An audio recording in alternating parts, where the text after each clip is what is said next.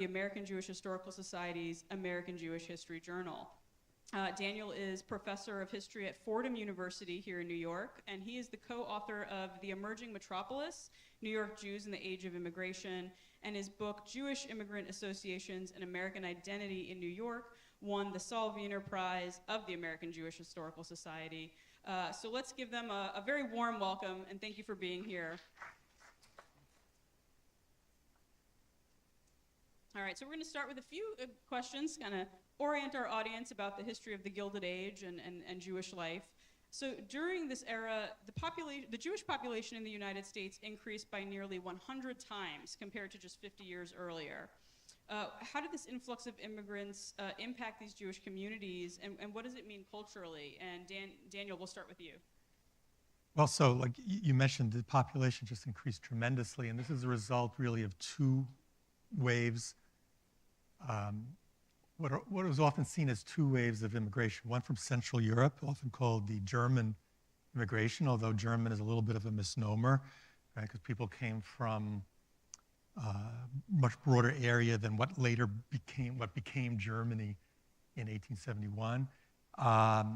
And then also the Eastern European immigration, meaning really the Russian Empire, the eastern end of the Austro-Hungarian Empire, and Romania. That was a much larger migration, of course.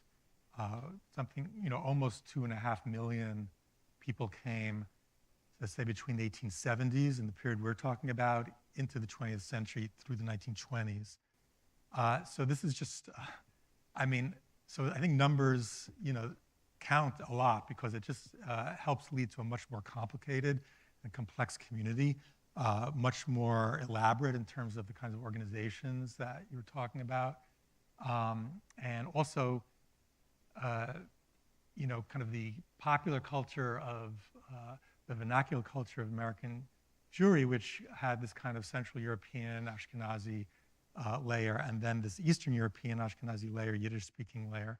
And this, for example, makes places like New York one of the central main cultural centers in the world of Yiddish culture. I would like to begin by just taking 30 seconds to say one more word about Bernie Wax. He was not a scholar, but a mentor to all of us, a great facilitator, great encourager of scholarship. He was the quintessential lay leader, and all the things we do today have a lot to do with the fact that Bernie Wax, for so many years, encouraged us when we were younger to do our work in terms of scholarship. In terms of periodization, these 2.5 million Jews don't come all at once. It's a long period. It's a 40-year period. And I would suggest that a Jew who arrives in 1881, let us say, from Russia, and his sister who arrives in 1901, not to mention a brother who arrives in 1921, is going to experience a very, very different world, both in Eastern Europe and in America. What interests me about this time period, that when the 1880s begin, the leaders of the Jewish community are primarily those who came from Central Europe, who've been here for a while, although there are East European Jews from the very start. And in our city, the Beit Midrash HaGadol, it wasn't called the Beit Midrash HaGadol yet, goes back to 1852. In Charleston, South Carolina, there's a Russian Jewish congregation, 1854. The fact of the matter is that in the 1880s, the people of the Gilded Age, who are most important, the leadership cadre, those who involved, we'll talk later on, with the American Jewish Historical Society, almost exclusively of Central European origins. But the clock is ticking, time is passing. By 1900, and certainly by 1910, there is a cadre of East European Jews who are muscling their way, elbowing their way into leadership, and are in many instances accepted by the German Jews. We have a dual leadership involved with the American Jewish community. We often talk about the conflicts between German Jews and East European Jews. The fact of the matter is, by that first decade of the 20th century, you have East European Jews who've made it. They are all rightniks, and they have some of the same issues with those who come later than the Germans had with them when they came in the 1880s. So it's a long time period, and I like to think of the American Jewish community by the 1910s as being governed, led by a dual leadership of Central Europeans and East Europeans as well. One other word about this time frame. A child who was born in 1882, that young woman by 1902 is a full-fledged second-generation Jew with all the ambivalencies and all the conflicts that we normally ascribe to Jews who grew up in the interwar period. So what I'm suggesting here is that the periodization is a very complex one, and rather than seeing the Germans here and then the East European Jews, the fact of the matter is there's a coalescence that takes place which gives a great deal of vitality to the leadership of the community at that point. Excellent. So hopefully that orients us a little bit more into our time period and what, sort of culturally, how the United States, and especially on the East Coast here, is shifting. So for Daniel, Abraham Kahan was one of these recent Jewish immigrants arriving in the U.S. in 1882. So tell us a bit about who he is and what prompts him to immigrate to the United States. Okay, so Abraham Kahan, people know him as the editor of The Forward, of course, and also as the author later of The Rise of David Levinsky, the novel which is still in print after over 100 years. So he was from a traditional Jewish family. He grew up partly in a shtetl near Vilna and partly in Vilna itself. And what's interesting about him, as Jeffrey mentioned, the different, kind of age, generational cohorts, is that he was from a cohort of young Jews in Eastern Europe who started to feel that they wanted to break out of the kind of traditional mold of the Jewish community that they grew up in. And in his autobiography, it's clear that at some point, he doesn't really explain it that well, I have to say, but at some point he just decides he wants to be Russian. That's it, he wants to be Russian, right? And so somehow he learns Russian, and this is, again, he doesn't really explain that very well. Other people do. They just started studying dictionaries. They started going to the library. One guy, autobiography I read, said he learned the Russian alphabet by looking at the censors' stamps in the Hebrew books in the Beis Medrash, So they learned Russian, and Kahan went to the Vilna Jewish Teachers Seminary, which meant he got a very thorough Russian education. But this was a little bit, also for him, I think it was a little kind of ambiguous distinction, because it wasn't a university. Kind of like a normal school, like what they call it in the United States, a normal school, like a teacher's college, so lower level, And I think he always felt a little insecure about that. But it did mean that he knew Russian quite well, and he was very acculturated into Russian culture. So he became a teacher in a state school for Jewish students in Russian. But he also started to get involved in the underground revolutionary movement. He was kind of tangentially involved. He wasn't like really at the center of it, but he was enough connected so that the police started, started watching him. And so he actually fled and came to the United States, as you said, in 1882. And how does he actually adapt to American society when he arrives? Well, the interesting thing about him is that when he was in Russia, he really wanted to be Russian. And he actually even says he had some rich relatives in St. Petersburg, and he went to visit them, and he envied his cousins' inability to speak Yiddish. So not their ability to speak Russian, but their inability to speak Yiddish. That means they were really Russian.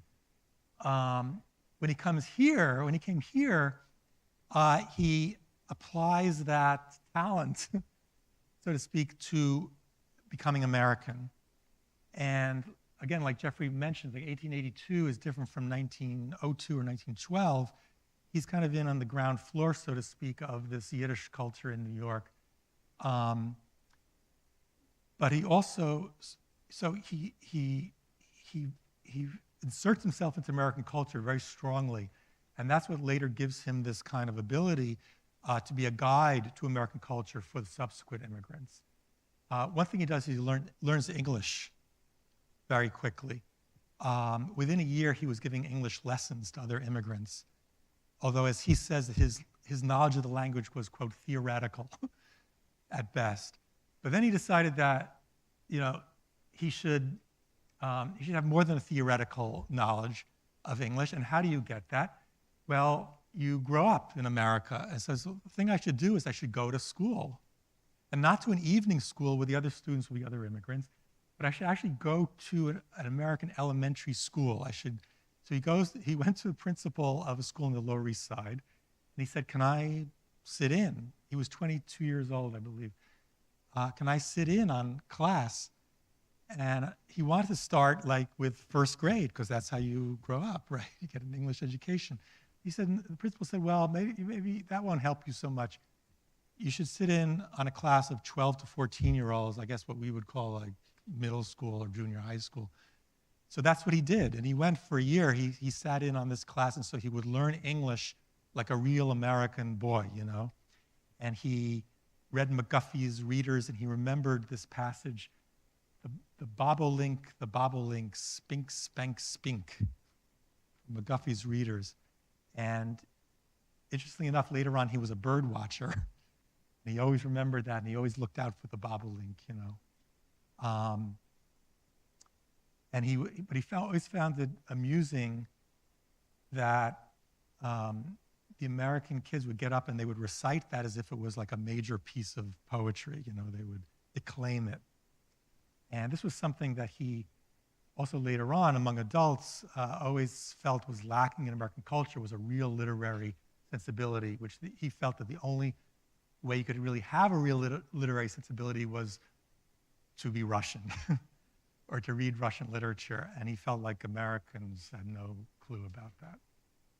So he adapts, but also never fully.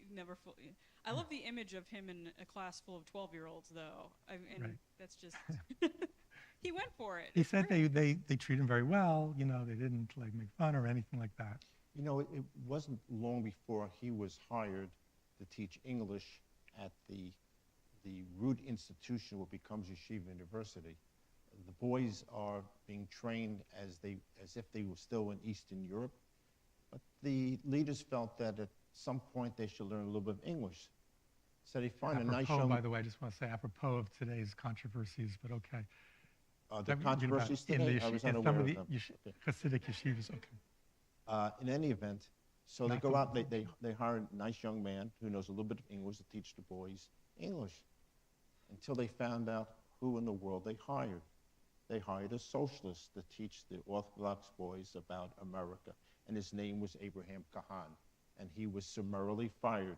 He was the first faculty member of what becomes Yeshiva University who was eliminated because he didn't have the right outlook. So that's a piece of, you say he was teaching right away. One of the places he taught was at this root institution called Eitz Chaim, which had just a handful of boys.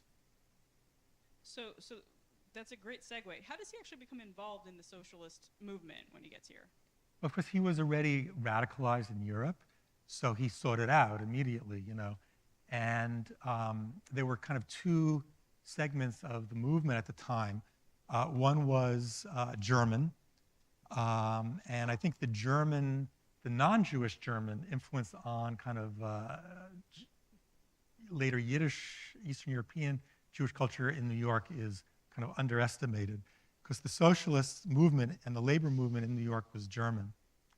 And the Yiddish-speaking radicals, they went to German meetings, they read the German newspapers.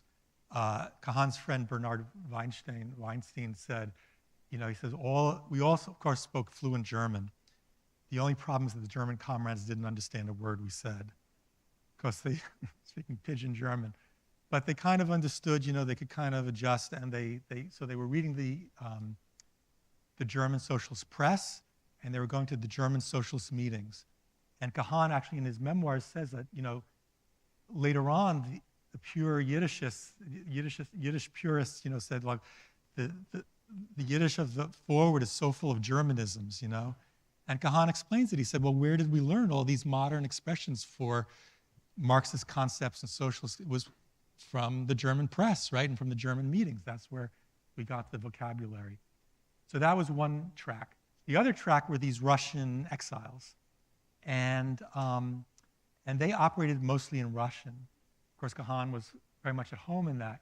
But the interesting thing, and a famous incident that he was involved in, is that he went to a meeting that was ostensibly designed to propagandize among the Jewish immigrants for socialism, and it was all in Russian. And he got up, he had just arrived recently, and in the question, in the discussion period, he said, well, if you're trying to reach the Jewish working class, why don't you speak in a language they understand? And they laughed at him, and they said, well, what? They said, what Jew doesn't understand Russian? And he said, my father doesn't understand Russian. And so they said, well, if you're so smart, you give a speech in Yiddish. And so he did, and he gave the first socialist speech in America in Yiddish. And he spoke about Marx's theory of surplus value in Yiddish, I think, for 2 hours or something like this. So he's most famous as a journalist. Mm-hmm. Briefly attends law school, but ultimately he's most famous as a journalist. What did he learn from his experience with the English language American press? How does this influence the rest of his work? So this is, again, Kahan, like within a year, he's teaching English, even though he didn't really speak it very well. Within, I think it was his first English language article was like 6 or 8 years after he arrived. I think 6 years after he arrived in the New York Mirror. So he's already like an English language journalist. He's also a pioneer in the early Yiddish press. But his main experience with the English press was that he was on staff for about 4 or 5 years with the New York Commercial Advertiser, which was edited by Lincoln Steffens. And this was a period, so the late 19th century was a period in which there was a revolution in the American press, right? This is the era of Pulitzer, who, by the way, was of Jewish origin. And it's not even clear how much he was cognizant of that, but his enemies were always cognizant of that. And Kahan was cognizant of that. He describes Pulitzer as like racially Jewish, having a Jewish face and all this. But like Pulitzer is revolutionizing the American press with big headlines, with sensational stories. Then another Jew, Adolph Oakes, buys the Times, and he's the opposite, right? It's all the news that's fit to print, so he takes the opposite tack, that this is like high-class journalism, Lincoln Steffens, who's not Jewish, becomes the editor of the Commercial Advertiser, which was a very old and very stodgy newspaper. And he turned it into something which was both kind of, like Pulitzer, kind of grabbed people's interest, right? It wasn't just a list of like ship arrivals and things like this, but it grabbed people's interest and had human interest stories and had local news and things like this, but in a much more, let's say, literary and educated and way than Pulitzer's newspapers. So Kahan became a staff member, and he worked in this newspaper which balanced these two things, which balanced like popular appeal with kind of high literary standards and kind of high-minded purpose, right, of educating people about what was going on. So, and by the way, in the newsroom, he would have these discussions, even with his fellow writers at the Commercial Advertiser, who were many of them college educated and so on. He was always giving them speeches and lectures about Russian literature and how bad American literature was and how bad their taste was, and things like this. And even British literature and Dickens, it was like trash, But Turgenev, and Tolstoy, and he talks about how some of them thanked him. They went out and bought books that were translated. Oh, thank you for, turning me on to this real literature. But when he went back to the Forward, he had been the first editor of the Forward for a couple of months. But then he went back in 1902, and he brought this sensibility that you could have like a newspaper with a higher purpose, socialist purpose, but also be appealing to a kind of mass readership. and a sense that you're selling newspapers. You're not just writing like Marxist tracts for the initiated already. So he was kind of trying to train his colleagues in the English language press, but he also got a kind of training in daily journalism from his experience in the English press. So I think that's actually a really good transition to our, the history of our own organization, the American Jewish Historical Society. So Jeff, we're founded in 1892. Why is the AJHS founded? What's the impetus for this and the inspiration behind it? Well, the American Jewish Historical Society was awash in two dimensions in its first years, actually its first 30, 40 years. One was apologetics, and the other was ancestor worship. The year 1892 is very significant in American history. It's a year of the founding of the Daughters of the American Revolution. This is a natives organization that defines Americans as white, Anglo-Saxon, Protestant, and male. Thank goodness we've gotten past that in contemporary times, not exactly. And in their estimation, the Jews were interlopers who came later and didn't contribute much to the origins and growth of the American society. So the person to start with was Oscar Straus. Oscar Straus was part of the great Straus family, which was involved with Macy's. There were three Straus brothers. Isidore Straus, who had the distinction of dying on the Titanic, a terrible moment. The only thing worse than that was the day the Titanic sank, Fenway Park opened in Boston. But more importantly, Nathan Straus, who was involved in the business, and Oscar Straus, who was a politician. And in 1892, my teacher, Naomi W. Cohen, in her early book called The Dual Heritage, pointed out that Straus hired a distinguished German Jewish historian named Meyer Kaiserling to write a book called Christopher Columbus and Participation of the Jews in the Discovery of America.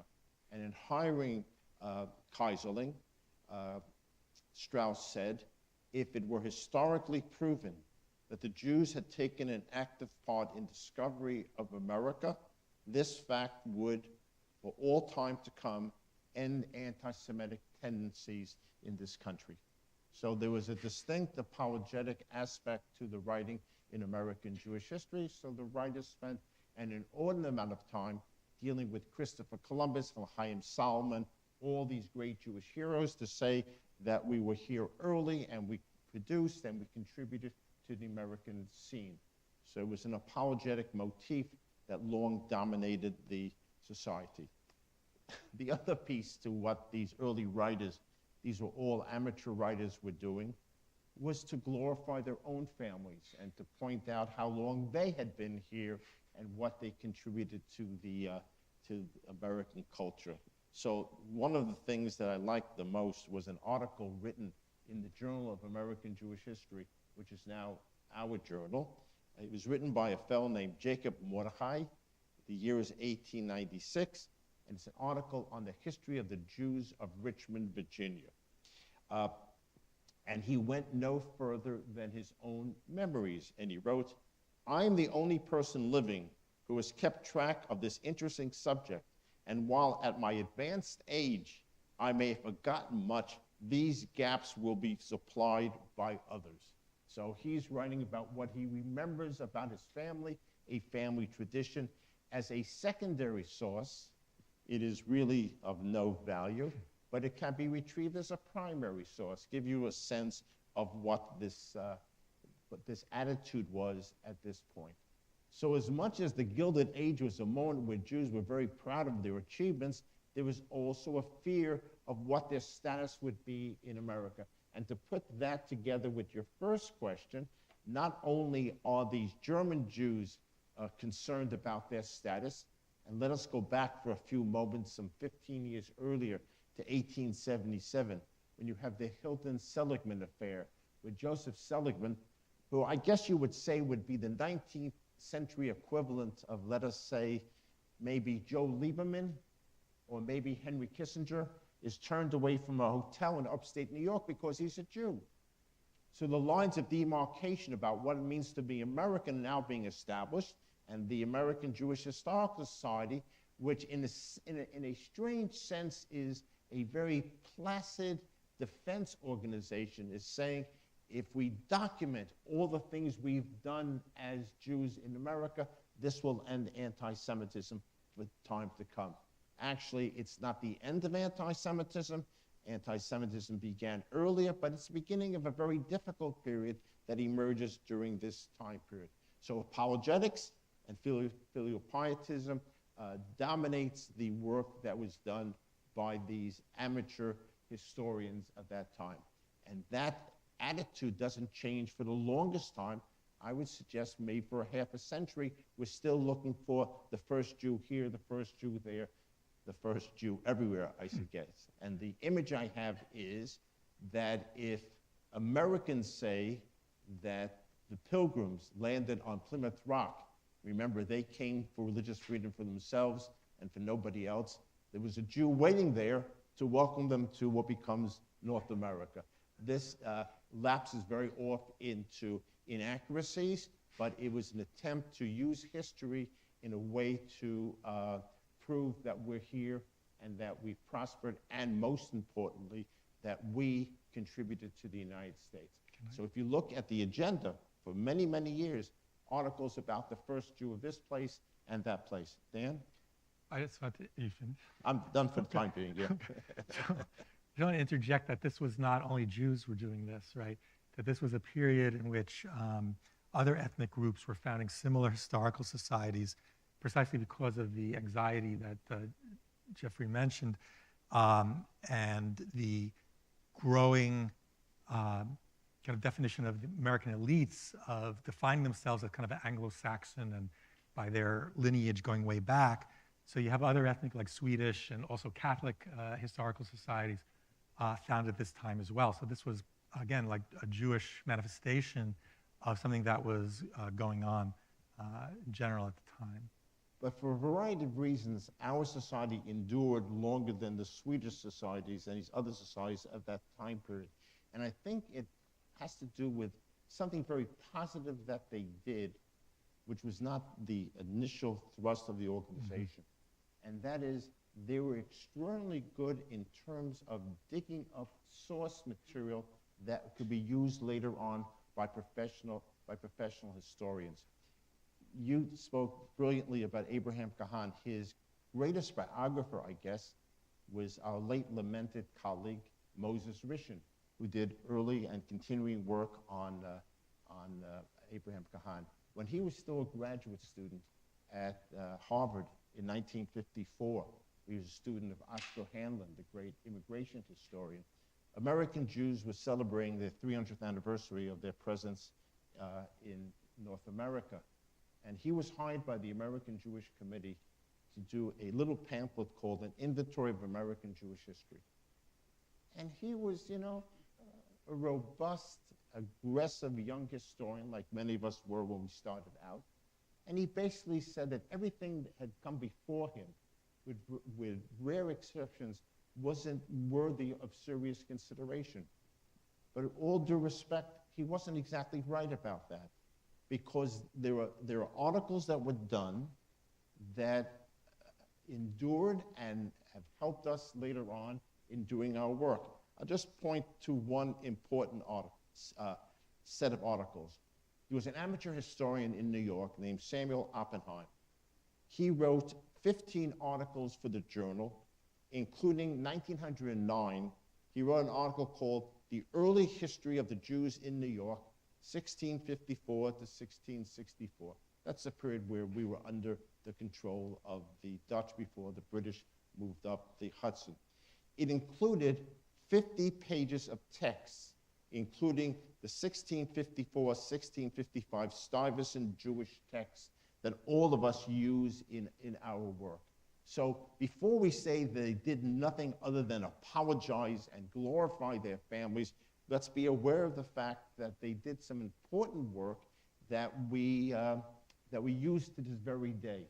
So they were apologists, filial pietists, but also record keepers. When the corpus of materials available to do serious scholarship in American Jewish history, was pretty much non-existent. So as I've gotten older, I've become far more sympathetic to them, although I understand that they were motivated by political concerns rather than scholarly concerns.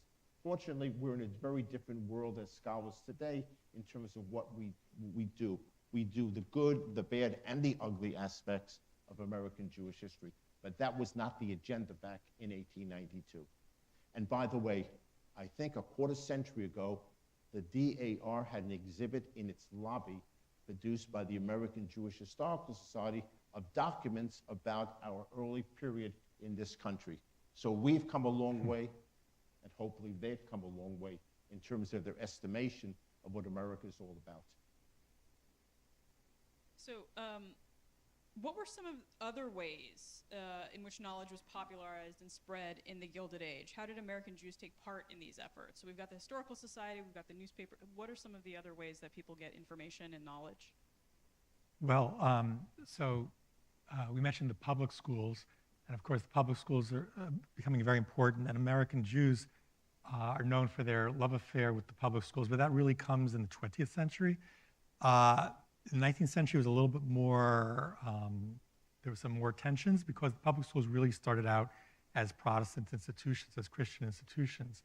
And only in the course of the 19th century did they kind of gradually lose much of that, because I think some people have stories well into the 20th century of some intrusions of Christian culture into the public schools. But I think it has something to do with Catholics and Well, Protestants. the Catholics. So, I mean, in New York, I mean, John Hughes, Jews have John Hughes to thank, I think, for a lot of this, because his aim was really different. His aim was to get public funding for Catholic schools. But in response, the public schools said, well, we don't want to do that, but we will, they kind of started to become less sectarian. Which Bible are they reading? What texts are they reading in supposedly a non-sectarian school system? It started out non-sectarian in the sense of, inter-Protestant sects. So they're reading King James Bible and everyone is happy, but they stopped reading the Bible partly in response to Hughes's pressure. And of course, Jews benefit from that, and they're able to. Of course, we Jews define non-sectarian very differently than Christians do. Non-sectarian means for them that no particular sect is being glorified more than the other. We see non-sectarian means that it's religion being value-free within the public school system. And there's a long battle over that within the public school system that continues well into the 20th century, and arguably in many places down to the present day. In fact, I think it's 07, 08, there's a Jewish boycott of the public schools around Christmas time because of the infusion of Christian doctrine. Of course, Christians see this sort of teaching as helping Jews become Americans. We see them in very, very different terms, and there was controversy over that. So when Morris Raphael Cohen, who was later a famous professor of philosophy at City College, went to public school in the 1890s in Brooklyn, I mean, there was both formal and informal kind of interference, right? So they did recite the Lord's Prayer, and that's official, and a teacher once told him to stop walking like a sheenie. So, but, he did okay. His biggest trouble he got into was because he was reading Emerson on the sly under the desk, and the teacher didn't like it, so he was demoted. He was sent to the back of the class, and where he could read Emerson in peace. Mary Anton in Boston, she just goes for it all, right? I think she also, if I'm remembering correctly, she also, like the first few days or something, she was also saying the Lord's Prayer until a Jewish kid next to her nudged her and said, you shouldn't say that, so she stopped. But other than that, she adopts it, hook, line, and sinker, and she uses it to show that here's an example of it, talking about these immigrants. Not only do we go way back, but it doesn't even matter because we can completely remake ourselves in America, right? And a lot of it for her was through the public school system. But there was also, for adults, in New York, the Board of Education ran not only adult classes where Kahan taught, also English, but they had all kinds of lectures. And this continues a tradition that goes way back, often not official government sponsored, but all kinds of organizations, private libraries, and kind of self-help mutual aid organizations, working class, German-American, Anglo-American, where you could get all kinds of lectures. And so in the late 19th century, 1880s, 1890s, the Board of Education sponsors all kinds of lectures. The lives of the Roman emperors, how to eat properly, like nutrition, Indians as folk, right? And actually this was under the leadership of a guy named, I remember his name correctly, Henry Leipziger, who was also a Jewish immigrant himself. So there was that. And then you talk about Kahan. So of course he was involved in this radical subculture, and people like him, or people like Emma Goldman, who was an anarchist. Kahan was a socialist. There's a very lively kind of oppositional culture of adult education as well. So they're giving lectures on, I mentioned before in Yiddish, on Marxist theory of surplus value, on the ABCs of socialism, on the origins of capitalism, trade unionism, and so on. So those are important things: lectures, classes, evening classes. Also, encyclopedias became very, very popular. And Kahan mentions this in his autobiography, that he was walking down the street one day on 4th Avenue, which was like the New York used book center, right? And the last remnant of that is Strand, which still has a couple books along with all the socks and the souvenirs. And he saw it's like encyclopedia, and it was 18 volumes. No, I think it was 18 volumes for $15. He says, I got to get this, because this shows that if you have this on your shelf, it shows that you're, like a right-thinking, intelligent, up-to-date, American person. And he bought it and schlepped it home, and he put it on his shelf, and he was very proud of it. And he didn't remember what encyclopedia it was. But Appleton and Company published the American Encyclopedia, and actually one of the editors was a guy named Michael Heilprin, who was Jewish, an immigrant, a 48er, which meant he was involved in the revolutions of 1948 in Europe. And he came here, and he was an abolitionist, and he was kind of a public intellectual, as we would call it now, and he was a staff editor for this encyclopedia. And I'll just mention that Michael Heilprin wrote the article, now I'm forgetting what it was, Jews, I think they were called Hebrews, or Israelites or Hebrews, right? So he wrote the article in the encyclopedia on the Jews. And there were a couple of things that were important about this. One was that he saw a direct continuation from the biblical Israelites to present-day Jews. And the other thing is that he kind of stresses Jews' contributions to Western culture. This goes along with what you were saying. And kind of says, well, now Jews are even more enlightened now at the late 19th century. And so imagine like the contributions they're making now. And so, I think this is significant because you can imagine all these people, like all these encyclopedia salesmen go out and they sell this encyclopedia all across the country. And if people read the article on Hebrews, they're getting a very positive, first of all, take on the Jews, and a connection. If people thought, the Israelites, well, biblical Israelites, that's one thing, with current day Jews is another thing. No, Halpern is setting those. This is the same people, and the Jew next door is the same people as the biblical Israelites, the people you like and you respect, and you should respect him as well. So a lot's been said about the forward and Abraham Kahan. I'd be remiss if I didn't mention the obvious fact that there are any number of Yiddish dailies which are going to inform their readership about America, what America is all about.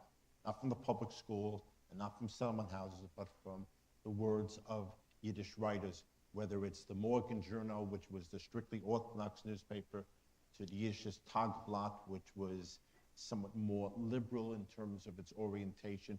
And by the way, by the turn of the 20th century, the Yiddish Tagblatt has an English page, which says something about the fact that a second generation is arising, which is dual lingual. And that second page, that English page, deals with internal Jewish communal aspects as opposed to the other 7 pages teaching about what's going on in America. If I'm not mistaken, the Tug today, which dates from 1912, 1913, also eventually has an English language page. So when we talk about periodization that I began with earlier on, the fact of the matter is you can use the Yiddish newspapers to understand how Jews evolved in terms of what they know about America and how they relate to it. And then in the 1920s, you have the Freiheit, the communist newspaper, which represents a different slice of American Jewish attitudes towards the world, towards the country, and towards themselves. So Kahan is the most famous and the most important in many respects, but there are other voices.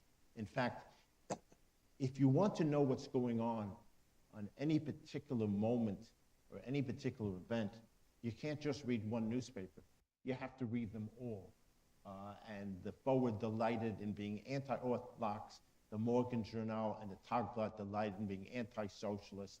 So that isn't the case today, although it does dawn upon me that when I work out in my gym, I got 3 TVs in front of me. One is CNN, one is NBC, and one is Fox. And there are 3 different versions of what's going on. So some things change. And which do you pay most attention? Pardon me? And which do you pay most attention? I pay attention to how fast I'm going.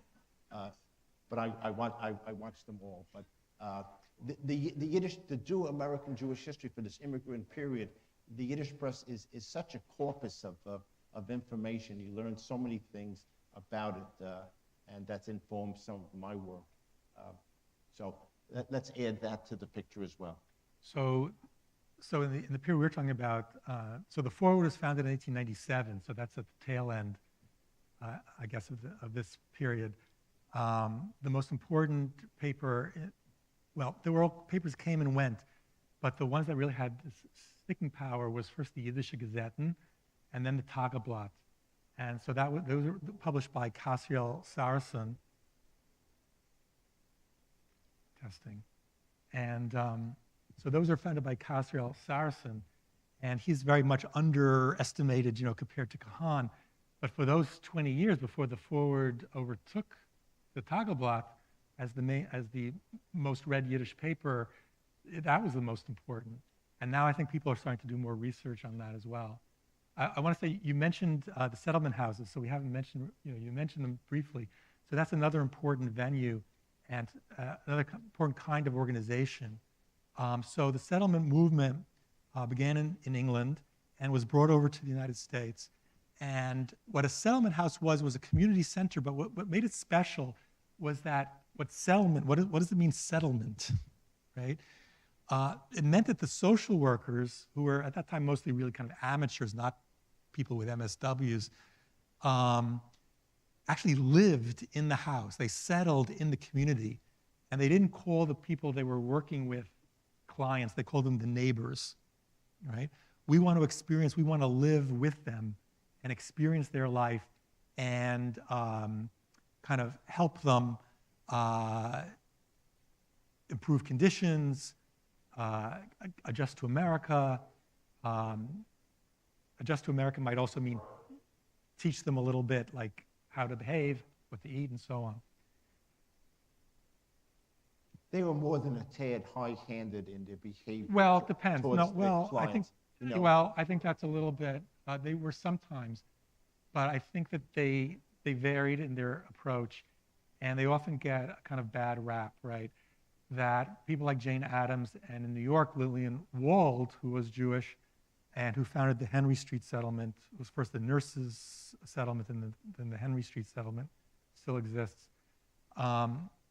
Took very seriously their mission of working with people to understand what their needs were and to work to see that their needs were met, and to see that if there were general social conditions that were harming people, that they worked through, politics, even though women couldn't vote at the time, they could still work through politics to correct those conditions. So I'm thinking of two contrasting women, Rebecca Cahoot and Julia Richmond. Well, Julia Richmond, but Julia Richmond is not a settlement person, right? Henry Street Settlement. No, Lillian Wald. So Julia Richmond's a public school person. Right. And she was very high-handed, and Kahan criticized her very strongly. Mm-hmm. And Rebecca Cahoot was the wife of Alexander Cahoot, right, who was the rabbi of Central Synagogue, died soon after he became the rabbi. And she embodied the Reform teaching that we have to go out into the world and Jewish social gospel movement, if you will, mm-hmm, and help people along those. But the social gospel, see, that's the thing, the social gospel, it was social. They were looking to establish a kind of kingdom of God on earth. This is a very reform, it's revolutionary in its, its goals, and reformist in its, actions and its methods. Kahan criticized, he said ultimately, he compared everything to Russia. So he said ultimately, they weren't as revolutionary as the Russian revolutionaries, and they made peace with capitalism. And Emma Goldman said it was all very well to teach people how to eat with a knife and fork, but if they didn't have anything to eat, this was a problem. But I think this is not completely fair to people like Lillian Wald, because they, like I said, they got involved even in politics and were pushing for laws to reform housing regulations and work regulations and things like this. I also think that we have to talk about some intergenerational conflict that evolves out of these good efforts between the children of immigrants and their parents. Okay, the images of what a mother's supposed to be like, or what a father's supposed to be like, what a teacher's supposed to like. Pardon me for saying what a coach is like. Jews learn about sports in these settlement houses, and they come home and they look at their parents very differently than they might have otherwise. They are far more Americanized to the youngsters, and that's something that has been studied and has to be looked at as part of that whole sweep of immigrant culture during that time period. Yeah, they're teaching a certain way to set a table, a certain way to dress, a certain way to live, and perhaps their parents don't necessarily don't share those values, and that's a source of. But Jane Addams saw that very clearly, and she said it's a mistake to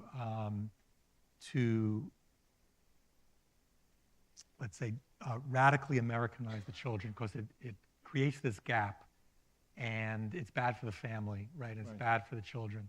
And so Jane Addams was in Chicago, and she's not Jewish, but she was very conscious about also representing the immigrant cultures within the settlement house. And I also think that eventually my East European Jews who came early, who Americanized, are elbowing their way into leadership positions within these activities. Well, Blaustein, right, also, yeah, in the Educational Alliance, etc. So you'll start to see Yiddish newspapers, Yiddish lectures. I'm trying to remember the author. Oh, Zvi Maslansky lectured at the Educational Alliance. Masliansky is lecturing, and he's working for Lewis Marshall in promoting Americanization through the medium of the Yiddish language. So it's a complicated story. So we've got time for just a couple of questions. Melissa's got the microphone over there. I think we'll do the two in the front, and then we'll wrap up. Comment on the famous meeting of Mark Twain and Shalom Aleichem, the anecdote where Shalom Aleichem said, they call me the Mark Twain of Eastern Europe, and Mark Twain said, they call me the Shalom Aleichem of the United States. And the fact that he literally ended up in Brooklyn. And my other question, when you talk about Jewish tradition and Russian, the fact that Baron Shapiro was vice chancellor under Peter the Great, was he a one-off? Was there anybody else in that period of time that reached that level of prestige among Jews that they could look to? So Russian Jewish history is extremely complicated, and depends who was the czar and so on. The late 19th century was not a good period for Jews in Russia, and the Jews had, even fewer privileges and so on, and were more restricted in the period that we're talking about, or in the later half of the period that we're talking about. In terms of the Shalom Aleichem and Mark Twain, I can't comment on that, but also I'll deflect the question and say Kahan, well, I think you mentioned one of the very first questions that he was also writing fiction in English. So he met Israel Zangwill once, the British Jewish writer, and Zangwill came to the United States for a tour, for a visit, and they met and they commiserated about the problems of writing realistic fiction about immigrants in their respective societies and about how they were not accepted by the literary establishment, who wanted pretty stories about cavaliers and ladies, and they were writing about tailors and shoemakers and so on. But they were also writing at right around the time that was changing. They helped to change it. And Kahan became very friendly with William Dean Howells, who was the dean and the kind of promoter of realism in American fiction. And Howells promoted Kahan's career actually as an English language writer and encouraged him to write fiction, although he kept on being pulled back into journalism. So I don't know about Shalom Aleichem and Twain, but this is Kahan's connection to people like Zangwill, who of course wrote about America, even though he was not American. Later on, he wrote The Melting Pot, and people like William Dean Howells.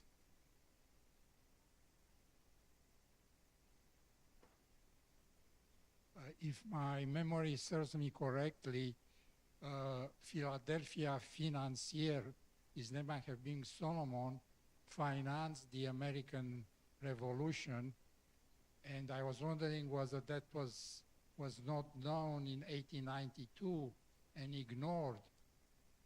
Likewise, in American Navy, also, if I remember correctly, Levy, he instituted various reforms which were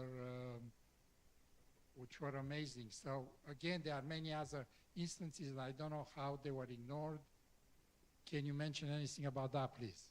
The Chaim Solomon story has been documented in great detail by our friend and colleague Beth Wenger in a book called History Lessons.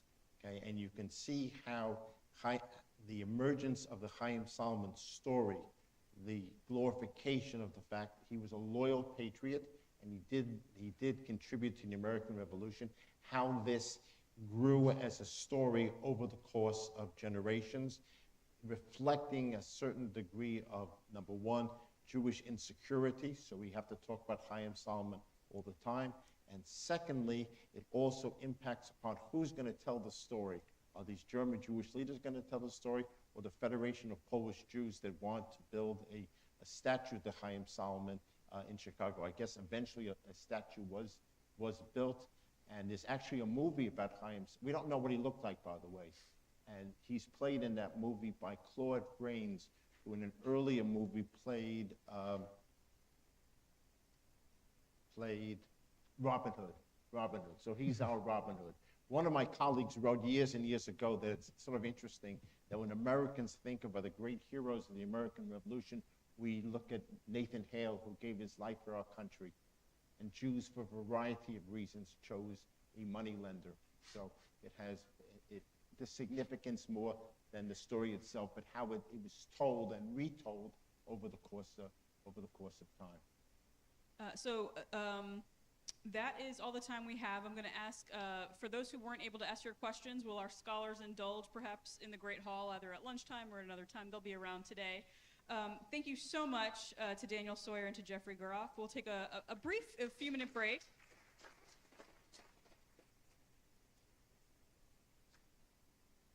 So we'll be back in a few minutes for depictions of the Gilded Age in television and film. Thank you so much.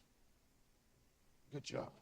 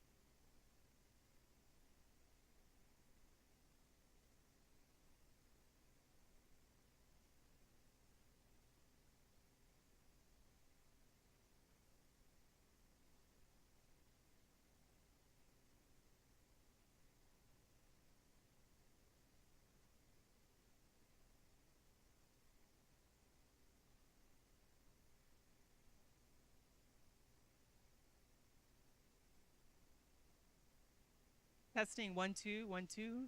Testing 1 2.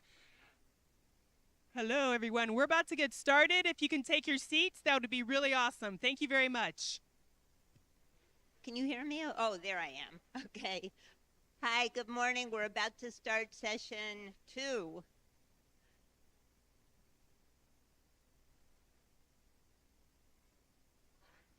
I'll give them a second.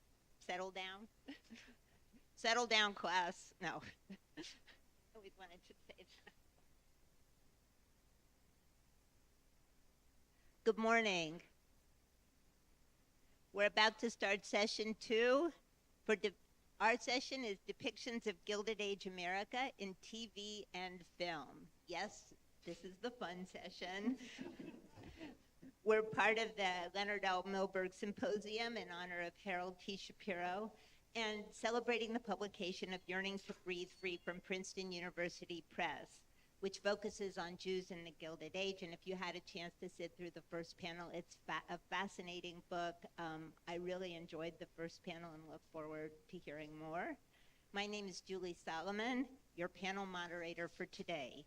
I'm an author and former TV and film critic for the Wall Street Journal and the New York Times, as well as a board member of the American Jewish Historical Society, itself a child of the Gilded Age, as you heard earlier.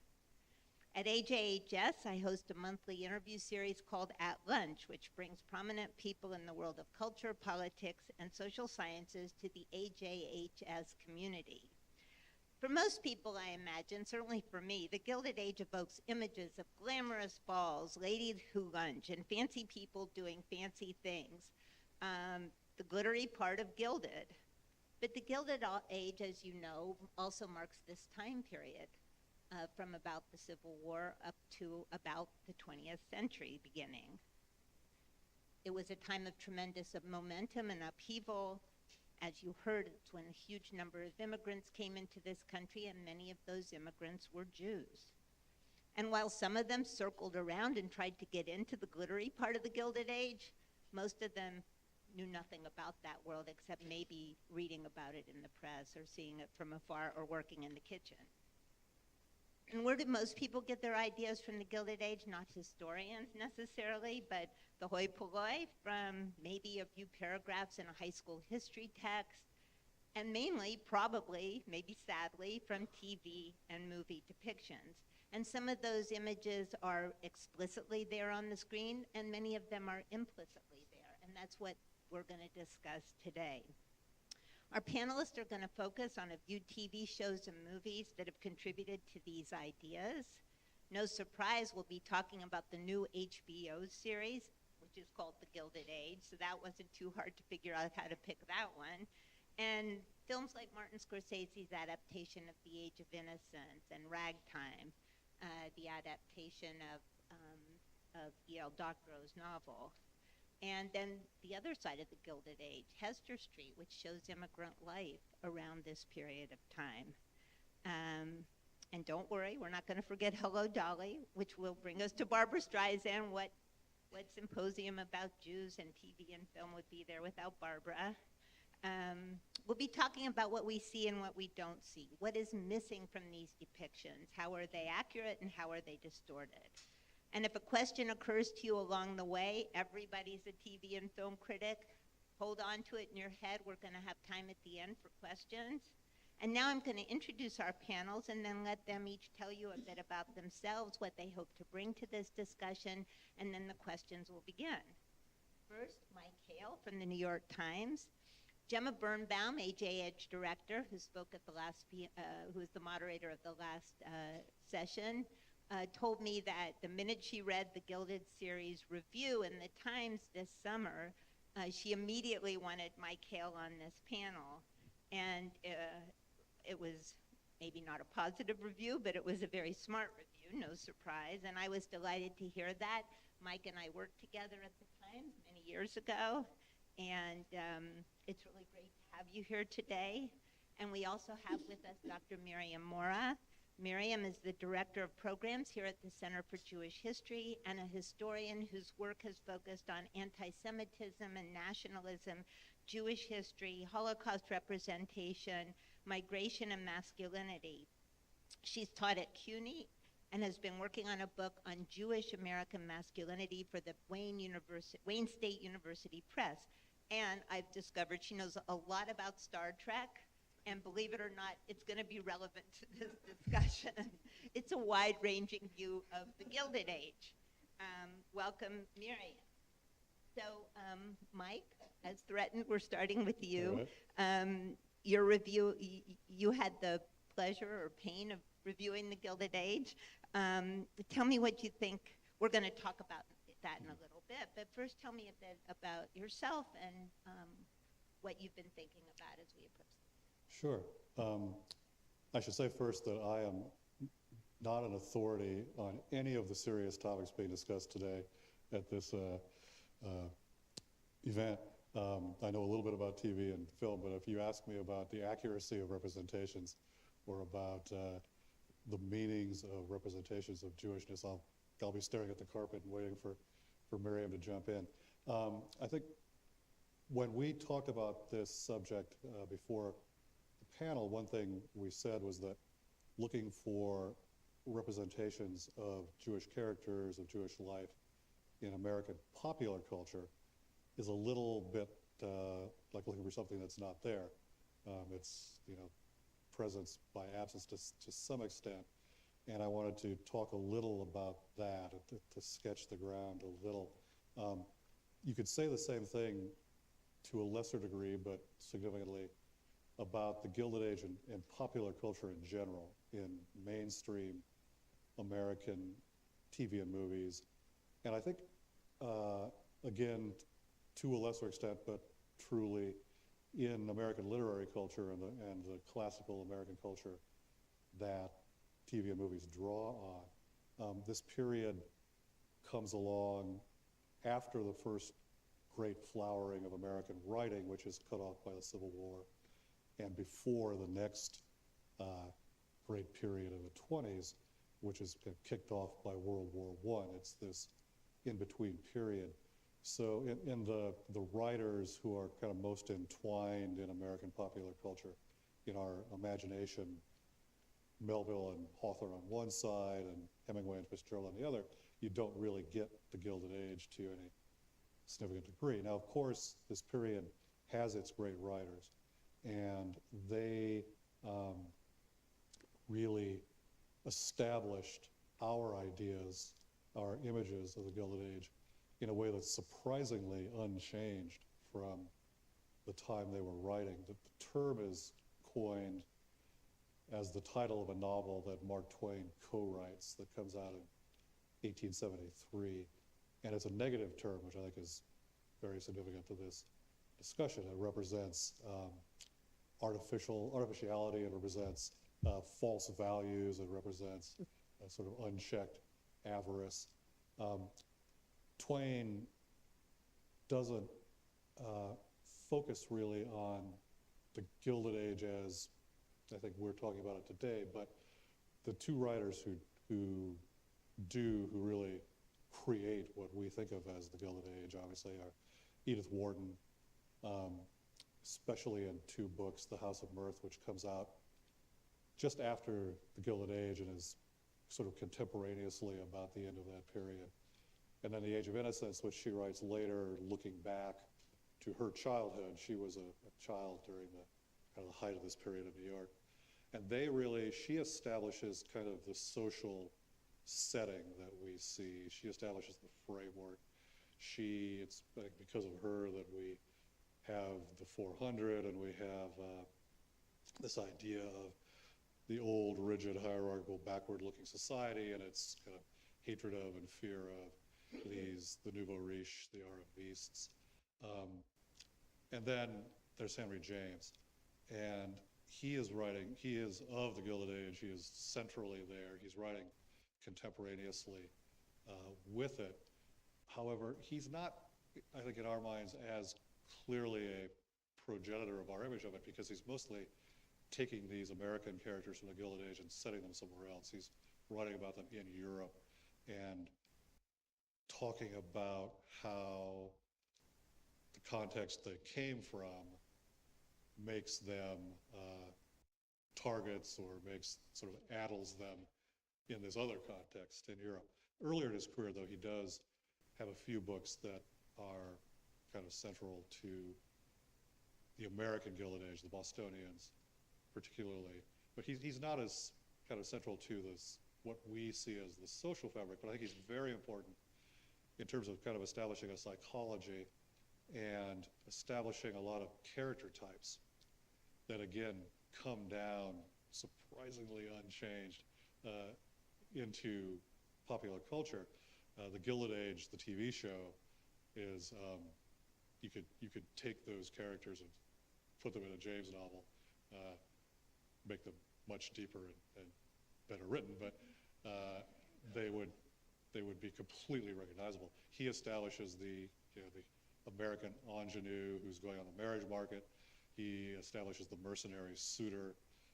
He establishes the kind of loving but distracted and parents preoccupied with their social status or their need to make money.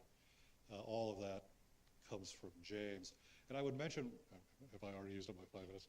Well, I'll try to speed up here. Should I stop? Well, I would mention one other writer who's very important, who's not usually invoked, is Booth Tarkington, who is writing about the Gilded Age in another place in the American Midwest. And he, I think, is the source of the other important part of the Gilded Age in popular culture, which is this idea of it as proto-modern, artistic ferment arising during that period, and of the whole kind of democracy, American ideals of democracy versus these older kind of held over aristocratic ideals. So, in the Magnificent Ambersons and something like Alice Adams, which takes place later but has a lot of these themes, he's extremely important. And at the time, he was wildly popular, much more popular than any of the other people we're talking about, except Twain, probably. I could stop there. I could talk about movies, or I could stop there. Your choice. Okay.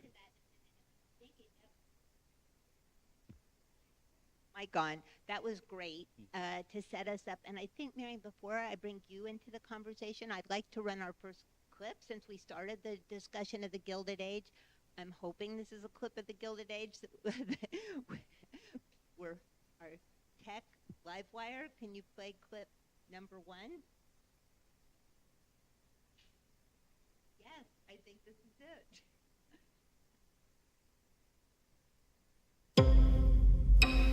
New York is a collection of villages. The old have been in charge since before the Revolution, until the new people invaded.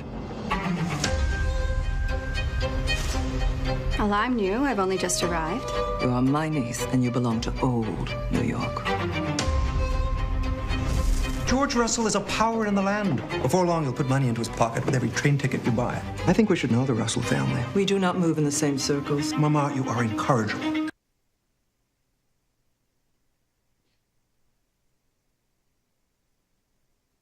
That's a clip from the Gilded Age. Mike has really set the stage for quite beautifully the literary antecedents that are depicted here. And now, Miriam, I'd like you to talk about yourself, what you're bringing to this, and then I think to a certain extent, what do you see when you see that image?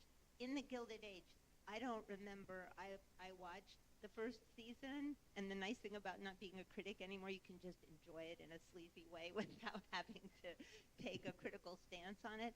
But as far as I know, there's maybe one reference to a Jew in the whole thing, and yet there's a main character who, Miriam, I think I'd like you to pick up on the discussion, introducing yourself, and then what we see and what we don't see. Sure. Well, thank you for having us here in the introduction, and I want to warn everybody, I am not a professional film and television critic, so I'm sure they're going to discuss some films that I'm lacking viewership in, and so for that I apologize. Yes, that I am. So I am a historian of American immigration and ethnicity, and I focus on Jewish culture and Jewish acculturation in the United States. Should I kind of give a historical intro or just jump right into the show? Okay. So I don't want to cover too much kind of ground setting, because that's the entire day is going to provide that about Jews in the Gilded Age. I think what I will say is that as the term the Gilded Age from Twain implies, we're really talking about these two very different parts of American society, and so most of the representations that we see of the Gilded Age tend to show those juxtaposed, or at least the good ones, I think, certainly do. But for me, as an immigration and ethnicity historian, what I think defines this period much more than the kind of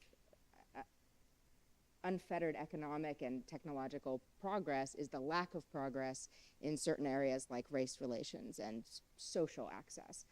So to kind of touch on that a little bit, in America during the Gilded Age, we have laissez-faire economics and progress, but policymakers in America, lawmakers, tended to kind of draw the line at race relations with the Chinese Exclusion Act and the Dawes Act and the failures of Reconstruction. The line is really drawn for who has the ability to participate in this economic explosion at white people.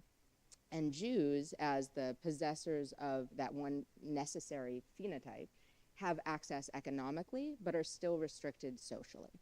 So, either limited or complete restriction in terms of access to things like athletic and social clubs, university quotas, sporting and, home ownership, hotel lodging, all kinds of things, all the way down to social interactions on, in the schoolyard and in the general company that Jews were allowed to keep. So looking at these representations of the kind of juxtaposition of upper and lower society, it's particularly important when we're talking about Jewish representation, because this is also the period in which pre-existing notions of Jewish malevolent power and financial control, which had long been popular in Europe, really came to the United States and solidified. And that's largely because Jews were seen as one of the primary beneficiaries of this economic new world order. So we can see examples of this whole process in the clips that we're going to watch today. We can see examples of Jews as controllers of capital and as economic upstarts and successes of upward mobility, and also as new immigrants and kind of destitute, usually in New York. And none of these portrayals are particularly flattering. So I thought before we watch some of it, it'd be nice to kind of touch on some of the things that make them identifiable as Jews, because as Julie said, largely they're unstated, they're implicitly Jewish.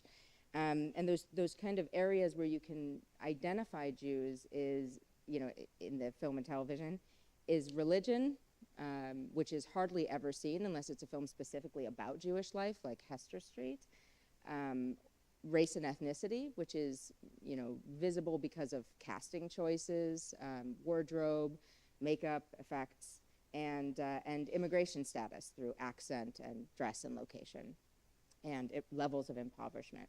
So because of the kind of upward financial mobility of Jews in the Gilded Age, the prevalence of anti-Semitism during this period wasn't really widely recognized until the late 1950s, when John Hyam published an article about the topic. But for us, I think, the truly interesting question about representation of Jews in the Gilded Age is whether their representation is indicative of the views of Jews in the Gilded Age or the views of Jews in the time and place where the films are made. So that's one of the things that I'm hoping we're going to talk about today. And to explore that question, we really need to start decoding the ways that Jews are popping into our media, right? Whether explicitly or implicitly, the kind of visible elements that tell those in the know, whether Jewish or not, that this character or a group of characters is in fact Jewish. So jumping off of that, you want me to start on the Gilded Age, or? Well, they showed the Gilded Age. Yes. So let's start on the Gilded Age, because you can talk about the main character. You could set up the main character, and then we can lead to the Russells. So if you could tell us a little bit about the Russells, who are I think, central character, and who are more or less two of the main. Well, set it up.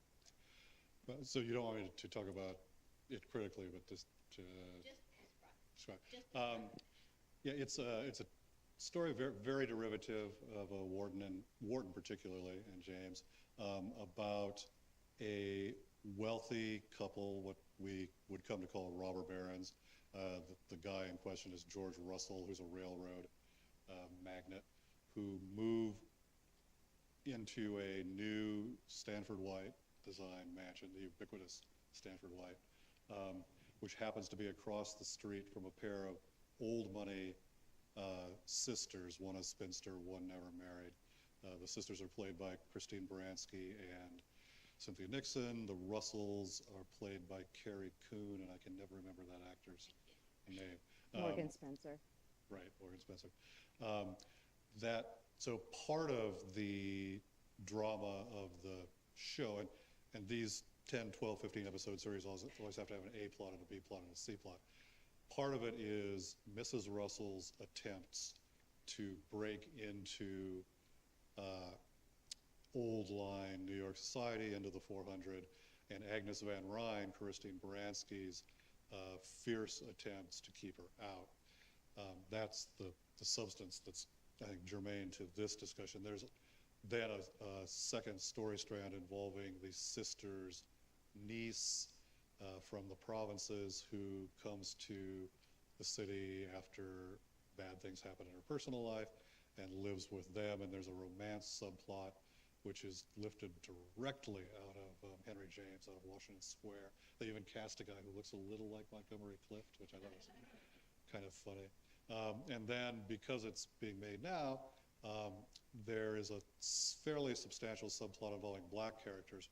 There's a young woman who very improbably runs into and becomes associated with the niece, and is taken into the household of the older sisters, one of whom, again, extremely improbably, has very liberal, kind of warm views about the black character, but against nothing else in her life, but she has the wherewithal to be sympathetic to her. And that's actually, to me, that's the most successful part of the story, because Fellows isn't trying to do this American thing that he doesn't really know how to do. He's just kind of doing a straightforward soap opera with those characters.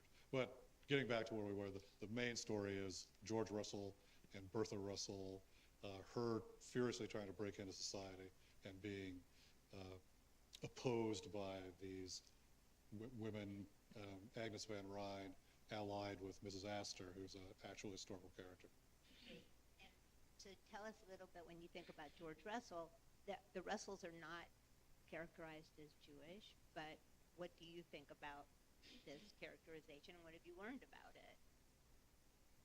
Well, when I had not watched any of this new show until asked to participate on this panel, so I watched all of it. And my first thought seeing the Russells was that George Russell was the only Jewish-looking person and he is in fact the only Jewish actor who is a main character, Morgan Spector. And my second thought was, boy, he sure looks like Jay Gould. Yeah, and if I'll pull it up. Two? Or the stills. Oh, it's a still. Yeah. Yeah, I think okay. It's a still. It should be the next clip, I hope. I'll keep talking and we'll hope it comes up. Nope, that's the same one. So there's, if you look, if you look at the kind of famous depictions of robber barons of the age, there's one. That's Jay Gould. This is one of the more negative and more clearly anti-Semitic ones, but I think there are a couple. If you want to cycle to, there's one that has a group of. Yes, Jay Gould was Jewish. So this is another one of Jay Gould. Some of the kind of anti-Semitic comics of the time, and in papers. But here, I mean, you can see this is kind of some of the most famous robber barons who are being criticized as new money at the time. And if you've seen the show, the Russell character really only looks like one of these. So that was my first thought, was this was a pretty clear dog whistle, for a Jewish character. But they don't, though they do not say that they're Jewish, and there is actually a mention of Jay Gould as a different character in one kind of throwaway line in the show, and there's also a mention of Joseph Seligman, which I'll come back to in just a minute. There are these lines that do kind of bring up the idea that he is Jewish. When they first move in, I think in the very first episode, one of the widow, the elderly aunt, widow who lives across the street, refers to Russell and his tribe, right? Which is you know, not as heavy-handed as some of the other things, but pretty clear. They also, you know, refer to him as clever and duplicitous, and you know, a lot of other kind of negative stereotypes of the time. And I think it's interesting that the only mention of a Jew that is as such is when he's kind of trying to deflect a potential suitor of his daughter's, who's a banker, and offers him a job with the Seligmans. He clearly has this connection with the Seligmans, which is a really interesting choice from a historical perspective, because Joseph Seligman was very famously, in one of the most famous cases of the Gilded Age, discriminated against and barred from a hotel in New York, in Saratoga Springs, I think, right? So this was, and he didn't just kind of take it on the chin. He made this big, public, very well-known and well-studied deal out of it, right? So it's very hard to imagine that mention of Seligman is unintentional, right? That they are connected, and this very famous case of anti-Semitism at the time, I think that was in 1877. But the other thing is, you know, Russell has a few lines. At one point, he's called a bastard, and he said, well, you know, well, you're a fool, and I'd rather be a bastard any day, you know, which is also this kind of like ruthless, but embracing cleverness, and you know, it's all kind of replaying these negative stereotypes. Great, thank you. I think we could talk about the Gilded Age all day, but we have other films we want to talk about. So we've been uptown with the Gilded Age HBO series, and now we're going to go way downtown to Hester Street. Could we have the next clip, please?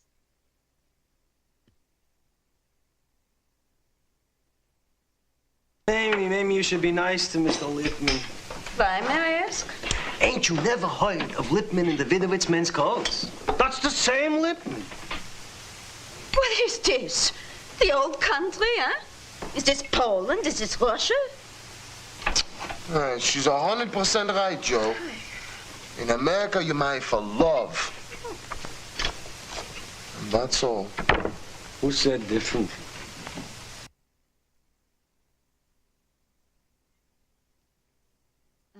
That's really not a Hollywood film. It was more of an independent film by Joan Micklin Silver, a depiction of immigrant life in New York. And take it away, my panelists. What do you see in this film, and what don't you see?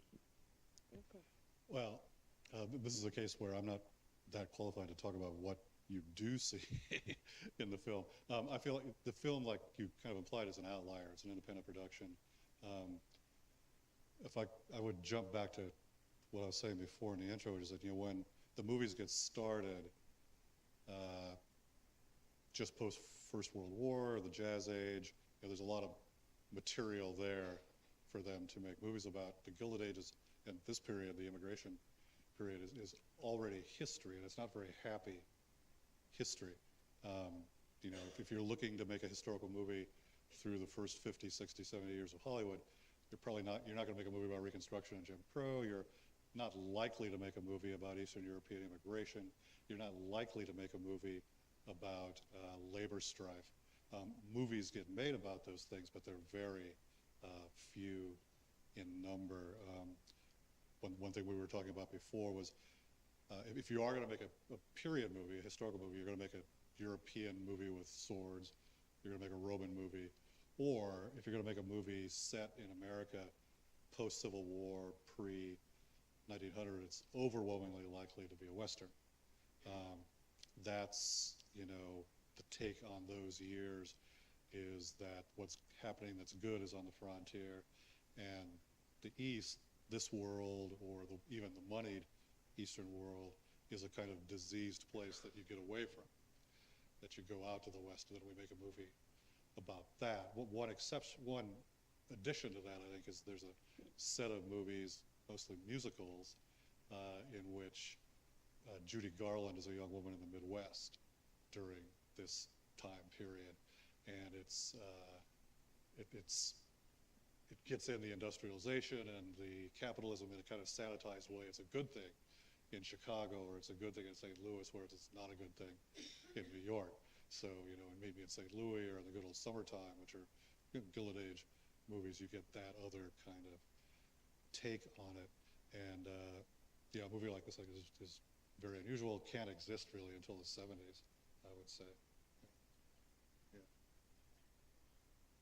You see in Hester Street. I think it's very important, like you said, that it's not a major Hollywood film, because I think it does a few things that most films that were major releases that show this period and immigrants in this period, it does some things that they can't do. One of them is to kind of show Americanization as a negative process, not as a positive process. So, for example, the main character who goes from Yankel to Jake is like inscrutably terrible to the people who love him. You know, his wife, played by Carol Kane, you know, which is excellent, who he brings over, and he detests everything about the old country, which is something that we see consistently. But what I think is different about this one is that in the end, she's the one you root for. And you don't root for her because she's Americanizing.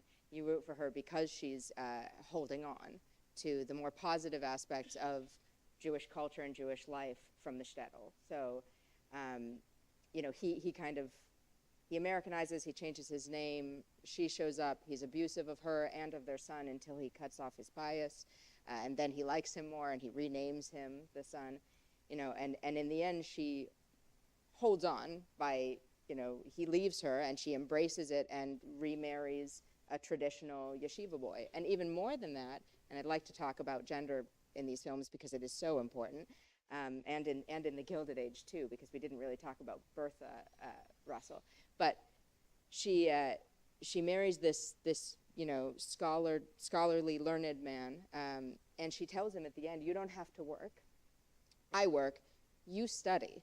And that's a very old country attitude, you know, where Jewish women were often primary breadwinners, and it was one of the most kind of difficult parts of the acculturation process and acceptance, I would say, in American society, in that like social ladder that Jews were trying to climb, because they had to go through a gender role reversal in some ways that a lot of other acculturating immigrants did not. You know, because the men were viewed as unmasculine because they didn't provide for their families, and women were viewed as overly mannish and controlling, which is one of the things that I think we do see in the Gilded Age with Bertha, even though she's much less coded as Jewish than the male character. I don't want to run it too much. Funny, as you're having this discussion and we're talking about what you see and what you don't see in the films, what you also don't see is that certainly in Hollywood, most of the major studios at that time were run by Jews, and many of them immigrant Jews, and they were creating these images of the America that they wanted to fit into, I think, maybe the best way of saying it, and that is why we probably didn't see a movie like Hester Street until so late in the game. Oh my God, we have so much to talk about and not a lot of time, and we're going to take your questions in a couple of minutes. But that's good, better too much than too little. I do want to talk a little bit, and maybe we'll skip the clips on this just because you have a lot to say, and I suspect a number of people have seen these movies. So one movie that deals with the Gilded Age head on, that tries to do everything all at once, and maybe not so successfully interesting, was not made by an American, was Ragtime, which was based on the E.L. Doctorow book, and much more recently, there was, I thought, a quite good series on I think HBO called The Nick, which was about a very progressive but slightly crazy surgeon at the turn of the century working at a big city hospital modeled, The Nick, probably modeled on Bellevue. And one of the underlying storylines is the competition with the uptown Jewish hospital, where people weren't really accepted into the mainstream hospitals, which was clearly modeled on Mount Sinai. And so if you two wanted to jump in and talk about those two shows, because in both the TV series and in Ragtime, there's an attempt to show the different levels of both the high society and the lower society, for lack of a better term, that were kind of at cross currents with each other. Yeah, I mean, the Nick stands out obviously for being in that period. I think the Nick and another show that I enjoyed, but it wasn't as good. The Nick was on Cinemax, so now you find it on HBO Max. The Alienist on TNT, which is based on the Caleb Carr novels. I think those both kind of fit broadly into the category of using that period to stand for a kind of modernization or proto-modernization in the medical field in one, and in the police field in the other. And I think it's interesting on this topic. You said Mount Sinai is represented there kind of as a place where, good and cutting edge things are happening. And in The Alienist, there are actually two characters, a pair of brothers who are Jewish, explicitly Jewish in the plot line. And some of their home life is shown, and one of them gets involved with a woman who's kind of an activist, and he's also portrayed as the smartest and the most forward-looking of the New York police detectives. He's interested in forensics. He wants to bring a kind of scientific method to the police work. So I think there's that linkage between the idea of Jewishness as being something in a positive sense that's more aligned with science, that's more aligned with looking forward. And both of those shows are much more contemporary, which probably explains that shift in view. Miriam? As far as the Nick is concerned, I wanted to talk about it somewhat. I also had not watched it, but did for this discussion, because it doesn't really deal with Jews head on, as it takes place at a non-Jewish hospital. But then the kind of a Jewish doctor who works at Mount Sinai, which they refer to as the Jew hospital, is brought in. And they refer to it just in little bits, but what's interesting, I think, about the Nick versus a lot of the other things we're watching, and again, this is a product of its time, this is a really recent show, so I'd say its treatment is much better. But one of the things that it does is it introduces this Jewish character as recognizably Jewish, not only because he's statedly so, and that he's very clever. His name is Zinberg, and he works at the Jew hospital, right? But also, he is a very likable character. Unlike the main character, he's not a drug addict. He's also a brilliant creator and discoverer, but he's willing to share his discoveries. He wants to work with people and be collaborative, and but the comments that are thrown out are still trying to show the anti-Semitism of the time a little bit. Like, he introduces something at a conference and someone assures the main character, like, don't worry, this is the last time a Jew is gonna show you up like that, or something, but it's very little. You mentioned Ragtime, and I think that's the movie's not great. We talked about this. And I think its presentation is also, presentation of Jews is pretty terrible. And I say terrible, meaning, not entirely accurate, but also very shallow. Even though they have the great Mandy Patinkin playing this character, I'm just going to bring up gender again, because that's one of my areas, especially, and also I think one of the things that marks these characters as so one-dimensional is that the only, Jewish woman who's in it, besides his little girl who's just kind of attached to him by a string the whole time, is his wife, who's played by Fran Drescher, and is only in it for a few seconds, just long enough for him to disavow her after finding her selling herself, engaging in sex work. And he tears his shirt and screams at her, and she's gone, and that's it. That's her only role in the movie. And her only name is Mama, right? She has no name. And then his whole role is to go and engage in the acculturation process and become a success in Hollywood, which you hardly see, to then, steal a woman from a married woman from her husband, who also has no name. Her name is Mother in the film. So, so the women are extremely shallow characters, and the Jew, like the Jewish character Tate, like George Russell, is kind of presented as a little bit lustful lecherous, and that he steals this woman, which is a stereotype about Jewish men, which was very prevalent at the time, and is still. So that's one of those questions: where is the prejudice actually coming in? So also, again, in a very shallow sense, I think Tate partakes of what you could see as a positive stereotype of the Jewish character as the artist.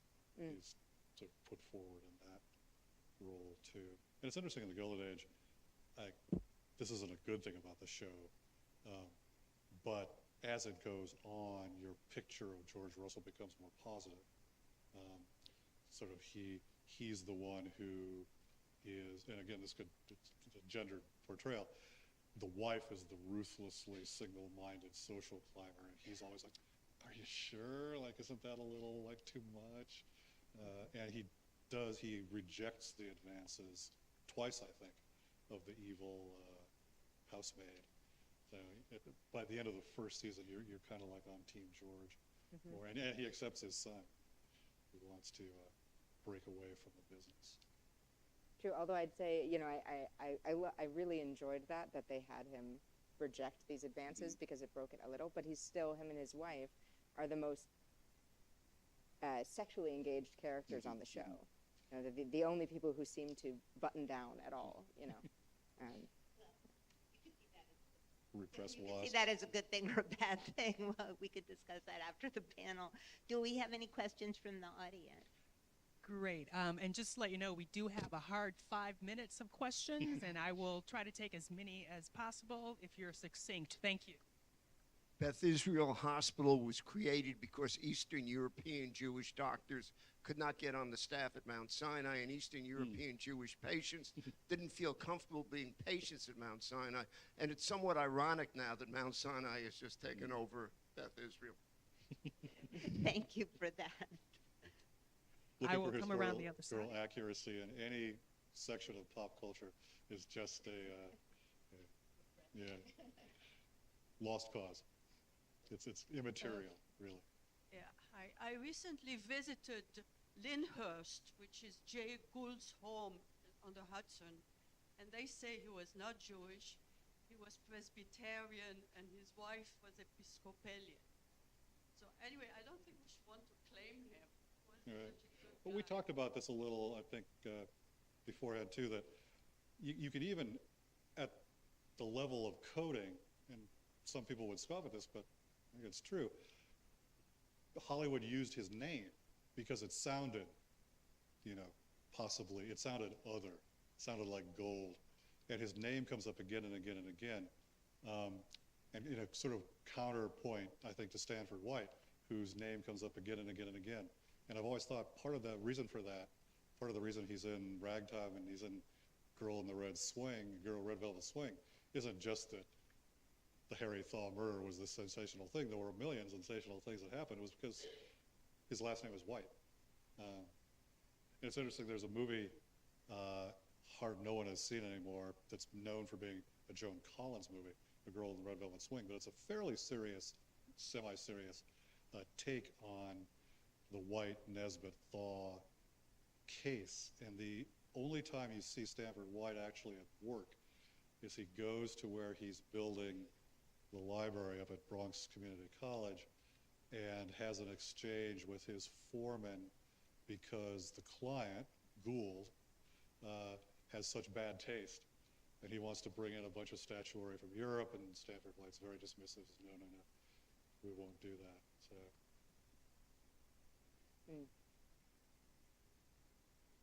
Hi, maybe I'm missing something, but it just seems like for these shows, I don't understand.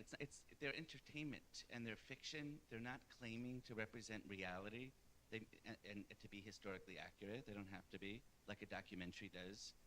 And I mean, with gender, so they're not necessarily trying to make a social message about gender or Jews, and it's more like the story and the characters as they envelop.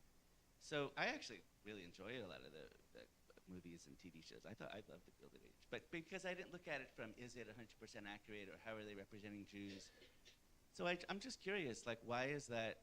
I mean, it just seems like we're looking at it from a very, very narrow angle. it's like almost a little bit like, oh, let's look if that character has any Jewish stereotype and we'll comment on that, rather than the overall project and what it's sort of enveloping and unfolding for us as viewers. So interested in your comments on that. Yeah, I'll touch on that first at least. I agree, of course, we don't expect, and this is historical fiction, right? We don't expect historical fiction to be accurate history. Even historic, films that are supposedly based on historical events, we really don't expect to be fully accurate. Why it matters, I mean, of course, the reason that we're talking about, these Jewish archetypes right now is that this is what the panel's about. But the reason that it matters is that as consumers of popular culture, this is how people learn about Jews. I mean, most people, and these representations absolutely do matter, especially because they're not Holocaust films. And otherwise, that's such, a large part of public education about Jewish history is just Holocaust. So what Jews are doing in other periods absolutely matters, even whether it's accurate or not, because nothing falls in front of the camera unplanned, right? Someone cut the Russell character's beard. Someone made it dark. Someone cast him as the only Jewish actor, right? There are reasons for these that we can only guess at, but there are influential outcomes that we have to talk about, right? So I say the same things about Jewish representation absolutely everywhere. In fact, one of my favorite Jewish characters to talk about is Dr. Zoidberg from Futurama, who is a giant lobster, walking around futuristic New York. And he matters. He matters because he speaks Yiddish. He matters because there's tons of Jewish in-jokes, but he also matters because that accent, that vaudevillian, Yiddish accent, makes him recognizable even to people who don't know it as a Jewish character. And the things that he says about his culture, whether overtly or unsaid, they all matter. They change public perception. So we have to talk about how Jews are being portrayed in these films, especially in films like Ragtime, when they are clearly statedly Jewish, but shallow. Unfortunately, we are out of time. Sorry. Yeah, I do want to mention, though, at the American Jewish Historical Society, where I'm senior archivist, we do have a new collection from a woman named Florence Marshall, who was Louis Marshall's wife, and she had social diaries from 1893 to her death in 1916, where she meticulously talked about her Gilded Age life, from everything that her husband did. He was a civil rights and constitutional lawyer, and she was a member of the Lowenstein family, and she was very wealthy. And we have all of them online if you'd like to view them. And that is the movie you need to make. Thank you. Thank you. The Florence Marshall Diaries. Thank you so much for that. Thank you, panelists. This was a great discussion. Thank you, audience. Thank you all for coming out.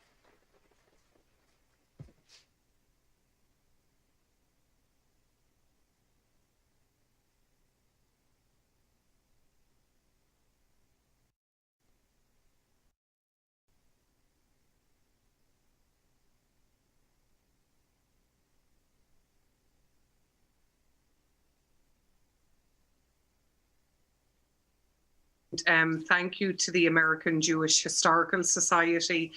We're delighted to collaborate on this program.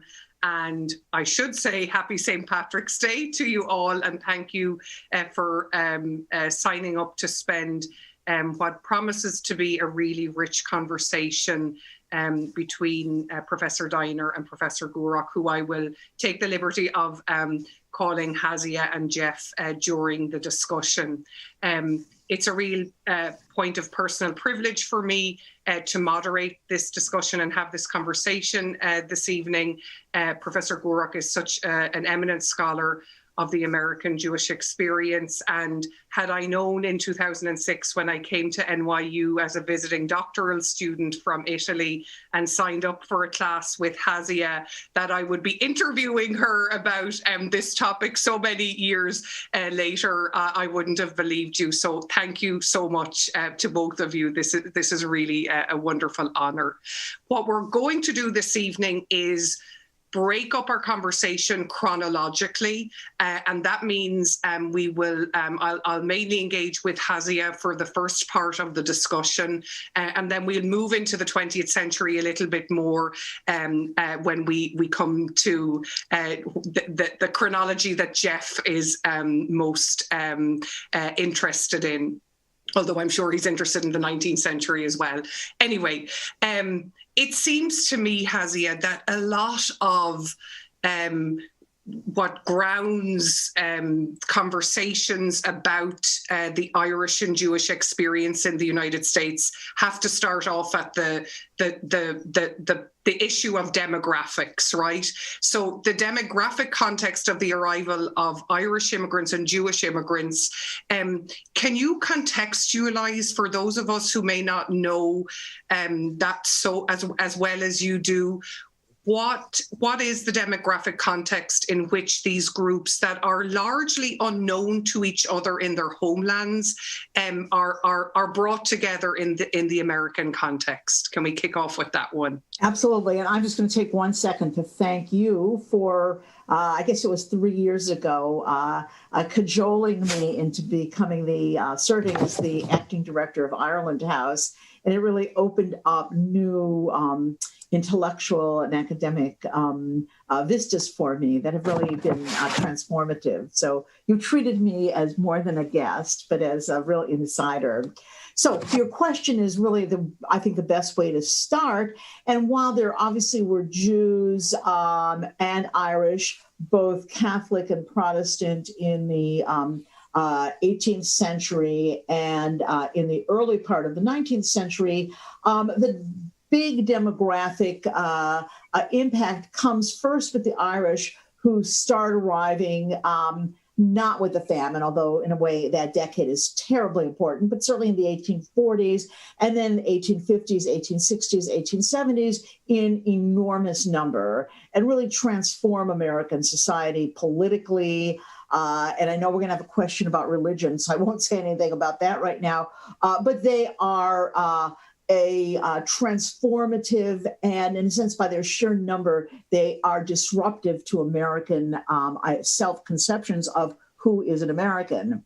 The large-scale Jewish migration, which, again, there had been Jews earlier, but really begins in the 1870s and 1880s, coming primarily from Eastern Europe. It continues into the 1920s. And so just from the sheer issue of numbers, Jewish immigrants arrive, particularly to American cities, New York, Chicago, Boston, to places where the Irish are into, while the Irish migration also continues, but the Irish have really set themselves up as a kind of dominant fixture and dominant definer of urban life in America.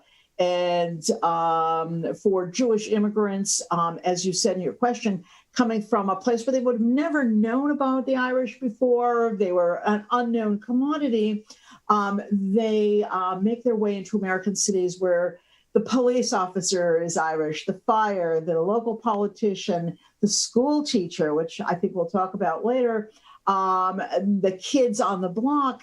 And it's almost, this is part of their American learning experience, is not only learning America, but learning the Irish, who are to them in some ways a kind of the quintessential Americans, because they have more contact with them than they do with sort of white Protestant of British background. And conversely, for the Irish, who are so well set, again, just talking about sheer numbers, the arrival of Jews into their neighborhoods and into their institutions forces them to think about how they're going to maintain a kind of level of power, of clout, having to recognize the fact that there's this new group, okay, coming in. Now, obviously, there are other new groups as well, but a very special relationship develops between Irish and Jews in America's cities, again, starting with the Jewish influx in the 1880s and beyond. So you touch on their religion, of course, Hazia, as being important. And especially in how Judaism and Roman Catholicism mark out the Jewish and Irish immigrants in opposition to the Anglo-Protestant American kind of norm or power holders. Can you muse a little bit on these dynamics in terms of how it puts the groups in opposition to the dominant culture, perhaps at times, and in terms of their perhaps oppositions to each other? How does religion play out in that dynamic?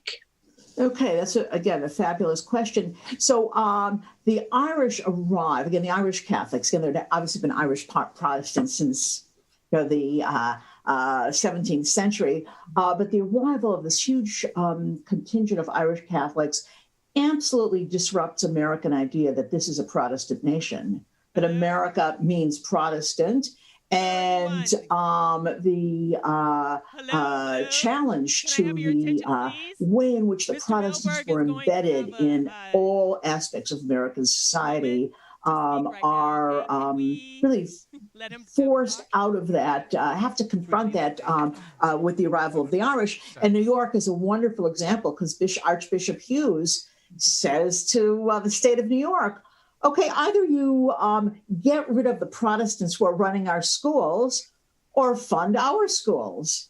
Okay, so no fading violet, as it were, challenges them on that Protestant core. So the Irish, we might say, are the first non-Protestant group to shake up America. Now, the Jews are the first non-Christian group. And they too, in a milder way, they never have the same kind of, shall we say, militance, the same kind of, if we were talking in Yiddish, we'd say chutzpah of an Archbishop Hughes. But they are just by their sheer presence saying to America, this is not a Christian nation. Okay? This is a nation of all of its citizens, regardless of their religious their faith communities. And there's some really wonderful examples of cooperation between Irish Catholics and Jews over this issue of the attempt of Protestants to define America and to hold onto it, because it's naturally theirs. I mean, the Protestants said, look, we founded it. We wrote all these documents. You guys are here as guests. And it's the Irish Catholics and the Jews who are saying, no, we're actually equal. Okay. Now, certainly there were instances of conflict between Jews and Irish Catholics.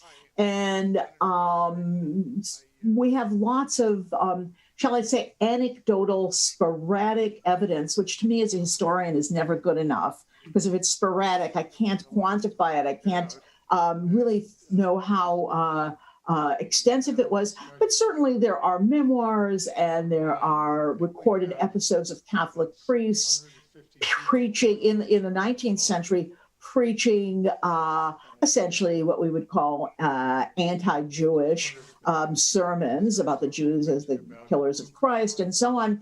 But I think more importantly is the number of Irish Catholic prelates, including Archbishop Hughes, who used the example of the Jews to attack the Protestants. And so, when he is in many of his speeches, he said, we like the Jews. Okay. And, what it is, he said in his sermons, in some ways is less important that he linked the flexing of Catholic muscle in the political arena with the fate of the Jews and with the status of Jews. In Cincinnati, two very important Reform rabbis essentially consult with the Catholic Archbishop on how to fight against Bible reading in the public schools. Okay, they don't really know how to do that, and their guide is the Archbishop there. So religion, in some ways, we could say, on the one hand, had to drive them apart because they come from such different religious traditions, but their outsiderness in that Protestant Christian core of American life, they recognized that they had to work with each other to demolish that, to take Protestant off its pedestal.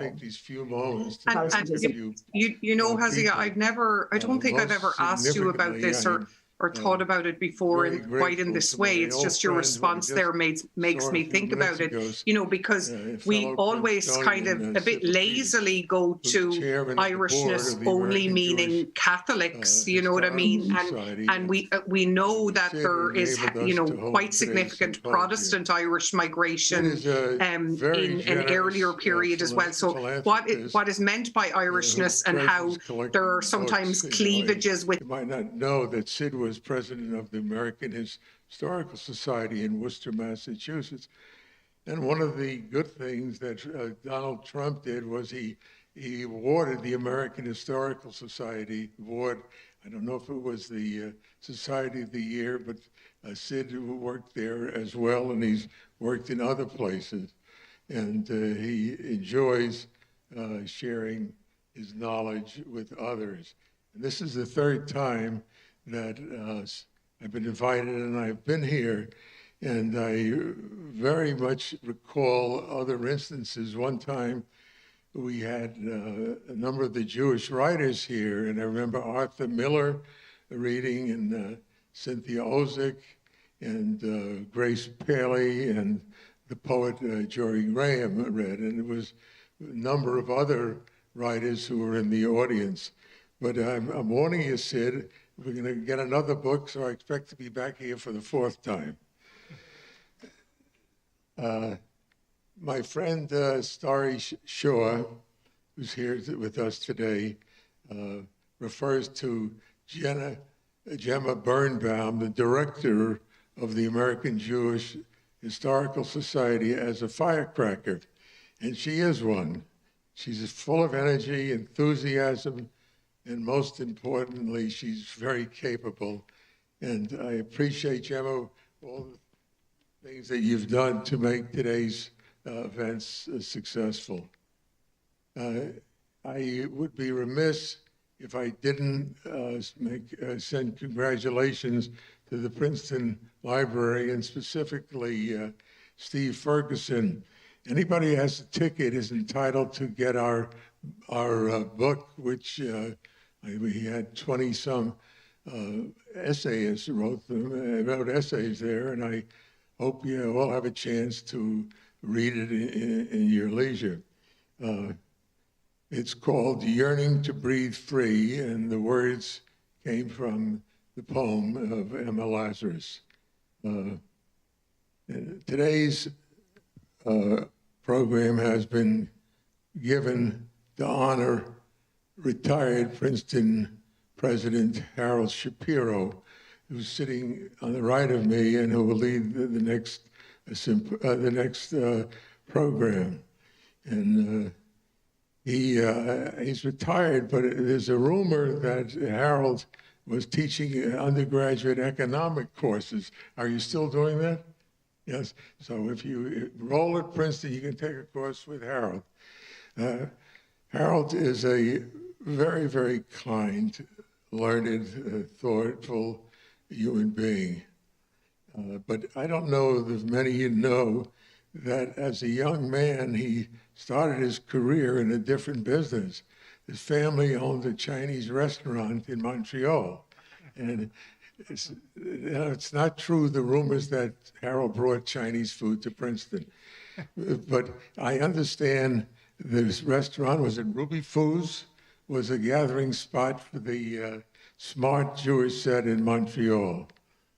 Now, when Harold ascended to the presidency of Princeton University, he had been at Michigan before, but he had received his PhD at Princeton.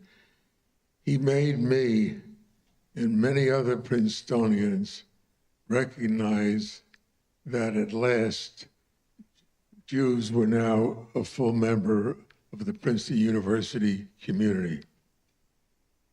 I wanted to thank Jonathan Sarna, who flew here, and I just caught a glimpse of him. Jonathan is the Dean of American Jewish Writers. And if you get a chance, I suggest if you go through Yearning to Breathe Free, that you read his essay, which is quite wonderful. It has to do with the retirement of the 70th birthday, of Rabbi of Temple Emmanuel, Gustav Gottheil. And it was Jonathan who suggested very wisely that I published a book about Jews in America's Gilded Age. Now, Jonathan's former student Adam Mendelsohn, is up on the platform here today, and he was the one who helped me in the past by Dawn's Earlier Light, the Jewish book that came out about Jews from the earliest days in the Americas till the Civil War. He's flown here from South Africa, where he teaches at the University of Cape Town, and I appreciate you coming, Adam. Now, one of the most meaningful compliments I ever received was from a well-known English book critic named Nicholas Barker. Some 5 years ago, when my previous book, which accompanied an exhibit at Princeton by Dawn's Early Light, took place, which was about American Jewry in the prior to the Civil War in the Americas, going back to the 16th century. And Mr. Barker praised me for shining light on a forgotten part of American history, not merely American Jewish history. And I hope that Yearning to Breathe Free and the 3 other books I've sponsored, which I understand are available outside at the desk, have been helpful to make Americans and Jews as well aware of the participation of American Jews in our nation history from its earliest days. Several years ago, I discovered and exhibited the oldest manuscript that was done in 1580 in the New World, which had been stolen, which was written by a converso Jew in Mexico, whose uncle, who also was a converso, was the governor of about a half of Mexico and most of Texas. And so I made the discovery that as a result of Luis de Carvajal being the governor of the province of Nuevo Leon in Texas, that there were Jews in Texas prior to the Pilgrims landing in what became Massachusetts. I hope to be able to make some other fascinating discoveries in the years to come, and I heartily thank the American Jewish Historical Society for inviting us here today. Thank you.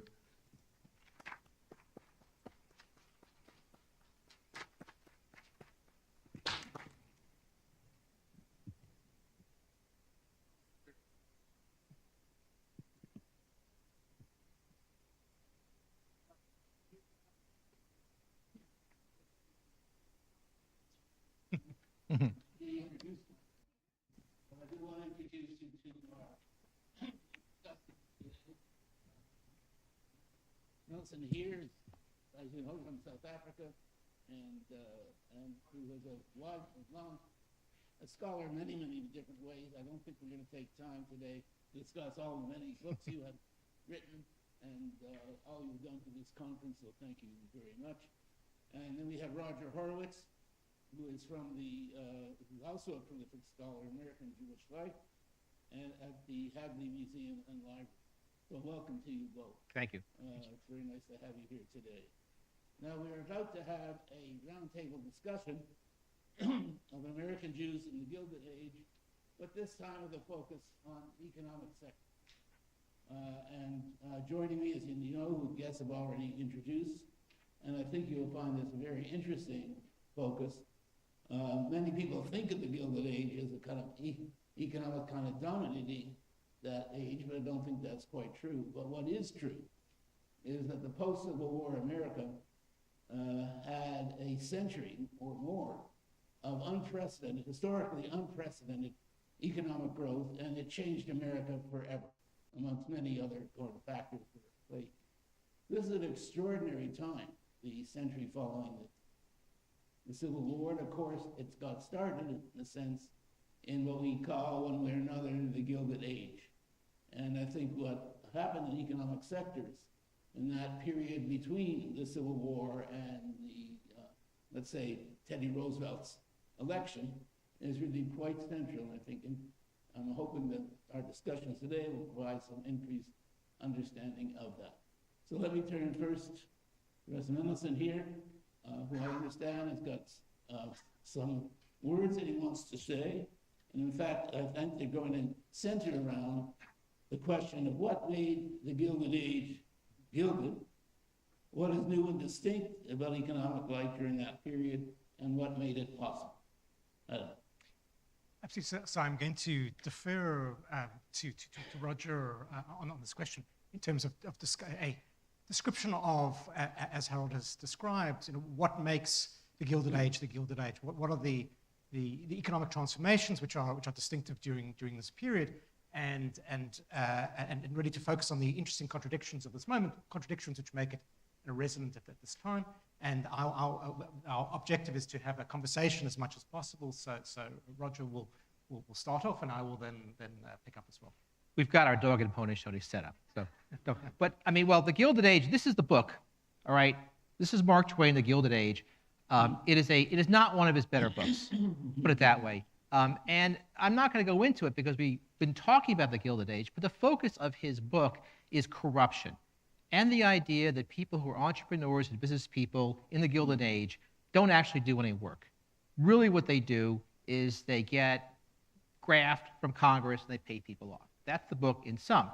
And what we're going to do here today is talk about how that is relatively inaccurate in trying to understand Jewish entrepreneurship in this period. It's a much more interesting story if we lay that aside. But what it is, this picture pretty much says everything about popular ideology of the Gilded Age.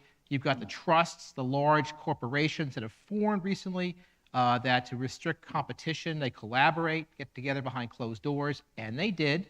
And there are the political leaders, the Congress people, who are on the take to allow them to do this, which they did.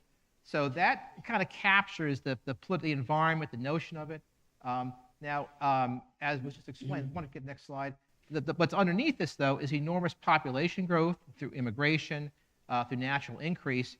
And if you compare this to other countries, the U.S. is extraordinary in the population growth. And that should tell you that means there's markets. There's rooms for good. There's rooms for business to do things. So part of what we're talking about is a context where there's a lot more people to buy a lot more goods. And there are innovations in manufacturing and distribution and marketing in which to create channels for people to distribute these goods. How about the next slide? Here we have a kind of advertising that's widespread in this time period. These are trade cards produced really in the 1880s, 1890s, using lithographs to disseminate these things. And if you were active in marketing in the 1880s, 1890s, you would have all these trade cards out there with these witty slogans, trying to connect certain kinds of garments to certain kinds of success. If the man has the right shirt and collar, well, he's going to get the girl. As if we haven't heard that recently. What's the next slide?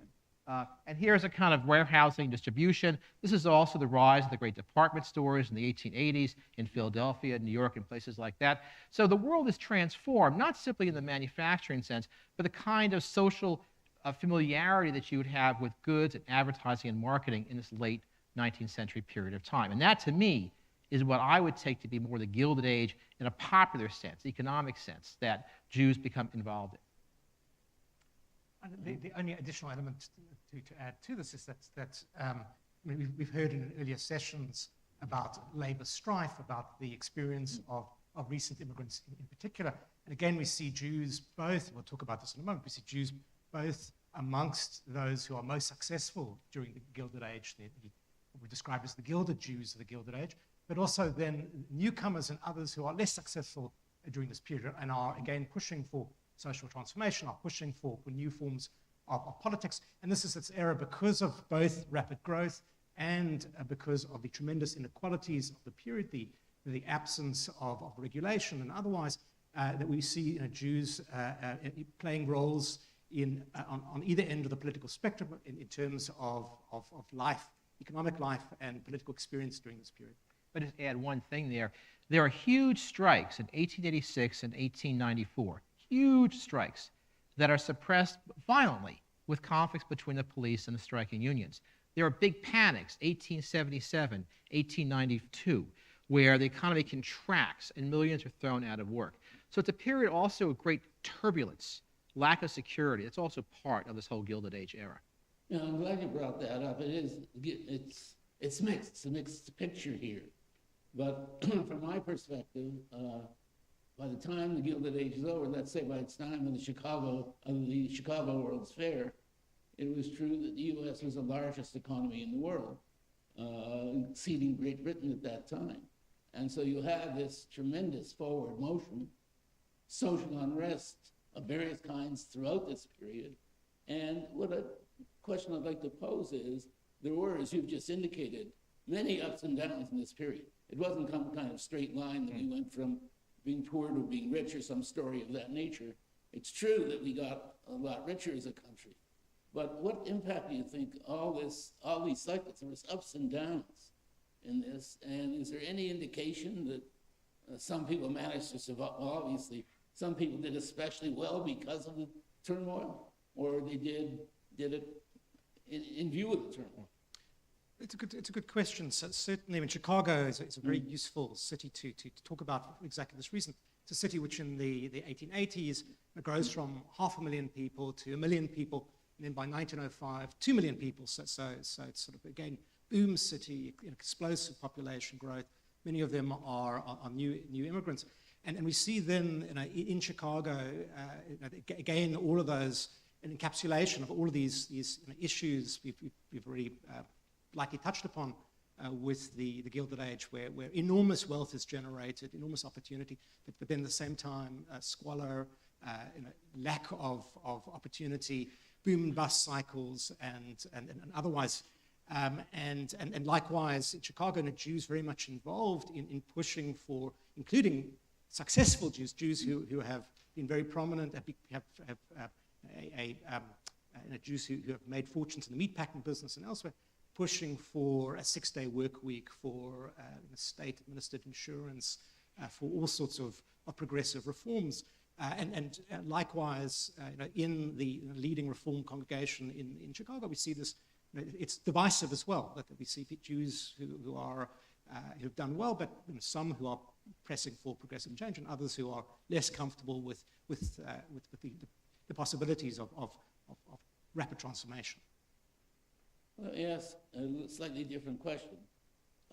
As I see that age, there were 2 waves of immigration, not the standard waves we're talking about, Jews from Russia, Jews from Germany, but immigrants from rural areas to urban areas. In this era, there's an enormous transformation of people moving off the farms into the cities. Plus, there's other types of immigration, of course, we talk about.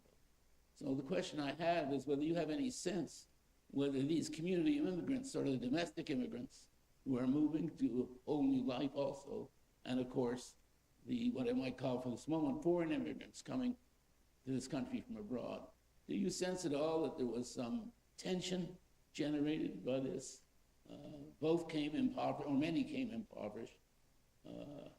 Well, I mean, I think that, just to expand on that, I think many of the immigrants coming from Europe are rural immigrants that are not necessarily familiar with urban ways. And that's one of the frictions that develops between immigrants and the previous populations who know the way you should behave in a city and the way people behave in a country, which is a very different kind of sensibility there. My sense from, especially looking at Chicago and New York, is that these remain relatively separate communities. That it's not just the native peoples, but it's also the immigrants are living in separate worlds, separate churches, separate institutions, separate neighborhoods. They meet, though, in the workplace. And that's often where you have friction because these different groups try to seize different corners of the labor market and control them to the benefit of their neighbors. And of course, in the process, exclude others. So part of these groups trying to get ahead involves a system of exclusion of other groups from certain occupations. And the Jews certainly face this, but it's also faced by the Irish, it's faced by the Polish, it's faced by other groups who experience discrimination from other immigrant groups, especially native-born groups that don't want these immigrants taking their jobs or taking their trades or things like that. So a lot of friction on the grassroots as a result of that. I add just one word to this, and it's borne out very clearly in this census data behind me. It's 1940 census schedule. If you look at this transition from a rural society to one which is an urban industrial society, you see it so clearly during these decades, really accelerating in the 1880s and onwards, where a profound transformation of American life, and increasingly the cities come to dominate, and again, where, as you've suggested, people thrown together in urban environments, both outsiders, newcomers, and those who are coming off the countryside to cities as well. Yeah. So, you know, what about the immigrants from Jewish immigrants, other immigrants, internal or external, coming to the urban centers primarily? What about those Jews? We read a lot about those who really did well. You know, that's the Gilded Age population. And we've already referred to somewhat this morning about those that sort of fall below our hindsight here because they were poor and struggling and developing in that way. Could you, either of you, have any comment about the different experiences of those that we saw in the pictures up here? Would you advance to the slide here? One more?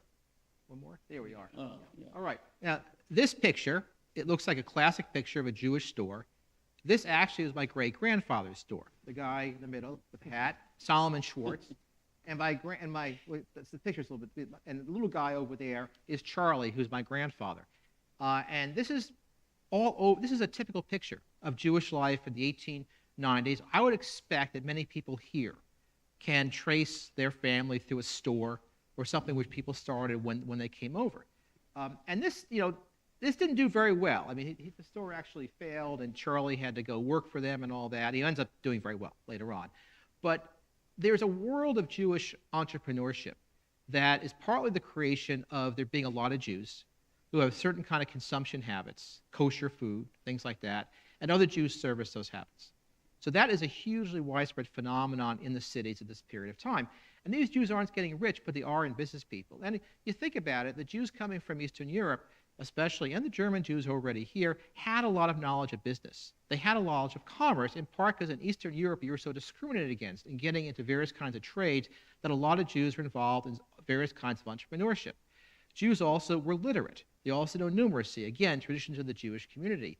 So a lot of these Jews that came over had some knowledge of how to do these kinds of things, how to engage in commerce. Solomon up there was a merchant in Romania. And when he came here, of course, he lost all that, but he kind of knew the way how to do things in business. So the world is full of these Jews who are making their way in there. Adam has written about, maybe he can say more about this, about the Jews in the clothing trades who were able to move into that area there. They're not the plutocrats, but they're doing pretty well. Absolutely. So what I've suggested, what I've argued is that the Jews are in the right industries at the right moment in time. They're going to, again, benefit from this dramatic expansion of the market after the Civil War. They will benefit during the Civil War again by the demand from particularly the federal government for uniforms and otherwise to supply the very, very large and Union Army. But being in the right place at the right time, having a foot in commercial sectors which will take off, the explosion of demand for ready-made, inexpensive clothing, having again already established a network of storekeepers and peddlers in the countryside who will sell these relatively inexpensive items on behalf of again, a burgeoning class of Jewish manufacturers. Again, this industry, which before the Civil War is not particularly a Jewish industry, after the Civil War become very much a Jewish industry, and then by the 1880s will provide enormous numbers of jobs to more recent immigrants, immigrants coming from, as was described in an earlier session, an earlier panel, large numbers of immigrants coming from Eastern Europe, and they will again take root in this industry and then in many cases leave the industry or do well in the industry. And again, this is part of this consumer revolution happening in America after the Civil War. I want to expand on that, Adam has argued, I think it's right, that the engagement with clothing gives Jews an orientation towards a consumer marketplace, because they're aware of what people want. And we can trace this in the late 19th, early 20th century as Jews moved into these new consumer goods, what you referred to, this kind of huge expansion of the population, big growth in the economy.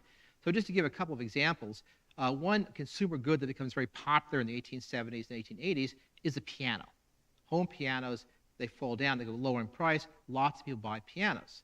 Well, if you have a piano, you need this thing called sheet music in order to play things on the piano. And Jews very quickly move into the sheet music business in a big way, both as producers of sheet music and as writers producing songs for sheet music. And this is a business that was wide open because no one was doing it before the Jews did. And so Jews are able to move in there without facing opposition by established business who don't want Jews honing in on there. So they're involved in sheet music. They're involved in the early early film business, Nickelodeon, Nickel on the slot, watching things like that. Vaudeville theater, Jews are essentially involved in that, drawing from Yiddish theater traditions and all that. And in part, this involves a knowledge of consumer taste and willing to engage with consumer taste. And Jews prove very good at that. And I think Adam is brought out by the research that the clothing trade trains many of these Jews in how to do this. That it's not about you, it's about the consumer. And so they move in other areas. You have a guy named Julius Rosenwald, who takes over Sears Roebuck. And what's his great insight? He says, Sears, you've got your great catalog, it's wonderful people in the country, but there's lots of folks in the cities who might buy Sears. So he persuades Sears to create stores. He's the one who creates the whole chain of Sears stores, because he understands that the people in the cities now, immigrants in the cities, they'll buy some furniture. They'll buy some clothing. Maybe they're not rich, but they've got some money to provide money for the Sears company. And Sears, the company, gets rich on his innovation. He also supports Jewish charities. Another story there. So the Jews move in this area as the economy grows and this consumer goods revolution expands taste, if you will. They're often very successful at finding various niches and places that actually can end up generating a great deal of money. We've already seen, so in a useful description of department stores, that this again becomes a prototypical Jewish business, and department stores, again, Jews do not have the field entirely to themselves. There are major rivals, but in cities across America, we see the growth of Jewish department stores. We've already had description again of Jews in journalism, again in an earlier session, where Pulitzer and Ox and others. And also then the other area which we've touched upon at an earlier point, we see Jews in particular types of investment banking as well. And these, again, are unusual cases, the Seligmans, the Lehmans, the Zard, et cetera, but there are lots of them.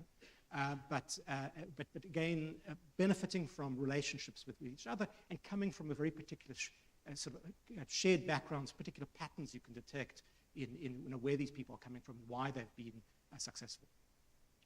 So it's often observed, and I think it's been referred to here, at least indirectly, that there's a group of Jewish bankers and financiers that have done very well during this period and built very, very large organizations in that area. And I've always wondered where that capital came from. I mean, in the financial area, you've got to have capital. That's the lifeblood of what you're doing. And I've often wondered, in the case of those Jews who were very successful here in the financial area, where the initial capital came from. I mean, you can't start, even if you work together, you can't start it all by yourself. You have to have some capital at your disposal. And has anyone ever studied where that capital came from initially? So it's a good question. In some cases, it is foreign capital. And we do see that with the most famous case is August Belmont, who acts initially as a representative of the Rothschilds before starting his own operation. But in some other cases, Jews do again act on behalf of initially at least, behalf of European firms. But then perhaps the more common pattern is, again, which is typical of the Lehman Brothers, it's typical of Seligman and others too, typical of Lazarus, etc. These are people who start as peddlers and then storekeepers, and quickly migrate out of storekeeping, sometimes into manufacturing, but more commonly into commodity trading. That they realize that the cotton that they have access to in the South, in the case of the Lehmans, is something which is which certainly provides some avenues and access to the field of banking. So they will then leave cotton trading behind and move into banking. But it begins again with a kernel of storekeeping, access to commodities, and then rapid innovation. And my argument, at least, is that the Civil War, in many cases, is the key driver here, or an accelerant. That's the case with the Seligmans, that a successful business is transformed into a banking business by, again, wartime opportunity, wartime need, ability to leverage connections in Europe and otherwise, and that's where the capital ultimately will be derived from. Let me ask another question about the plutocrats of this age. Is there any distinction in your minds, or in our minds, should there be any distinction between Jewish plutocrats, who are sometimes source of caricatures and so on, and other plutocrats, in which there were many in that period of our time, of our history? Was there any difference, or are they just all doing the same thing? Well, I mean, they were bankers. Yeah. And so they would do similar kinds of financing. There wasn't something different in what they did. However, it's clear that they remained divided by religion, that the plutocrats, the Morgan interests and all that, they would work with the Jews. But there's a very careful study done about how the Jews were always subordinate in those kinds of relationships. And the circles that the rich Jews moved in were different circles than the rich sort of WASP bankers. They lived in different neighborhoods. They were members of different social clubs. They socialized separately. They're not, I mean, later on, you get to the 20s and 30s, this breaks down a bit. But the time we're talking, you might be willing to work with the Jewish bankers in a consortium to finance railroads and bring them in as a sort of a secondary partner, because after all, money is green. And that's what you want at that point there. But you're not going to marry one. You're not going to have them at your house for dinner. So that separation remains on a social level between, if you will, the real elite, the pictures we had before of the folks with the fancy shoes in the HBO series. No, they weren't inviting them over for dinner. Not happening. Still, though, in an expanding economy like America, you needed finance capital. And since the finance capital was held by Jews, there was lots of, and this is the same thing was in Europe. I mean, Jews were widely discriminated in Europe, but the wealthy Jews in Europe, they got involved in this business, and that was kind of got them past some of that discrimination. Okay, well, before we turn, I do want to give a chance for people to ask questions, but do either of you have anything else you'd like to say now, or do you want? Yeah, I want to give one quick little story before we go here, elaborate on the business there. I want to say something about Jews in Tin Pan Alley. Again, the origin of the song business. I just want to mention that there's some people who come out of that who you probably know, but you may not know. This is, again, where Jews go in there. And there's a guy named Elias Gombinski who changes his name to Harry von Tilden to get rid of his Jewish association. He writes a song in 1890 called A Bird in a Gilded Cage, sells 2 million copies. 2 million copies, not bad. However, his brother does better. His brother also changes his name from Gombinski to Van Tilden. He writes a song about this new American sport called baseball, called Take Me Out to the Ball Game.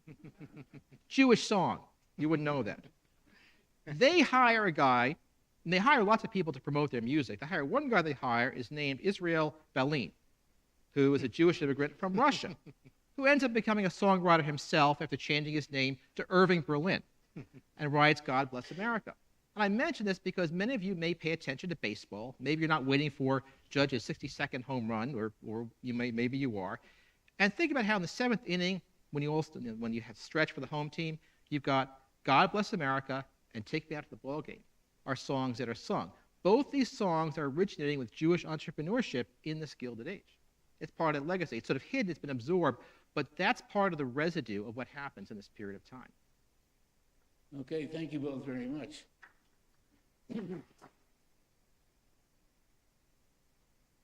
Are there questions? Great. Just before we start, I just want to say that we at the American Jewish Historical Society have a new collection that's about to be open to the public, the Loeb family collection. The Loebs are from the Lehman side of the family who came through the cotton trade and to the U.S. And then also the Loeb family, his father, John Loeb's father, was part of the American Metal Company, which was a German subsidiary of an American company. So that's going to be open pretty soon to the public. Great. Since you're from South Africa, would you talk about Barney Barnado and Cecil Rhodes? And I understood that Rhodes, that Barnado was not allowed to become a member of the Kimberley Club, and that was one of the reasons why he left. And when I went to the museum in Cape Town, they had the peddler's wagon, where the Jewish peddlers would go across the veld selling their goods, which I thought was incredible. And one other observation, the fact that Barney Barnado went overboard near the Madeira Islands, and then Robert Maxwell, same thing happened, 50 years later, and they found both bodies. So certainly there are parallels, not just in South Africa, but in a variety of, we certainly see similar patterns in Germany and elsewhere of this rapid Jewish mobility during this period. Again, similar processes which we discussed, for example, Jews in department stores and others. Likewise, we didn't mention here, but some of those again become immensely wealthy during the Gilded Age are Guggenheim and others who make money in mining and smelting and otherwise.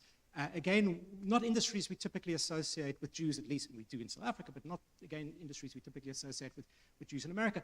But again, these interesting phenomena, we've spoken a little bit about these clusters of entrepreneurs sometimes working together, and we actually see something of that kind in America in terms of Jews making money in mining, particularly in the West during the Gilded Age as well.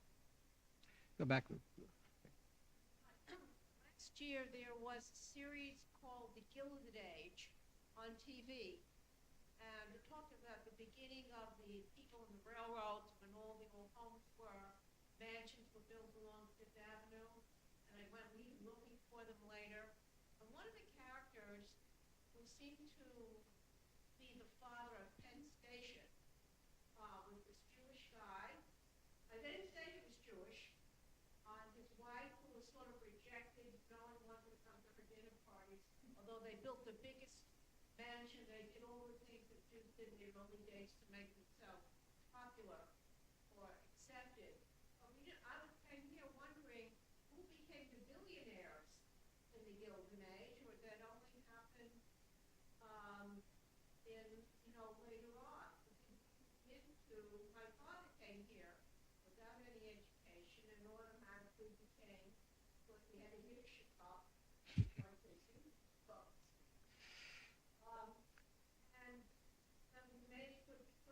were smart, not particularly college. But in the Gilded Age, was there a Jewish person that was able to start Penn Station? So certainly we talked a little bit about Jews in investment banking, and we do see in particular Jewish finance in some cases, and sometimes acting as a conduit for money from Europe, sometimes not, involved in the railway business, most famously sort of Jacob Schiff. So there is certainly a sort of significant Jewish story there. But again, it's not exclusively, by no means are Jews have a monopoly on investment in what is a boom business during that time. But certainly, yes, there are Jews who become immensely wealthy. And is there, to get back to the earlier question, is there anything distinctive about them? In some cases, we do see these interesting patterns of involvement in welfare capitalism, in pushing for reform within society, again, have progressive agendas of one kind or another, but that's not by any means uniform. I mean, the people who make their money in the Gilded Age are folks building railroads and big infrastructure. I mean, this is part of the growth of the country. There's no transcontinental railroads until 1869. You got to fill out the West. It's a lot of money. The U.S. government hands out a lot of subsidies. A lot of banks lend money, and if you're able to put your hand on that till, that's the whole point of Twain's book, you can make lots of money. Jews are, I would say, historically, an insignificant proportion of that. You know, they're there, but by and large, this is the WASP elite, who are the folks who are scoring in that era. There's some hands in the back there. Dr. Shapiro, you raised some interesting questions. I'd like to ask your comment on this. What your question was to us, how did the Jews raise capital? And one of the ways I think they raised capital was through the Heve Chedusha, the burial societies who later got donations or money from the local people of that of that group and formed insurance companies. It was a long-term result. That was one area. The other thing I think that, yeah, I'd like to comment on that. The other thing I'd like to comment on is the idea that Jews were not only commercially minded from their experiences in Europe, but also spoke many languages and helped them in commerce in terms of the fact that they could communicate with other ethnic groups. Like your comments on this. Thank you. I think that's a very excellent comment. I don't think I can add to that except to say thank you for sharing that additional information for everybody else here.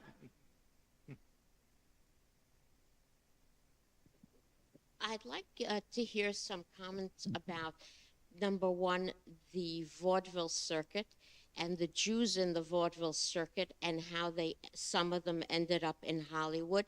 Number two, we know about the department stores on the East Coast in the tri-state area, but not too many people know about Levi Strauss, Gumps, Neiman Marcus, Sakowitz, and the others way out west and on the West Coast completely. You want to take the peddlers department stores? Sure, but you want to start with... Well, just in terms of vaudeville, I'm not a historian of vaudeville and all that, but vaudeville is the hugely popular form that succeeds from blackface minstrelsy, which is a very ugly period of American popular culture which was racist, in which white people dressed in blackface to perform things which stereotypically, which they thought were associated with African Americans. Vaudeville is different. Vaudeville is song and dance, vaudeville, a lot of the people in early vaudeville come out of the Yiddish theater and understand it. So again, it's part of the understanding both, in a sense, Jewish tradition, as the man over there was saying, but also translating it to an American setting, which Jews were excellent at doing so. And that generates the beginning of an entertainment industry. I mean, if you want to trace biographies, there's a lot of trails into the entertainment industry, movie industry and all that. I would just add what I was saying before, is that you've developed not just people who know that trade, but a score of professional services, attorneys, which my grandfather Charlie becomes, accountants, booking agents, all that whole apparatus of, if you will, professional occupations to support that, in part because you didn't want to have to go to an attorney who you might not trust if you're a Jew and you had business and you want some attorney, you and other Jews and all that. So it supports not just the going to trades, but a whole array of Jewish professionals who are able to service and are supported by those kinds of activities. Absolutely, so this ethnic ecosystem. Yes, absolutely. Which you described. So certainly, your point is again well taken, that the story of Jews in department stores is by no means just a northeastern or New York experience. We see this pattern and really across the country. We see it internationally as well. That in the major department stores of Vienna and Berlin in the 1920s again are Jewish department stores and elsewhere in the world as well. We had an early mention of South Africa. We see it there. We see it in a variety of other places. And it comes from this common root of Jewish involvement initially in peddling and in small town shopkeeping. And in some cases, those businesses prosper. And again, this the point that Roger made earlier, this eye for how to court consumer markets, how to market things, how to distribute things. And so therefore this becomes by no means do Jews, as I said earlier, have a monopoly on the department store, but we see certainly Jews becoming very successful in this area and with major rivals who absolutely are not Jewish. And then obviously over time it ceases to be a Jewish business as well. Talk about the link successful Jewish capitalists and entrepreneurs of the Gilded Age and the refugee crisis in Eastern Europe, and how Gilded Age capitalists like Jacob Schiff and others use their capital for good purposes. Did it make a difference, their success, in the outcome of those crises, examples like the Galveston Plan, and did it make a difference? Thank you.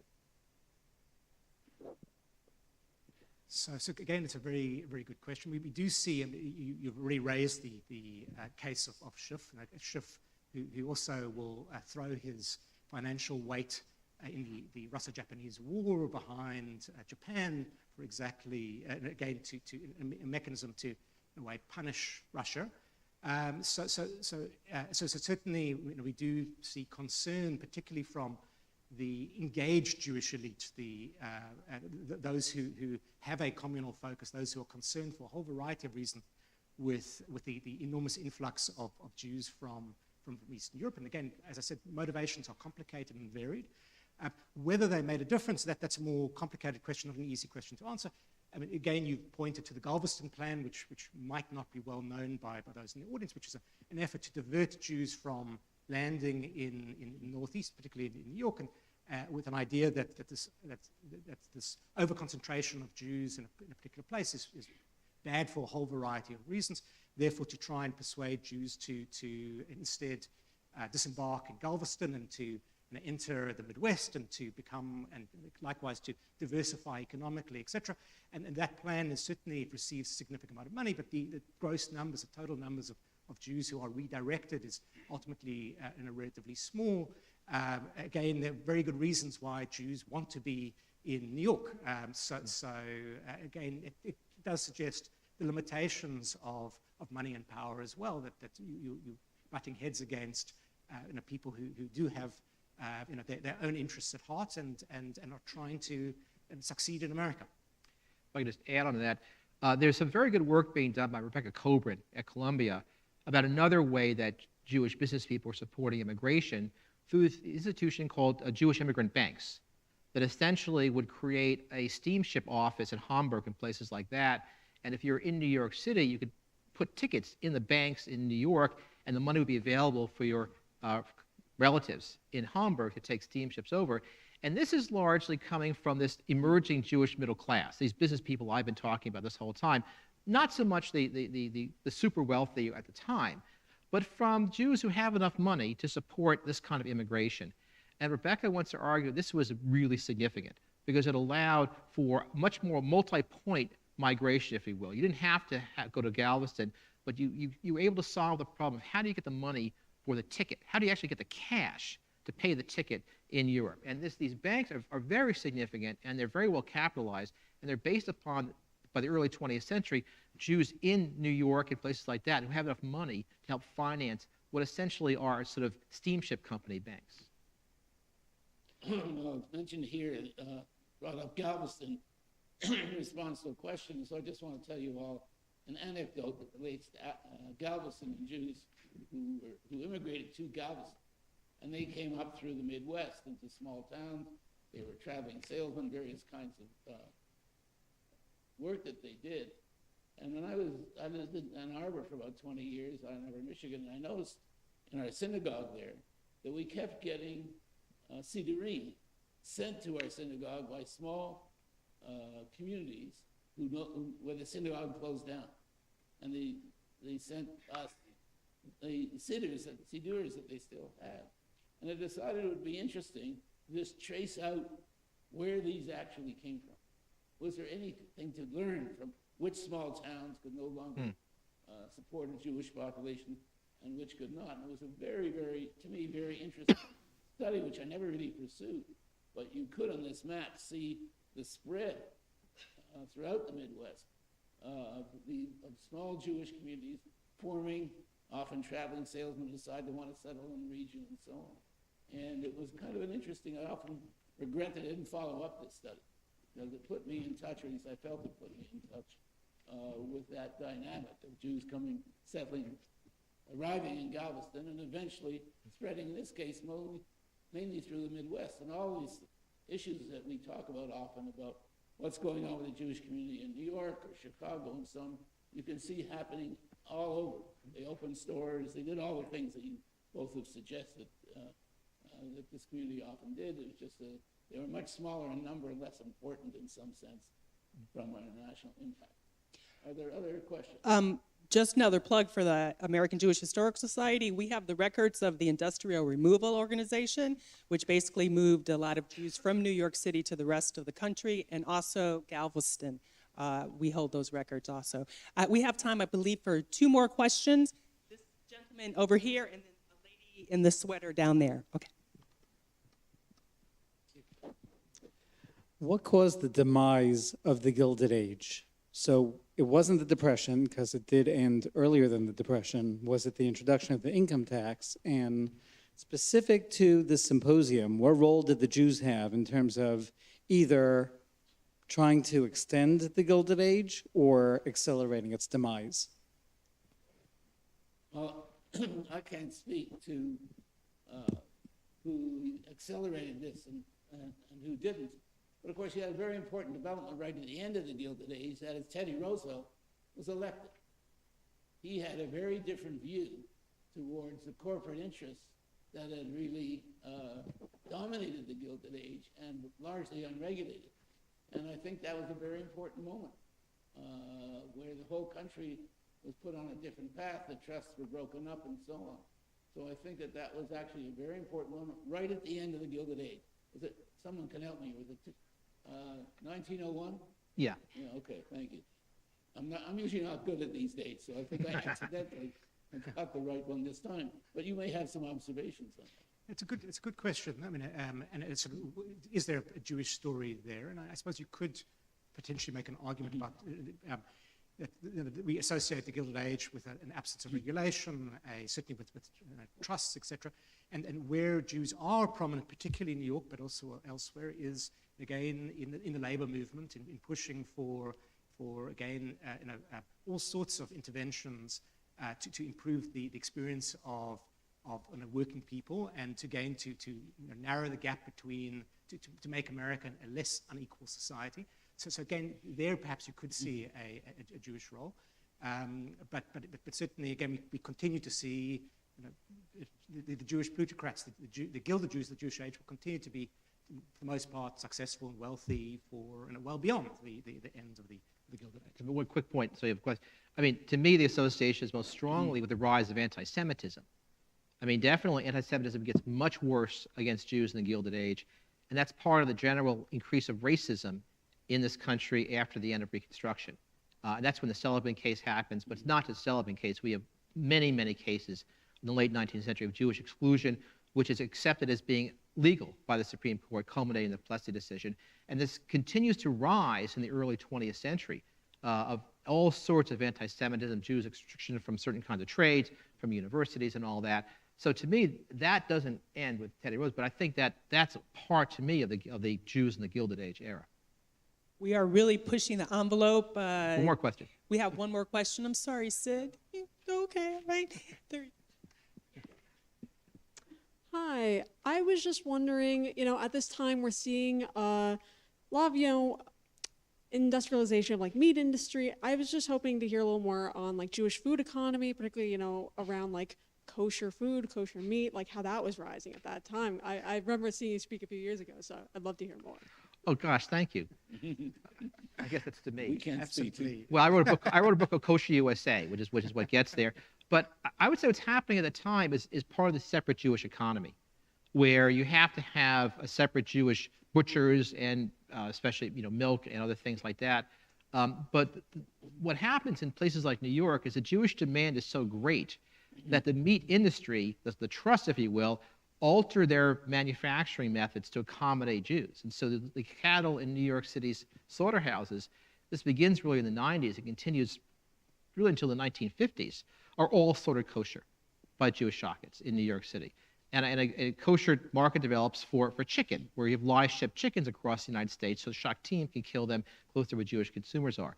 So on the consumer marketplace, there is a huge impact there because of Jewish demand, which results in opening the doors to some Jewish businesses. You've heard of Manischewitz, perhaps, places like that, but also results in some practices of fresh food providers accommodating the Jewish market, not because they were sympathetic to Jews, because they had money and they had a demand, and there was numbers enough that the demand was worthwhile satisfying. Does this work? Hello? Hi, I'm Sid Lapidus, longtime chair of the American Jewish Historical Society. This is our home. I'm so pleased to see so many of you here. We put on programs like this often, perhaps not often enough. I want to thank our panelists. Harold, whom I've known for many years. Nice to see the two gentlemen on the stage. The picture behind you. We all have family pictures. We at the AJHS collect these things. This is part of our history. We have archives, which is written material, handwritten material, printed, photographs. We would love to have your photographs, your history, our history. We are the place for our American Jewish history. It's our name, and we're so glad that you're here. But you could help perpetuate, yeah, that's better, what we're all about, give it more depth, so that the researchers like these gentlemen, and I see some scholars here as well, my friend Starry Shore from Princeton, that give them more stuff. Technical word, stuff. So thank you all for coming.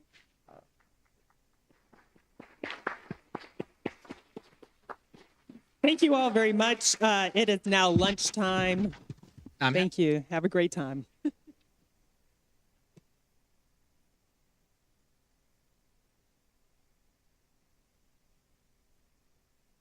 Thank you to the American Jewish Historical Society. We're delighted to collaborate on this program.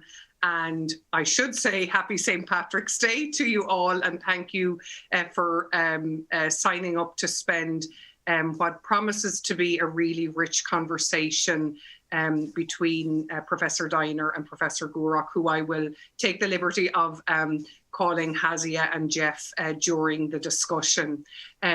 It's a real point of personal privilege for me to moderate this discussion and have this conversation this evening. Professor Gurok is such an eminent scholar of the American Jewish experience. And had I known in 2006, when I came to NYU as a visiting doctoral student from Italy and signed up for a class with Hazia, that I would be interviewing her about this topic so many years later, I wouldn't have believed you. So thank you so much to both of you. This is really a wonderful honor. What we're going to do this evening is break up our conversation chronologically, and that means we will. I'll mainly engage with Hazia for the first part of the discussion, and then we'll move into the 20th century a little bit more when we come to the chronology that Jeff is most interested in. Although I'm sure he's interested in the 19th century as well. Anyway, it seems to me, Hazia, that a lot of what grounds conversations about the Irish and Jewish experience in the United States have to start off at the issue of demographics, right? So the demographic context of the arrival of Irish immigrants and Jewish immigrants, can you contextualize for those of us who may not know that so as well as you do, what is the demographic context in which these groups that are largely unknown to each other in their homelands are brought together in the American context? Can we kick off with that one? Absolutely. And I'm just going to take 1 second to thank you for, I guess it was 3 years ago, cajoling me into becoming serving as the acting director of Ireland House. And it really opened up new intellectual and academic vistas for me that have really been transformative. So you treated me as more than a guest, but as a real insider. So your question is really, I think, the best way to start. And while there obviously were Jews and Irish, both Catholic and Protestant in the 18th century and in the early part of the 19th century, the big demographic impact comes first with the Irish, who start arriving not with the famine, although in a way that decade is terribly important, but certainly in the 1840s, and then 1850s, 1860s, 1870s in enormous number, and really transform American society politically. And I know we're going to have a question about religion, so I won't say anything about that right now, but they are a transformative, and in a sense, by their sheer number, they are disruptive to American self-conceptions of who is an American. The large-scale Jewish migration, which, again, there had been Jews earlier, but really begins in the 1870s and 1880s, coming primarily from Eastern Europe. It continues into the 1920s. And so just from the sheer issue of numbers, Jewish immigrants arrive, particularly to American cities, New York, Chicago, Boston, to places where the Irish are into, while the Irish migration also continues, but the Irish have really set themselves up as a kind of dominant fixture and dominant definer of urban life in America. And for Jewish immigrants, as you said in your question, coming from a place where they would have never known about the Irish before, they were an unknown commodity, they make their way into American cities where the police officer is Irish, the fire, the local politician, the school teacher, which I think we'll talk about later, the kids on the block.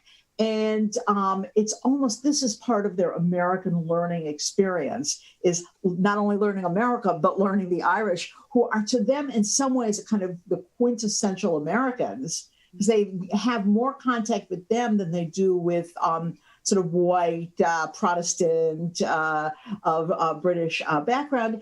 And conversely, for the Irish, who are so well set, again, just talking about sheer numbers, the arrival of Jews into their neighborhoods and into their institutions forces them to think about how they're going to maintain a kind of level of power, of clout, having to recognize the fact that there's this new group, okay, coming in. Now, obviously, there are other new groups as well, but a very special relationship develops between Irish and Jews in America's cities, again, starting with the Jewish influx in the 1880s and beyond. So you touch on their religion, of course, Hazi, as being important, and especially in how Judaism and Roman Catholicism mark out the Jewish and Irish immigrants in opposition to the Anglo-Protestant American kind of norm or power holders. Can you muse a little bit on these dynamics in terms of how it puts the groups in opposition to the dominant culture, perhaps at times, and in terms of their perhaps oppositions to each other? How does religion play out in that dynamic? Okay, that's, again, a fabulous question. So the Irish arrive, again, the Irish Catholics, again, there have obviously been Irish Protestants since the 17th century, but the arrival of this huge contingent of Irish Catholics absolutely disrupts American idea that this is a Protestant nation, that America means Protestant, and the challenge to the way in which the Protestants were embedded in all aspects of American society are really forced out of that, have to confront that with the arrival of the Irish. And New York is a wonderful example because Archbishop Hughes says to the state of New York, okay, either you get rid of the Protestants who are running our schools or fund our schools. Okay, so no fading violet, as it were, challenges them on that Protestant core. So the Irish, we might say, are the first non-Protestant group to shake up America. Now, the Jews are the first non-Christian group. And they too, in a milder way, they never have the same kind of, shall we say, militance, the same kind of, if we were talking in Yiddish, we'd say chutzpah of an Archbishop Hughes. But they are just by their sheer presence saying to America, this is not a Christian nation.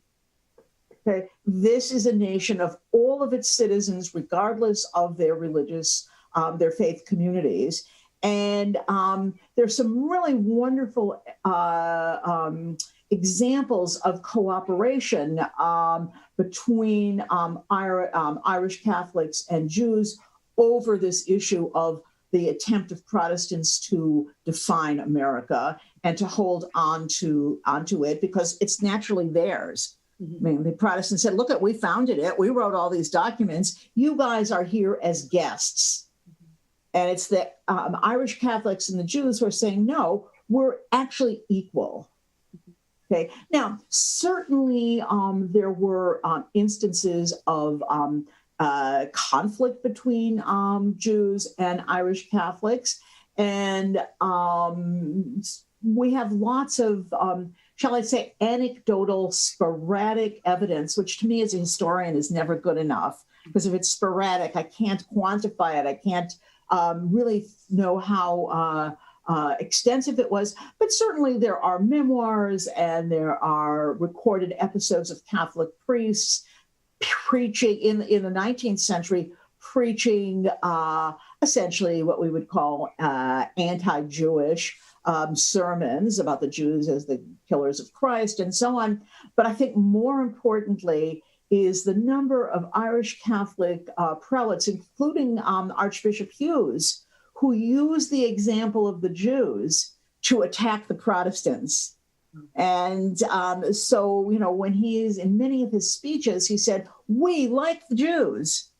Okay. And, what it is, he said in his sermons, in some ways is less important that he linked the flexing of Catholic muscle in the political arena with the fate of the Jews and with the status of Jews. In Cincinnati, two very important Reform rabbis essentially consult with the Catholic Archbishop on how to fight against Bible reading in the public schools. Okay, they don't really know how to do that, and their guide is the Archbishop there. So religion, in some ways, we could say, on the one hand, had to drive them apart because they come from such different religious traditions, but their outsiderness in that Protestant Christian core of American life, they recognized that they had to work with each other to demolish that, to take Protestant off its pedestal. And Hazia, I don't think I've ever asked you about this or thought about it before quite in this way. It's just your response there makes me think about it, because we always kind of a bit lazily go to Irishness only meaning Catholics, you know what I mean? Mm-hmm. And we know that there is, quite significant Protestant Irish migration in an earlier period as well. So what is meant by Irishness and how there are sometimes cleavages within that group, it reminds me of what I've learned a little bit sometimes about certain cleavages between German Jews, right, and then other Jewish immigrants who come in as well. So even within the groups themselves, there are these multiple layers of how people are self-identifying under a certain label, right?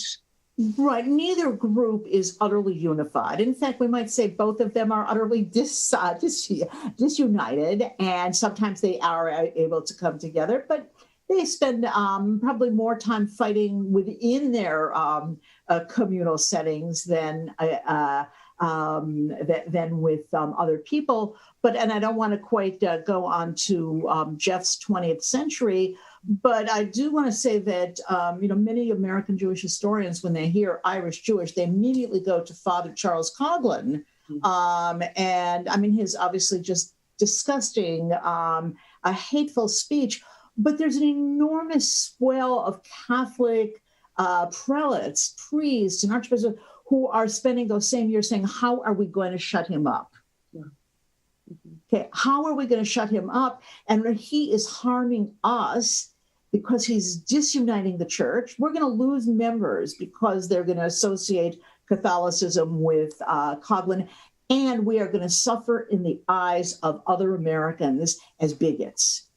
And so we have to stand up to Coughlin. And so there's a case where the church, Irish Catholics themselves are divided over this. Women as immigrants feature a lot in your research, Hazia, as you were pioneering in your approach in terms of making sure integrating the women's experience as immigrants, and no less so in the case of Jewish, and indeed your early work on Irish women immigrants as well. Can you tell us a little bit about how gender has framed your work on the Jews and Irish, and how gender dynamics played out in ways that either made them similar or different to each other or to other groups that are coming in around the same time? Okay, so that's a big question. So, I think just as, again, the sheer demographics is that here were the two groups in which women, in the case of the Irish, women actually outnumber men over the course of the 19th century. And for Jews, women are arriving in equal number to men. And this stands in contrast to, for example, Italians, okay, where the statistic that most historians will cite is that for every 3 men, there's only 1 woman. And that's because so many had a desire to go back. Irish and Jews do not go back. I mean, that, they are here to stay, which has tremendous implications for politics, okay, and for getting involved in kind of trying to navigate American society. Two really interesting, so you have this very large contingent of women in both groups. Just to point to a couple, I think, really tantalizing ways in which this plays itself out. If we ask, who were the organized women workers? Who were the women who founded unions, who flocked to unions, who were out on the picket lines? It was Irish women first. I mean, they were the backbone of the Knights of Labor, and were defiant of the authority in the textile mills, in the telephone company, in just so many other areas of employment. And so they're, in a way, group number 1 in the among the organized women workers. And then it's Jewish women. Okay, and there, what I have been finding, which is, I think, so fascinating, is that when Jewish women began to move into, develop a consciousness about the need to organize, they turned to Irish women to help them learn how to organize. And the very first class, or the very first club on the Lower East Side, which tried to bring sweatshop women together and to talk about the conditions of their labor, was taught by a woman named Leonora O'Reilly, who's one of the founders of the Women's Trade Union League. And so she's the, in a sense, the inspiration. And she goes on to have very close relationships with the Jewish women who were labor organizers. And many times when Irish women leading their unions, the Chicago teachers or the telephone operators in Boston, when they're accused of being too Catholic and too Irish, the first thing they do is they find a Jewish woman to become part of their leadership group. Okay, and to prove, look at, how could you say we're prejudiced? How could you say this is an all Irish thing? And so it's that the fact that women were so much part of those two migrations and so central to the economic mainstay, their own economic support. I mean, they weren't just working for their families; they were supporting themselves, but they were making it possible for their families either at home or back home, back in the pre-migration setting, to achieve a standard of living. So these women saw themselves as activists; they saw themselves as economically competent, and there they meet. And the other, which I think is one of the most fascinating stories, is that in all the big cities, and again, New York, Boston, Chicago are at the top of the kind of category there. Irish women, that is the daughters of Irish immigrant women, by the 1880s have become the backbone of the teaching force. They are the public school teachers. Okay, and I think it's not too much of an exaggeration to say that probably every immigrant Jewish kid who came to America and went to public school had an Irish woman as their first real contact with America. And the magnum opus, Irving Howe's World of Our Fathers from 1976, he said, weren't there any bigoted, prejudiced women among these Irish teachers? And he said, not when you look at the memoirs. They all talk about a very positive exchange. Now, by the 19-teens and certainly by the 1920s, the daughters of Jewish immigrants begin to go into school teaching. And again, it's their kind of entree into the professions. So here, the labor movement and the school teaching are two really very rich places to see the gender dynamics of the migrations and the places where these two met. And really, Hazia, I mean, I know intimately from the Irish setting, and I'm sure for the Jewish immigrant women doing things, or their daughters having opportunities that would have been unheard of back in the homelands, right? Mm-hmm. Embracing the opportunities that were provided in the United States. Now, one thing that's always fascinating to me is, the differences in terms of the diversity in terms of culture and linguistic diversity, et cetera, et cetera. The Irish leaving Ireland, they're leaving a small island, which is pretty homogenous in terms of the languages they're speaking, either Irish or English, cultural practices, religious practices. It's a pretty mono-ethnic culture, right? The Jewish immigrants, not necessarily, right? They're coming from an expanse geographically and all the other things that come with that. How does that play out in the American experience, Hazia? So I think for both of them, it's one of the things that makes America really distinctive. We really kind of, as historians, hate the idea of American exceptionalism as a category of analysis. It seems so flag-waving. But yet, for both of these groups, one of the characteristics of American life, which was the kind of eye-opener, is that for the Irish, they're coming in and they have to perforce encounter and interact with people who are so different. Okay, and let's put the Jews to the side, but with Germans, with Italians, with Chinese, with African, with Blacks, with the whole panoply of the world forces them into a set of encounters, and what kind of forces them to define who are we? Who are we?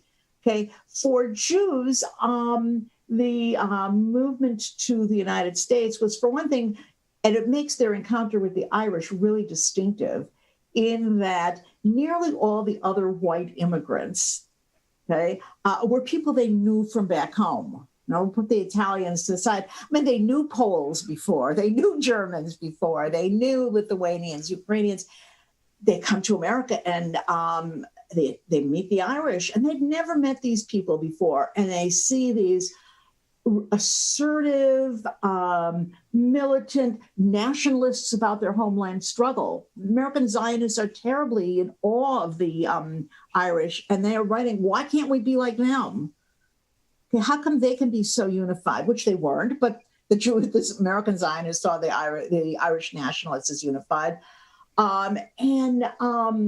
So that in a way they create a relationship from scratch, okay? And they have to figure out this kind of, where do we stand in relationship to them?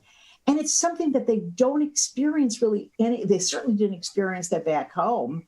They knew their neighbors, perhaps they might have said too well, okay? But now they're coming in terms with the Irish school teacher, okay, who by all accounts seems to have been just really kind. They come in contact with the Irish politician who wants only one thing from them, their vote.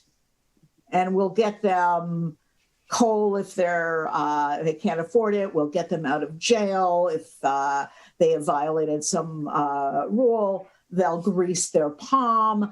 But they want them not because they're Jews, not because they want their vote. And that becomes a terribly important novelty of America, to be courted by this, again, what the Jews saw as this really powerful group who kind of want them, who are wooing them almost in a romantic relationship. And so I think for both of them, the stark difference between America and back home is this encounter. It's almost like it encapsulates the novelty of America.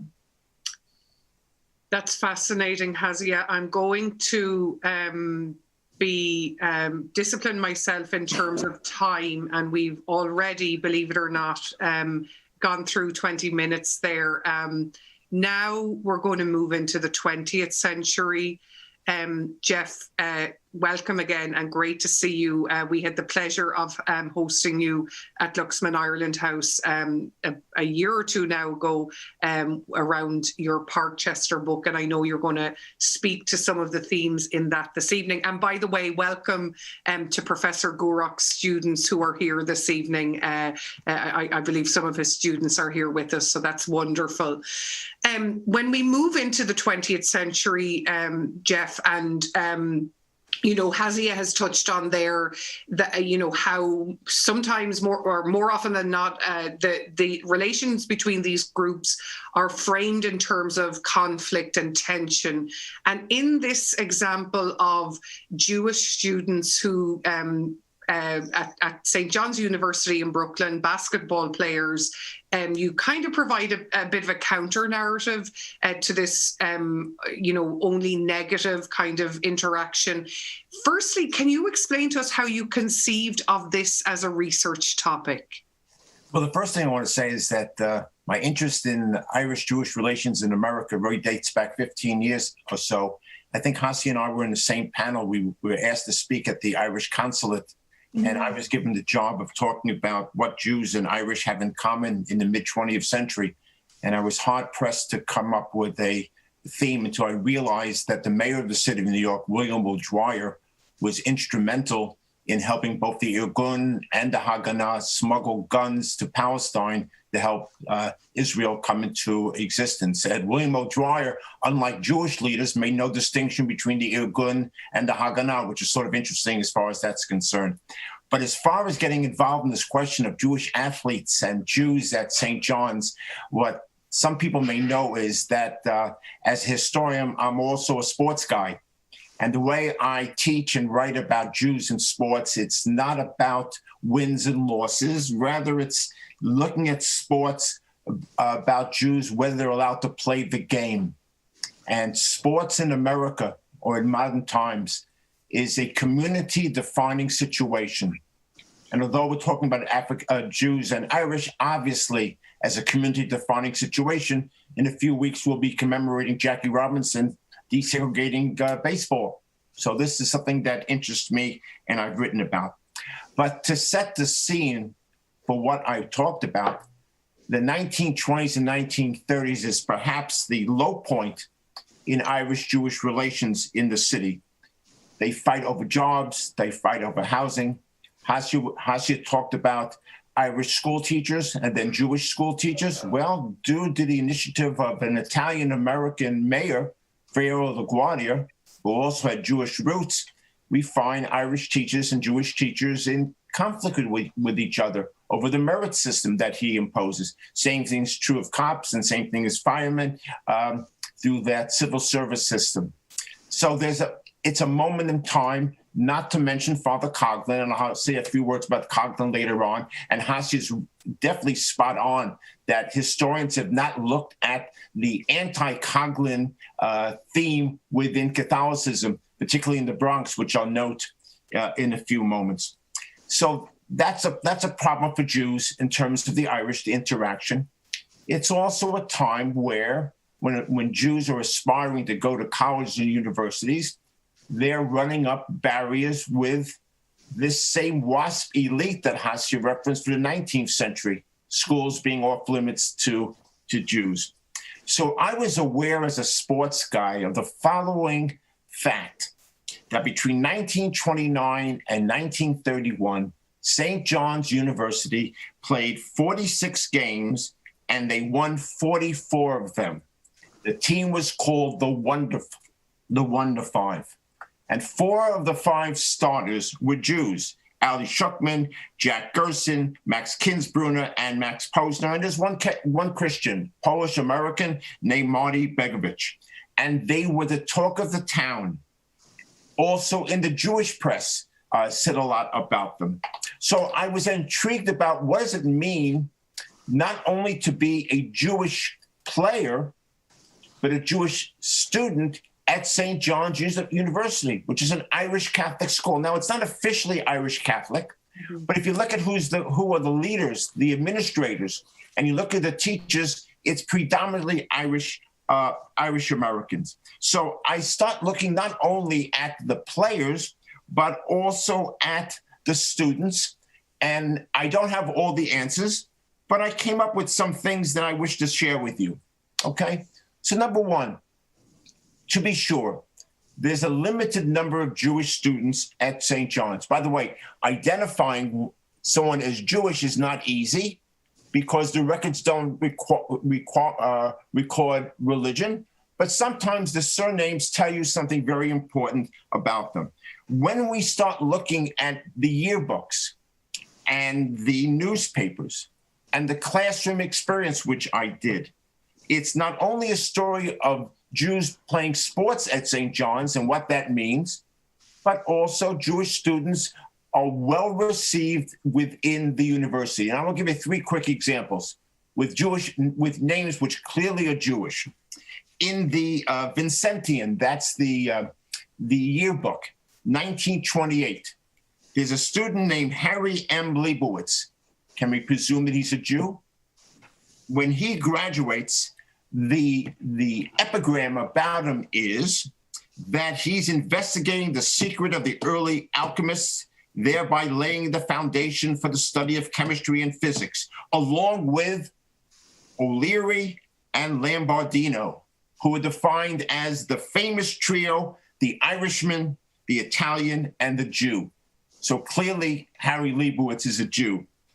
Then you have tireless, genial, loyal Harold Cohen, class of 1927. To integrate himself within the school, he went by the name of Hal Callahan, so he would fit in a little bit better. And then you have Morton M. Jacobs, class of 1929. So in the Vincentium, they have a student poll of what each student represents for the school. So when I saw Harold Jacobs' name, I got a little concerned. Maybe there's anti-Semitism here. He's described as the class grind, what we might call the grub. He sticks to his books. But here's how they describe Morton M. Jacobs' 1929. the world needs more men of scientific exactness, and we feel that in the larger world, Jake will win laurels. He's precise, he's scientific, he's scholarly, attained by painstaking application to exact work marks Jacob's striving towards a scientific ideal. These are three of many statements made about students we can identify as Jewish. Another question, what does it mean? I'll pose questions for myself. What does it mean for a Jewish student to go to a Catholic university where the goal of the Catholic university is to produce the ideal cultured Catholic gentleman? Are they forced to study Catholic theology? Are they required to attend religion classes? Well, when you start looking at the catalogs, beginning in the 1920s, it turns out, I'll read from one of the requirements. Religion courses are required for all Catholic students, and no year's work is complete until the student, if Catholic, has passed his examination in the prescribed religion course, unless the student has already obtained the required 8 semesters. So Jews are exempt from the religion course, as are the handful of Protestants who go to the Catholic university. There's one other image of St. John's which is very true. St. John's becomes known as a law school that has significant numbers of Jewish students. I don't know if she's listening in, but my new friend, Professor Susie Pack, has determined that by the 1930s, 6 out of 10 students in the new law school were Jews. Now you look at the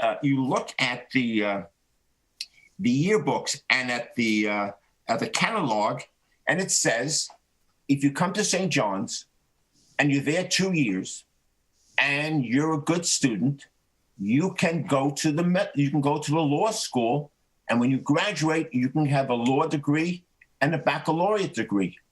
So one of the questions is, why would a Jewish student go to St. John's as opposed to CCNY, which is the Jewish school? Well, maybe he didn't have the grades to get into CCNY. That's one thing.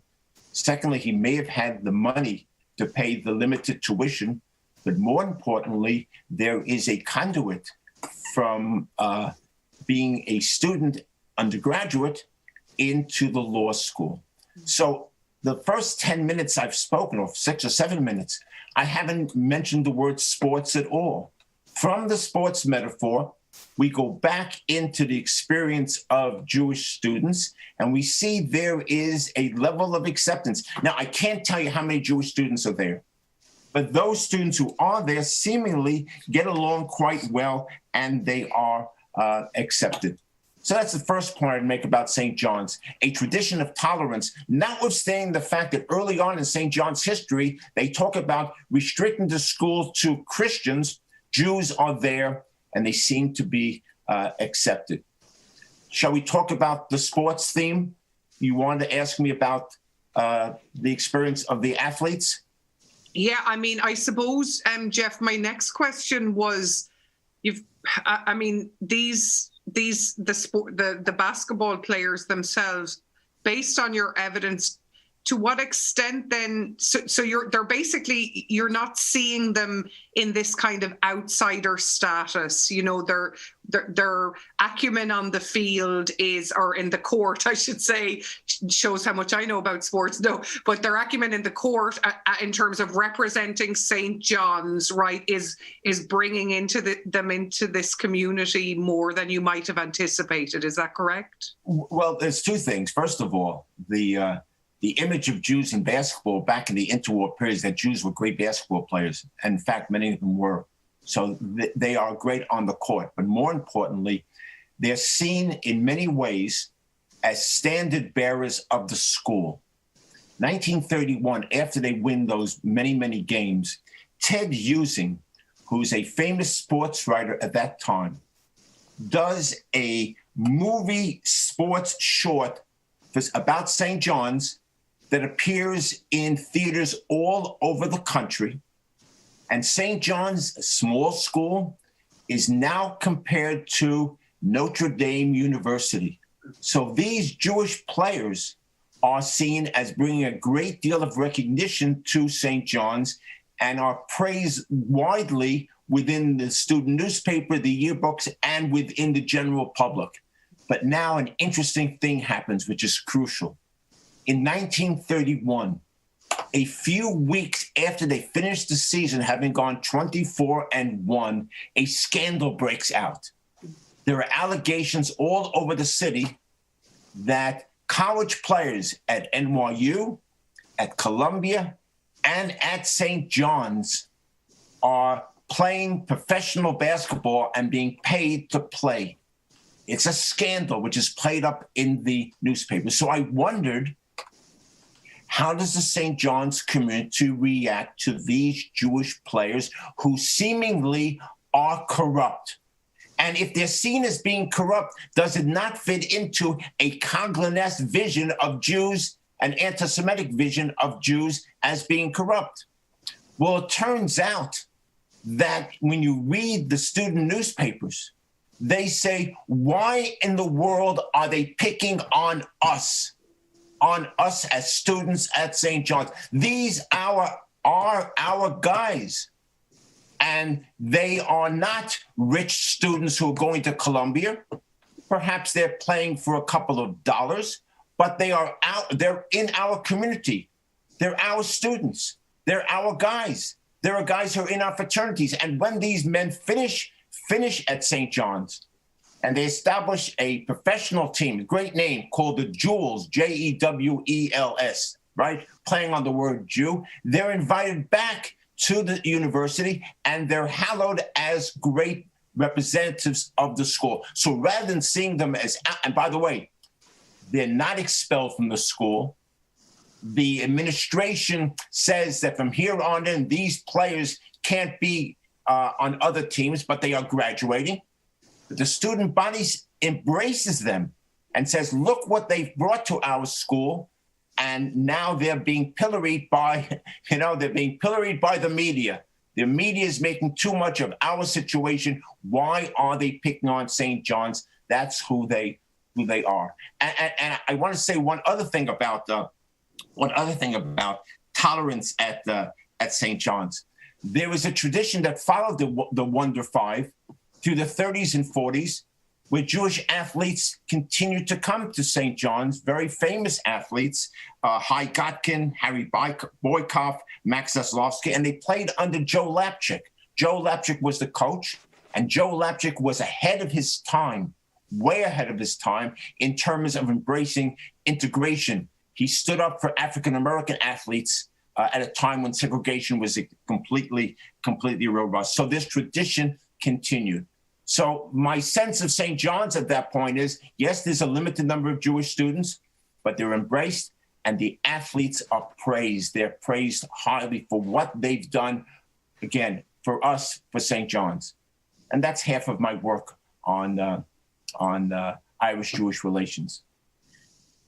Can I ask you, Jeff, you've written in studying an Irish-Jewish neighbourhood that rose after World War II about a get-along spirit between the groups. What did you mean by this? How did it manifest itself? And might it constitute a turning point in intergroup relations? Well, I have to be honest with you. I'm always honest, but the book is a history of Parkchester. Mm-hmm. And I grew up in Parkchester. I lived there the first 25 years of my life. And I want to tell you that from a method point of view, one of the things I constantly had to deal with is the question of whether what I understand is the truth was the truth as opposed to my own. I'm a primary source besides being a scholar. Secondly, in terms of looking at Irish-Jewish relations, I can't tell you, and no one can, what's being said in the apartments over dinner between people. All I can talk about, and I write about it extensively, is what I say, the get-along spirit that obtains within a neighborhood, which was predominantly Irish, but this is after World War II, and they get along. And by the way, I'm not saying that all of a sudden the Irish and the Jews become close friends, but there are a number of factors, at least 6 or 7, which suggest that the anti-Semitism which existed among Irish gangs, for example, that preyed upon Jewish kids in earlier instances, declines within Parkchester. Several things come to mind. First of all, there's no sense among the Irish that the Jews are invading their neighborhood, that the Jews are taking over, which was one of the canards of the earlier time period. Both groups saw themselves, you excuse the expression, as chosen people. They were chosen to be in a planned community called Parkchester, which was run and operated by the Metropolitan Life Insurance Corporation. Second thing that comes to mind is World War II is a horrible time for Jewish people around the world. But in many respects, it's a good time for American Jews, not only serving in the army, but also in communities. And there's a shared patriotism within Parkchester and elsewhere, which has ramifications here, which tempers some negative feelings that may have existed during this time period. Another factor, you got to be an urban historian to study a neighborhood. Parkchester was a beautiful neighborhood, 191 buildings. They had no air conditioning. Now, my dad lived in a tenement in Harlem. I guess that's why I wrote about Harlem, okay? So he was used to the hot air during the summer. But in Parkchester, next generation, they open their doors, they open their windows. People get to know one another, and this creates a certain leaven for people to cooperate with one another. Work experience. Men and women, mostly men, are occupying similar jobs. They're all marching down the street to the subway for their jobs in what we call the city, which was Manhattan. I can go on and on, but I want to make one other factor. And Hasia started to talk about this in her own way. We have to look at a change in Catholic clergy views of Jews. Already in the 1930s, there was a priest named the Father F.C. Campbell of St. Jerome's Parish in the South Bronx, who was instrumental in expelling Christian Front members from the Knights of Columbus because of their anti-Semitism. So I think more work has to be done on this relationship between within the Catholic group towards anti-Semitism. And I want to say to my Jewish friends and to my students as well, that we haven't studied enough the ramification of Vatican II in terms of parochial school education, where, as you know, Vatican II absolves the Jews from the canard of deicide. And if we look at the experience of the Catholic priests in Parkchester, and I'm very hopeful that among the 180 people who are listening to me, my friend, Father Thomas, Monsignor Father Thomas Duravan is there. Catholic priests, and I look at their sermons, are now preaching tolerance, not intolerance. All those things contribute to a get-along spirit. Now, again, I don't want to say that we and they become great friends, but if we are to believe Peter Quinn of your organization, who's written about his experience as a Catholic boy in Parkchester, he wrote, "We lived separately together. I didn't have Jewish friends, but at the same time, there were no Irish pogromists who Jews feared in other neighborhoods. And there are no gangs in Parkchester because there are Parkchester cops who put a lid on anti-Semitism." And I know I'm running late on time. I want to say one other thing about Irish-Jewish relations, and that is Jews and Irish, being white, have a degree of white privilege that should be looked at as well. It is a neighborhood that until 1968, for almost the first 30 years, was segregated. And I often tell my students, we look at segregation down south, but our city of New York was a highly segregated city. Jews and Irish in the playgrounds of Parkchester never encounter African Americans. They have a sense of their own privilege. So all these things contribute to a sense of getting along, which I'm suggesting perhaps some of us who grew up there took this type of mentality with us elsewhere. And for me, it represents a degree of a turning point within Irish-Jewish relations. So read the book. There's much more to say, but we're running short on time. Thank you so much, Jeff. That's fascinating. We do have a lot of questions in, and I know we're not going to be able to get to, I think it'll just be a fraction, unfortunately, the clock is against us. I think one of the questions that has come up there, am I correct in thinking, or based on your research, do you think that, I guess you're implying that the Irish immigrants who come, say, in the 19th century, I mean, the Jewish communities in Ireland would have been tiny, right? So how is your understanding that they wouldn't have had very, they wouldn't have had a lot of kind of preconceptions or stereotypes built up, from the homeland, right? Right. So, to be really technical about it, the small Jewish migration from Lithuania to Ireland really begins in the 1880s, 1890s, which is when most of the huge wave from Ireland to the United States had already been pretty much spent. Which doesn't mean there weren't some individuals. But there were no more than 2,000 or 3,000 Jews who come to Ireland. Many of them are there briefly, and then they move on to the United States or to South Africa. And they are primarily urban. They live in Dublin, the small communities in Limerick and Cork, whereas the majority of the Irish population is rural. And so they didn't, in the same ways as in New York or Chicago or Boston, share streets with each other. And again, there were these little Jewish pockets in those cities, but not enough to really make a kind of, to sort of transform people, the Irish kind of sort of understanding of what the nature of kind of religious and ethnic diversity might mean. Mm-hmm. But isn't it true that for a period of time in the 50s and 60s, the Lord Mayor of Dublin, his name was Briscoe, was a Jew?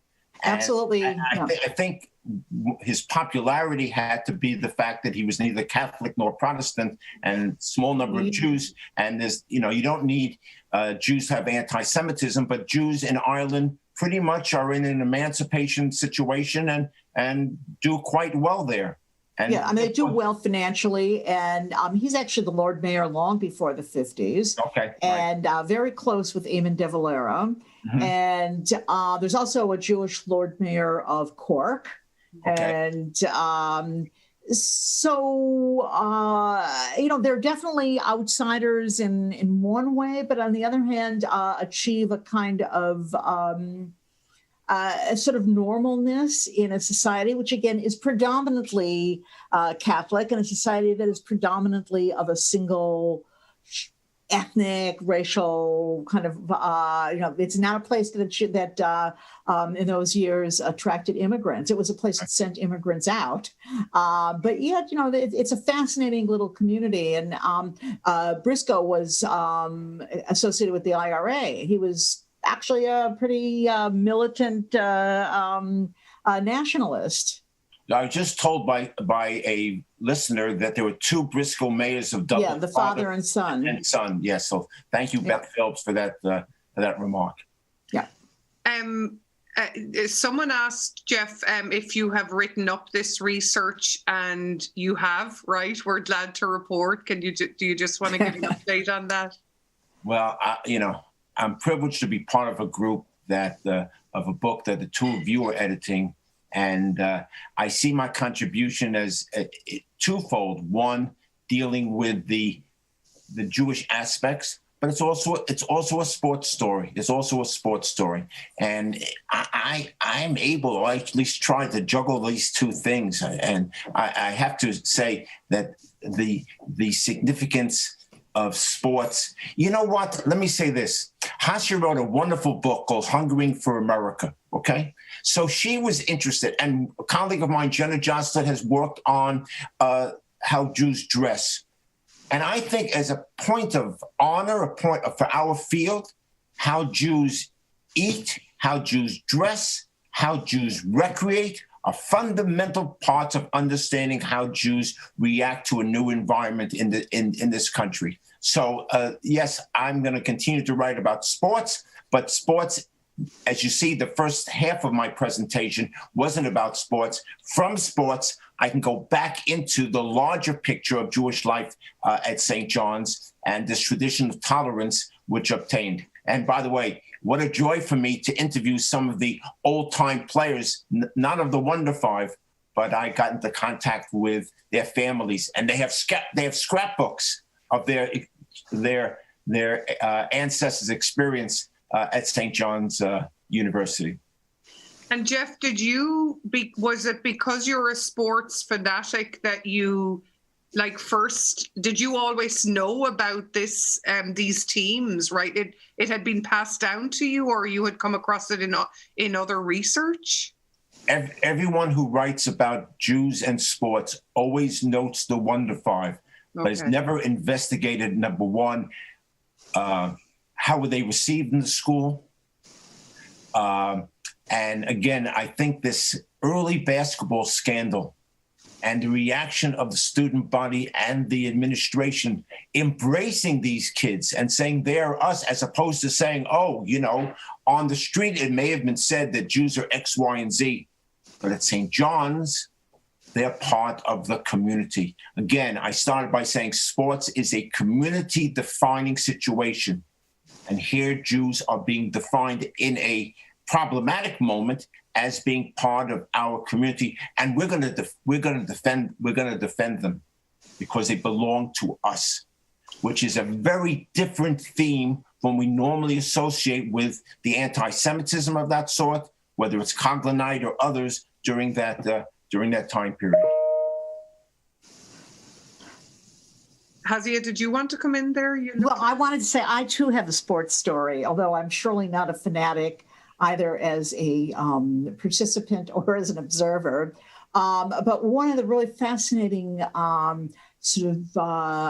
moments that's come across my, in my research is that the organized effort to get the United States to boycott the Berlin Olympics, was led by a New York Tammany politician named Jeremiah Mahoney.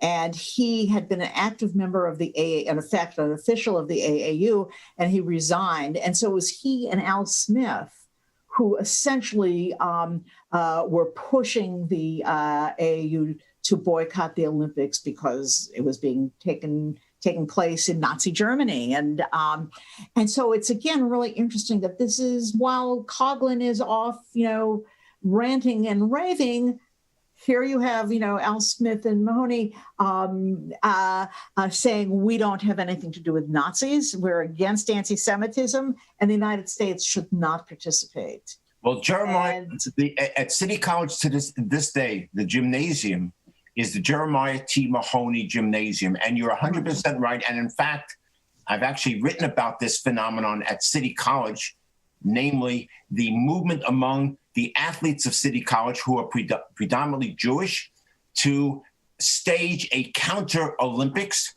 And there was a counter Olympics on beginning that in a stadium in New York. And Mahoney is one of their leaders. So here you have, within a Jewish university, which is 80-90% an all male, of course, until later in the 40s, you have this Irish American politician who is a friend of the Jews and very instrumental in leading the boycott against Avery Brundage.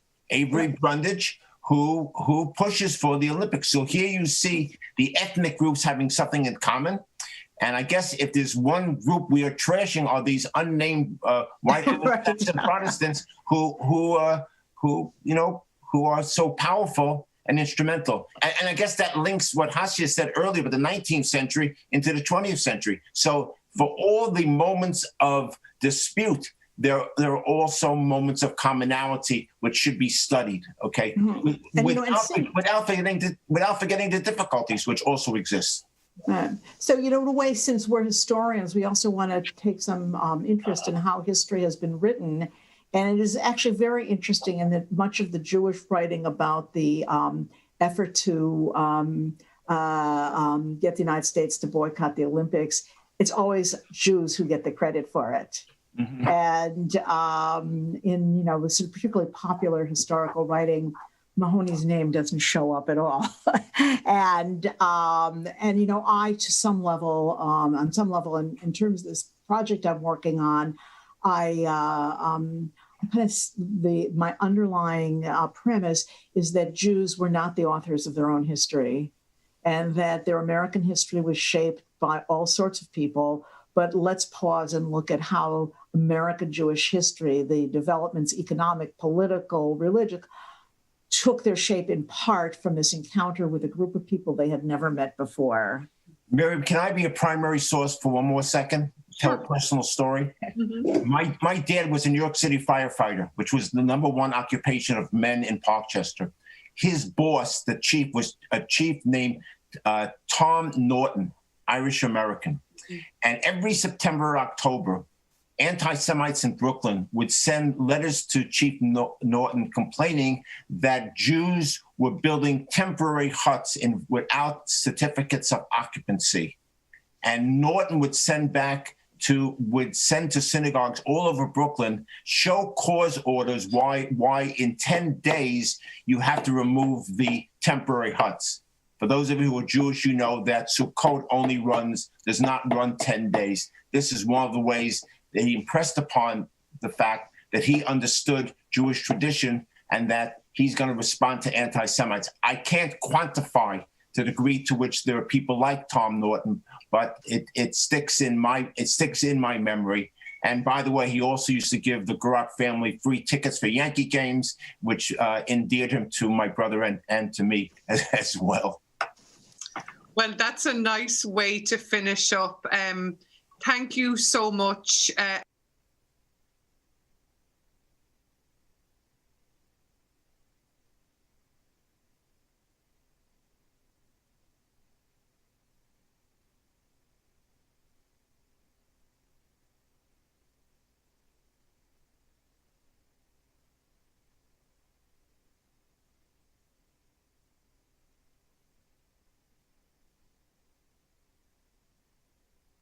As everybody takes their seats, I'd like to give a couple words of welcome.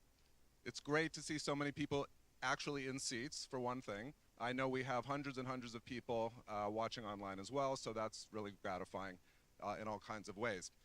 If you haven't been here before, I'd like to welcome you formally to the Center for Jewish History. I'm Gabriel Rosenfeld, the new president here as of 1 month exactly tomorrow. So we're busy planning all kinds of good things. And it's certainly my pleasure to be able to have you all here as my first event in which I'm serving in any public capacity.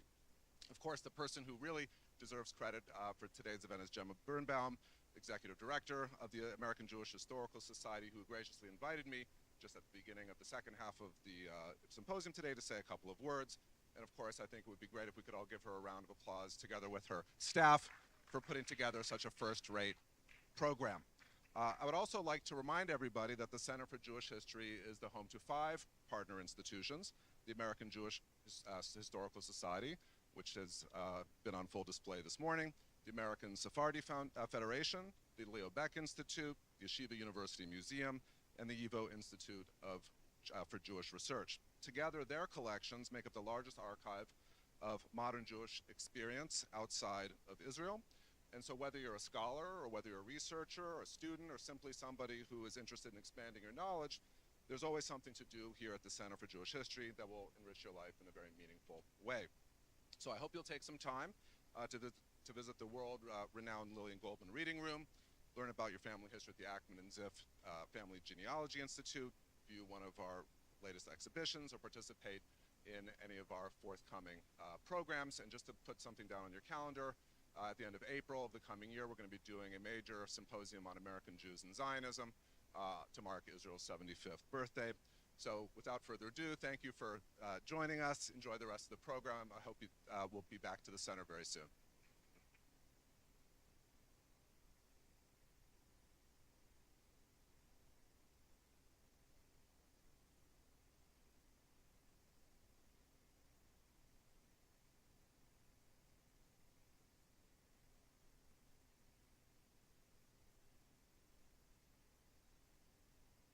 Well, good afternoon, everybody, and welcome. My name is Melissa Clapper. I'm professor of history and director of women's and gender studies at Rowan University in Glassboro, New Jersey. And I'm the author of several books about American Jewish women's history, including, most recently among those, Ballots, Babies, and Banners of Peace, American Jewish Women's Activism, 1890 to 1940. And I've been directed to immodestly tell you that that won a National Jewish Book Award, as did everybody on this stage. Let me introduce the two other panelists for our session on Jewish women in the Gilded Age. So we have Professor Pamela Nadel, who holds the Patrick Clendenin Chair in Women's and Gender History at American University. Her most recent book, America's Jewish Women, A History from Colonial Times to Today, out from Norton, won the 2019 National Jewish Book Awards top prize, Jewish Book of the Year. She is currently writing a book about the history of American anti-Semitism to be published by Norton in 2025. And our other esteemed panelist is Dr. Esther Shore, professor of English at Princeton University, a scholar, biographer, poet, and essayist. Her 2006 biography, Emma Lazarus, won the National Jewish Book Award. Her most recent book is Bridge of Words, Esperanto and the Dream of a Universal Language, a cultural history and memoir of the Esperanto movement. She is currently the NEH Scholar in Residence at the Center for Jewish History, researching and writing a biography of Horace Kalin. Okay. So we are here today to talk about Jewish women of the Gilded Age, and our entering point to doing that is that each of us is going to speak briefly about a kind of iconic Jewish woman from this time period. So I think we're going to start with Esther Shore talking about Emma Lazarus. Thank you so much, Melissa. Just a very quick personal thank you to Leonard Milberg for his vision and generosity, and to the staff of the American Jewish Historical Society, and also congratulations to Jonathan Sarna and Adam Mendelsohn on this wonderful book of new research on Jews in the Gilded Age. So we're here to talk about three Jewish American women and the Gilded Age, and they were all born within a decade of one another. Lazarus had by far the shortest lifetime, and I think the pertinence of that will emerge. What I'm going to be talking about is her American identity and her Jewish identity and how they inflect one another, and perhaps later I'll be able to say more about her identity as a woman. So her American identity has many strands, and I would say that in her mind, I think these had little or nothing to do with her identity as a Jew. But outside the Jewish community, which is where she spent most of her time, she was invariably perceived as a Jewess. Thomas Wentworth Higginson met her, wrote to his sisters, "Do you know this Jewess?" William James met her and wrote to his wife, "I met tonight a poetess, a magaziness, and a Jewess named Emma Lazarus." So she was born in 1849 in an era when the US came of age as a rival of Europe. And we can see within her lifetime, she is educated, like the daughters of many wealthy men, in her father's library. She did not apparently go to school, but she was raised on the literature of England and continental Europe. But by the end of her life, she is writing essays about the future of American literature. She was encouraged by her father to write poetry and to do translation of poetry from a very young age. And her father famously published a book of hers that's 300 pages of poems written before she was 16. It was also the period when New York came of age as a rival to Boston intellectually and culturally, and Lazarus sought full entry on her own terms to the world of ideas and culture. She published in middlebrow, wide circulation American magazines such as Scribner's and The Century.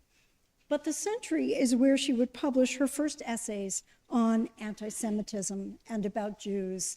And it is true that most Americans read their first text by a Jew in the pages of The Century, and Emma Lazarus was the writer. She was immersed in American transcendentalism, and wrote poems about the landscapes of Niagara, the rugged Atlantic, the quiet Long Island Sound. And she met Emerson himself through her father. They had a mutual contact. So she was 18 and he was 65 when she met him. And she conscripted him to be her teacher, in short. And there's a relationship of very charged letters that passed between them until the relationship founders on his exclusion of her from an anthology of American literature. Now, she did reconcile with Emerson and his family and visited them. And during this visit, Emerson's daughter, Ellen, had a kitchen table discussion with Emma Lazarus about her Jewishness. And as Ellen Emerson put it, I had a talk with a real unconverted Jew. Now, ironically, in this discussion, Emma Lazarus identified herself as a, quote, Jewish outlaw, which is such a delicious phrase, so American, but it also suggests that there is no other language for her to talk about what we might call being a secular Jew. So just as her American identity infuses her, just as her American identity is infused by her Jewish identity is suffused with her American sense of self. She was a person who didn't have to look very hard for Jewish heroes because they were her own ancestors. And she was the descendant of the founders and the leaders and the makers of American Jewish life, among the very first Jews to set foot in the New World. She accessed this through reading history, but by reimagining history in poems, in narrative poems, in lyric poems. Perhaps the most famous of these is her poem about the Jewish synagogue in Newport, which had fallen into disuse. And these were her own ancestors who had worshiped there, and she revives them in her imagination. She also wrote about the Jews of Spain, who were her ancestors, in a poem called 1492, which was written about the same time that she wrote her famous poem, The New Colossus. And during the refugee crisis of the early 1880s, during which Eastern European Jews fled the pogroms in great numbers and arrived in New York, she became, for the first time, she had a sense of herself as an exile in this country. It was a moment of sort of the darkening of her own Jewish American identity, because she felt not only were these refugees in danger of being persecuted or being discriminated against by the general public, but that the Jewish community itself was not as receptive to them as she hoped. And she worked on their behalf. So Lazarus was in search of a modern Jewish identity, and I think this took three forms for her. And the first I've already mentioned is secular Jewish culture, accessing Jewish culture through history, through Jewish thought, through literature. The second was a vision she had of the transformation of Eastern European immigrants from what she called creatures of the study house to embodied muscular Jews who then went out into the heartland. And she has poems about the Jews of Texas, for example. And finally, she was an activist on behalf of the Jewish refugees. She wrote about them in the Jewish press and also in the mainstream press. She taught them, she raised money for them, she gave her own money for them and helped them find jobs. So I want to close by saying that the refugee experience for her was both an American and a Jewish experience. It prompted her thinking in two directions. She thought about what American Jews owe their fellow Jews, and then generalized from this idea of a Jewish ethical obligation to the question of what an American ethical obligation to refugees might be. And she generalized from the refugees themselves to the idea of what all refugees might mean for the growth of the United States. So I'll stop there. Okay, so I'm going to turn things over to Pam and Adele. All right. So first of all, I want to echo what Esther Shore said about thanking Leonard Milberg for his generosity, the American Jewish Historical Society for today's symposium, and I want to congratulate Adam Mendelsohn and Jonathan Sarna on this wonderful, wonderful new book.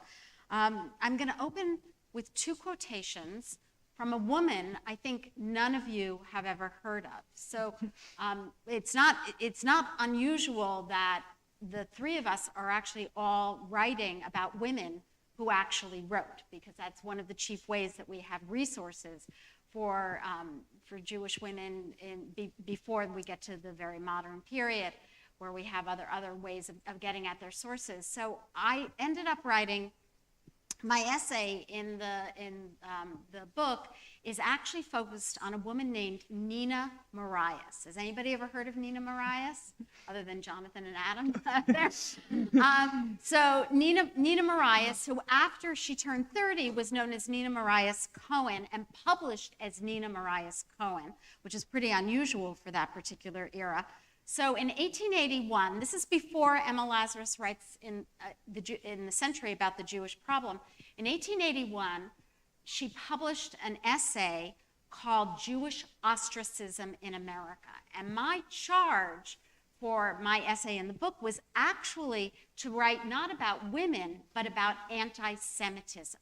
So I used this particular text to unpack what was going on in terms of anti-Semitism in the Gilded Age. But even before she wrote that, she wrote an essay also in the North American Review, so not writing in the Century, but in another popular magazine, and it was called The Limitations of Sex, and you would have to read the essay to find out exactly what was going on.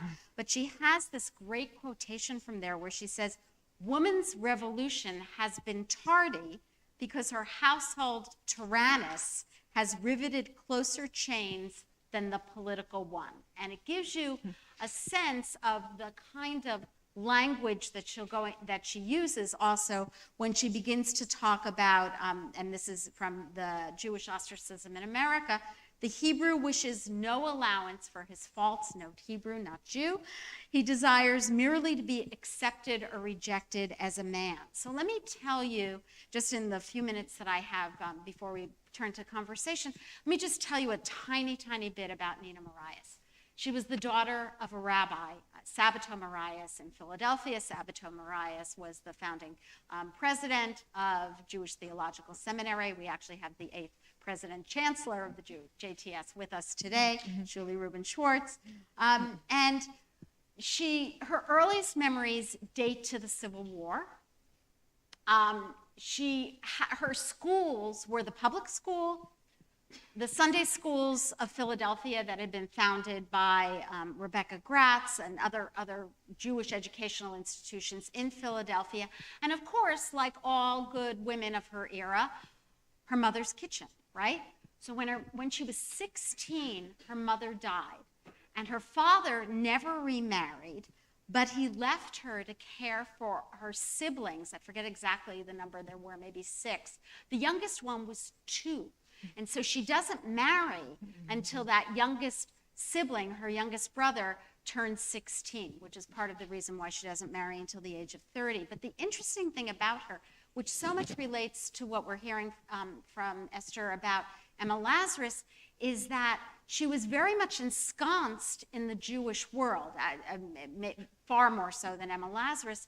But she also, because of her educational background, because of her writing background, she actually also crossed the divide to the Christian world. So after she marries, her husband's a lawyer, they move to Minneapolis, and they describe that, Gunther Plath describes this in his book on the Jews of Minneapolis, that there was a silken curtain that separated the Jews from the Christians in Minneapolis. But I argue in the article that Nina Marias Cohen and her lawyer husband, Emmanuel Cohen, they were able to cross through that curtain. So we see them, and we can talk more about this, we see them living within a Jewish world. They do many Jewish things in Minneapolis. She's the founding president of the National Council of Jewish Women's division there. But they also are members of the Athenaeum and the university. And so she moves back and forth. And at her death, you find that she's praised at her death, both from the Jewish organizations that she was involved with and with a long list of community organizations that had absolutely nothing to do with the Jewish world. I'll turn it over to Melissa. Okay, so I'm actually going to talk briefly about two different women. I want to speak first about Rosa Sonnenschein, Rosa Fassel Sonnenschein. The essay that I wrote in Yearning to Breathe Free is about American Jewish women during the Gilded Age, more generally. And Jonathan and Adam, thank you for the opportunity to write this, and they charged me with kind of using something that Rosa Sonnenschein wrote as a launching pad. So I'll come back to that in a minute. She's an interesting person, lived from 1847 to 1932. She, like Nina Marias, was the daughter of a rabbi. She grew up in the Austro-Hungarian Empire, what is now, it's now Hungary, and was unusually well educated primarily by her father. So there's a commonality there, and we see this actually in other American Jewish women of the period who were the daughters of rabbis. Sometimes had, not all of them, but some of them had access to much more Jewish education than would have been the case for almost anyone else, and actually more than most men, most Jewish men in the United States during that period.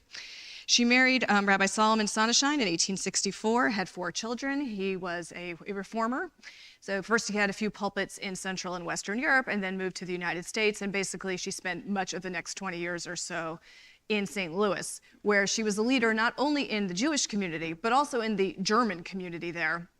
The question of kind of Jewish linguistic ability came up in the panel before lunch, and it was definitely the case for Rosa Sonnenschein that she was operating in 2 worlds as well, the very significant German community in St. Louis and also the Jewish community. There was some overlap, but she operated in both worlds. She actually became a correspondent for German language newspapers. And in 1879, she was a founder of the Pioneers Literary Society, a literary organization for Jewish women in St. Louis. But the content of what they studied so assiduously every month, you should know, by the way, there are records of what they studied that went all the way back. This organization still exists. There are people who must be, maybe even 5th generation members by now. And they did not study Jewish subjects when they first started. So it was for Jewish women, but it was a way to demonstrate their refinement and their literary accomplishments by studying things like Browning. Robert Browning was very popular with women's literary societies in this period, and of course Shakespeare. In 1893, Rosa and Solomon divorced, which was not unheard of at the time, but still somewhat unusual. And she was able to take the experience she already had as a correspondent for German language newspapers and become a journalist professionally. She attended the Chicago World's Fair, not as part of the Jewish Women's Congress that was held in September, but at the World Press Conference that was held in May. And while there, she did speculate that perhaps the time had come for American Jewish women to have a magazine of their own, which we'll come back to in just a minute. So she founded that magazine in 1895. It was called The American Jewess. You'll note as the 3 of us are having our conversation here that the language around what to call Jewish women was a little slippery during this period. Hebrew, Israelite, Jewess, Jewish. The language had different connotations, and people used different things to describe themselves and others in different contexts. It wasn't quite clear what being Jewish meant exactly or how it should be configured linguistically during this period. The magazine only lasted 4 years, and I'll talk a little bit more about this later, but at the time, it had all kinds of interesting writers in it, some Jewish, some not. Sonnenschein made a point of publishing as many women as possible. So it functioned effectively something like Ladies' Home Journal, but for Jewish women, for much of its 4-year run. Unusually for the time, something else we're going to speak more about, Sonnenschein was a Zionist. She attended the first and second Zionist Congresses in Europe in 1897 and 1898, and she wrote about Zionism in The American Jewess. And when the magazine folded in 1899, she actually mostly disappeared from public life. So she has a kind of interesting career trajectory that she was probably one of the most well-known American Jewish women for much of the Gilded Age, but then sort of took a step back after the magazine folded, and we don't hear that much more about her public life. The other person I want to speak briefly about is Hannah Greenebaum Solomon. This is actually her engagement photo that you see here. I love that picture. It's just a great, you can see how the styles had changed and just the amount of fabric that went into that. It's tangible. So she was the daughter of a successful merchant in Chicago, grew up in a very big family, one of 10 children. She was a very serious student of music. She actually left high school 2 years early to pursue the study of music full-time. Several of her sisters did as well, and they actually studied in Europe, although she continued to study in Chicago. In 1879, she married Henry Solomon and had 3 children, although only 2 lived to adulthood. And she and her sister Henrietta, importantly, were the first 2 Jewish women invited to join the Chicago Women's Club in 1876. Their family was prominent enough and frankly wealthy enough that they passed muster. And this was important because, both for themselves, and they operated, as did Nina Marias Cohen, on both sides of that silken curtain. But also it illustrates a larger point, which is that sometimes Jewish women in the Gilded Age actually achieved social acceptance, so to speak, before the men in their lives did. Because there were ways in which women could be activists together, generally around ideas about motherhood and maternalism, that allowed them to cooperate sooner in some ways than was the case for men. Men were not invited into the Chicago the Civic Club for quite some time after this. There's kind of interesting thing there. Now, Hannah Solomon then was the obvious person to chair the Jewish Women's Committee for the Chicago World's Fair, and she spearheaded the Jewish Women's Congress, mostly after the Jewish section of the World Parliament of Religions. The people organizing that basically said, "Oh, thank you for helping us out. You can serve the tea." And she said, "No, I don't think so," and then went off and founded the Jewish Women's Congress on her own. That was where the National Council of Jewish Women was founded, and she was elected the first president. We'll speak more about the National Council of Jewish Women. It's an extremely important organization for Jewish women, the Jewish community in general, but also for women's associational life at the end of the 19th century and going forward till today, actually. It included both religious life and general women's causes. And one of the reasons I wanted to mention Hannah Solomon in particular, and actually she did often use Greenbaum, she typically used her maiden name also, is that Hannah Greenbaum Solomon attended Temple Sinai in Chicago, which was a classical reform synagogue and one of the congregations in the United States that had changed the observance of the Sabbath from Saturday to Sunday. And this became very controversial when she was in the running to be the first president of the National Council of Jewish Women. There were a lot of people who were very uncomfortable having even someone so distinguished be the president when she observed the Sabbath on Sunday. And they said, you know, it's not good, you don't consecrate the right day. And she said the immortal line, "I consecrate every day," and was elected.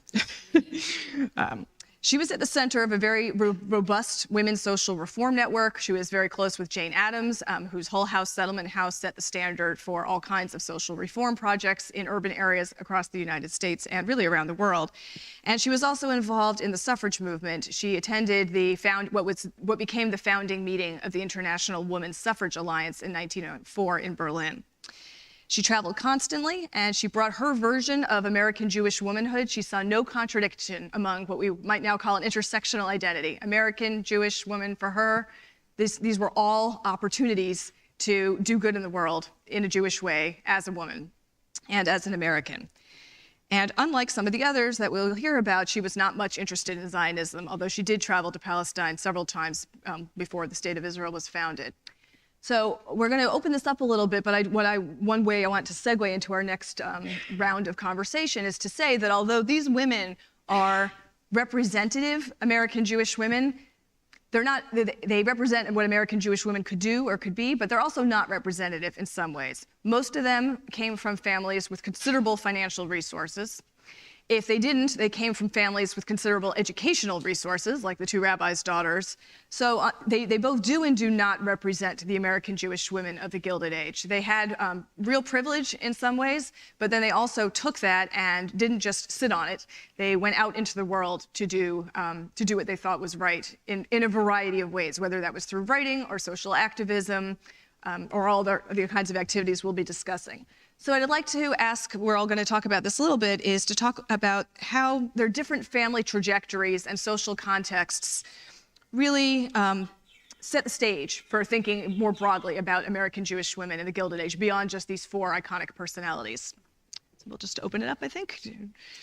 Well, Lazarus was a 4th or 5th generation Jew from a Sephardic family, and her father was in the sugar business, which meant that he had close ties to the South. His business partner was from Louisiana.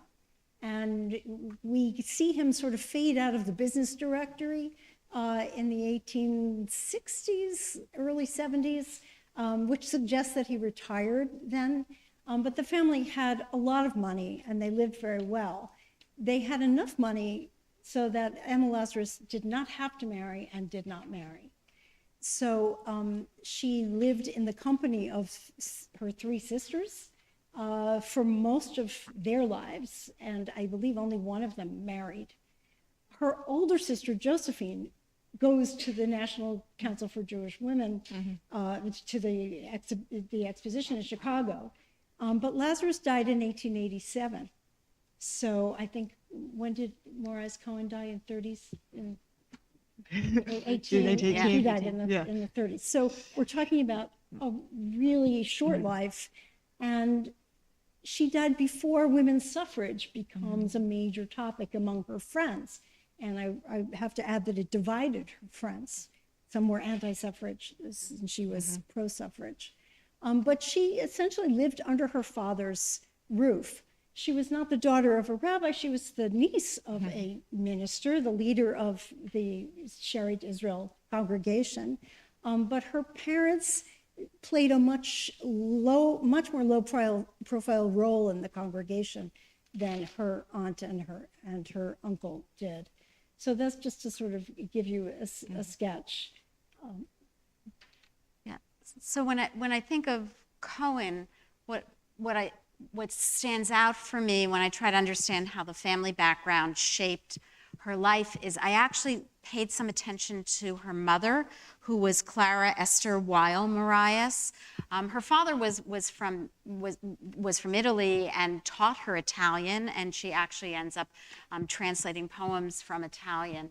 But her mother was also a Jewish educator, and that's what really jumped out at me, is that there was something called the Hebrew Education Society in Philadelphia, and so she's really, when she enters into teaching, she's following in her mother's footsteps. And one of the things that she does in those years as the children get a little bit older is that she starts actually to teach in various Jewish educational settings and becomes a superintendent of one of these Philadelphia branches of the Hebrew Education Society.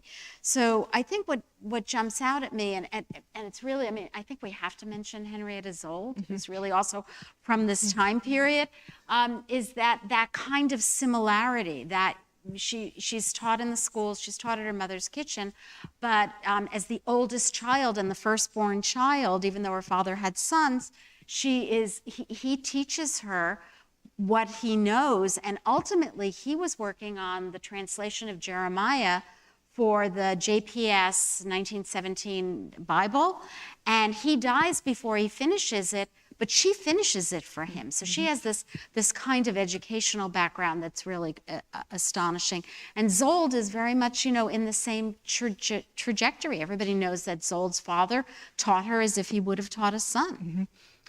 And also, something else that's interesting about all these people is it really, their educational opportunities, their formal educational opportunities really depended on when they were born to a certain degree. So Henrietta Zold, for instance, she couldn't go to Bryn Mawr because it wasn't Bryn Mawr College, as many of her siblings did, her sisters did, because it wasn't available to her because of her age. If she'd been born a few years later, like her sisters, she might have had a different kind of educational opportunity. So there's just a coincidence, or of birth dates that sometimes can make a difference here.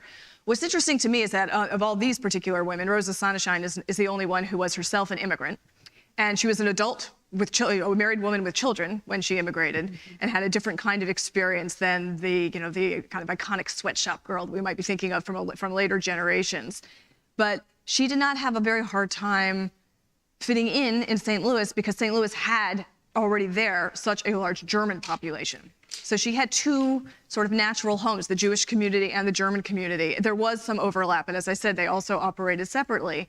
And she was in this kind of interesting space where, if you read some of what she writes about herself, she kind of fit right in. She didn't have a problem. She learned English pretty quickly, but she also didn't need to learn English that quickly because there were so many people around who spoke German. She could do all her shopping in stores where people spoke German.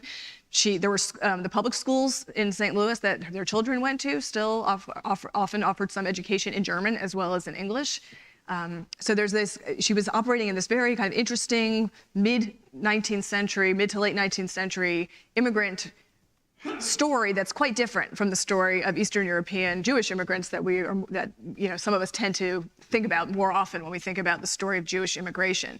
Now, Hannah Greenbaum Solomon is only about 10 years younger. She was born in Chicago to a wealthy merchant family. Her father had been one of the builders of Chicago in many ways, got there soon after it ceased being Fort Dearborn and became Chicago as a city.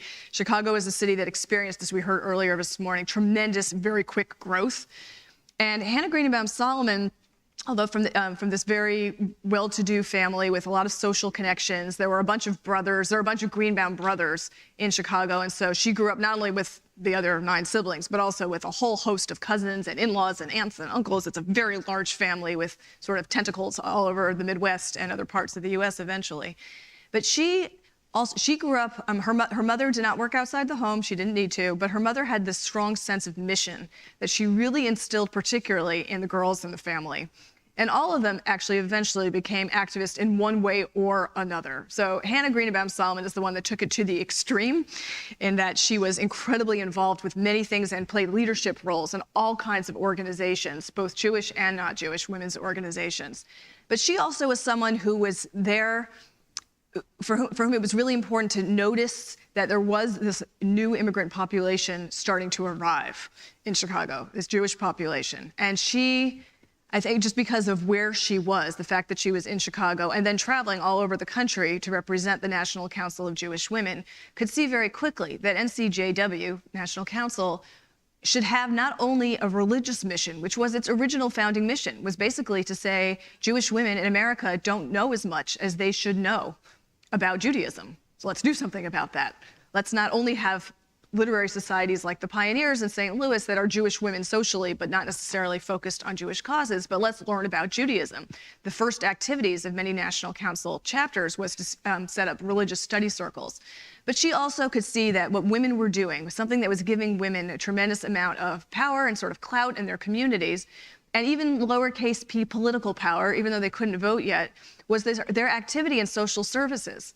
And so she really could see that a way for women to expand their role in the world, to get involved with what she later called the whole wide world without limits, was to be involved in the community. And so her own experience growing up in a household that valued that encouraged it, where she could see, both among her own siblings, but also in her social circles in general, this commitment to doing good in the world, however they defined that. And sometimes it was heavy-handed good, and it's not always the case that the recipients said, "Oh, thank you." It wasn't that would be too simplistic way to think about it. But she became the probably preeminent American Jewish woman figure for that, who set that kind of role, who became that kind of role model. And that became really important as Jewish women's kind of just role in public life developed tremendously during this period.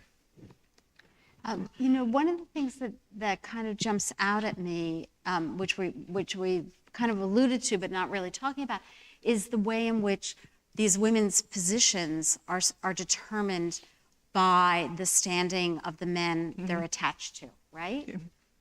So you talked about Lazarus and her father, right? And we talked about the husbands, the lawyers, the rabbis, that they wouldn't have that position. So I'm really struck by Lazarus. I didn't realize that the sisters didn't marry. You said one married? I think 2. The youngest one was not married when she died, but married subsequently. Right. So do you think that that's a result of either the relationship with the father, or because she comes of age? I remember, like from your book, I remember, what she writes on Memorial Day after 1865, because of the shortage of men as a result of the Civil War. She was her father's favorite. I think that's clear. No, I don't think it was because of shortage of men. I think that she knew that she had her best shot at realizing her ambitions if she did not marry. And she had very close women friends, none of whom were Jewish. So this is where Lazarus is an outlier here. Not only didn't she join Jewish women's groups, She didn't have Jewish women friends. She had her 3 sisters, but otherwise not. She also was friends with 3 same-sex couples of women and socialized with 2 of them. So this is another phase of her life where she was willing to kind of go outside the box, and without a lot of fanfare, without claiming to be woke, she was very comfortable with this. And there is a poem which is very hard to read about having a female lover. It's not clear whether it's about a female lover of hers or whether it's spoken by a man. We really don't know. It's a sonnet. It's a dramatic kind of lyric monologue. But I think this may be another phase of her refusal to marry. And also, when we think of her, she scarcely makes it into the Gilded Age. She's 38 when she dies. Yeah. It's also worth thinking about, actually, I mean, for the women that I wrote about in the essay in the book, who included these women, but also people like Maud Nathan and Annie Nathan Meyer, 2 sisters who had Sephardic roots who lived in New York. One was a very staunch suffragist and one was a staunch anti-suffragist. You can ask me about that during the question period if you like. But and Henrietta Szold and Lillian Wald and a number of other prominent Jewish women in the late 19th century. Of them all, the only one who was both married and had children that lived past early childhood was Hannah Greenebaum Solomon. And there is, it was more difficult to make your place in public life when you had private life obligations. And both Maud Nathan in particular did not get involved in public life much until after her child tragically died when she was 9. And one of her friends, one of her social circle friends, a non-Jewish woman named Josephine Shaw Lowell, said to her, the best way to get over this tragedy is to keep busy. Come join me at the National Consumers League, which she then stayed involved in for decades, in addition to all the other many things she did. So there is a tension for women in general, and including Jewish women, during this period about what can they do, what are their obligations, what will their reputations be like, how will they be received if they're seen as, quote unquote, abandoning the family. And that was even more of a tension for women with children. And so another pattern that we see among American Jewish women and activist women more generally during this period is that some of them did not become super activist until after their children were grown and out of the house, when they had more freedom and more time, in addition to the financial resources that would enable them to do this kind of thing. Another way in which a couple of these women are somewhat outliers is the fact that Sonnenschein and Lazarus are both interested in Zionism pretty early.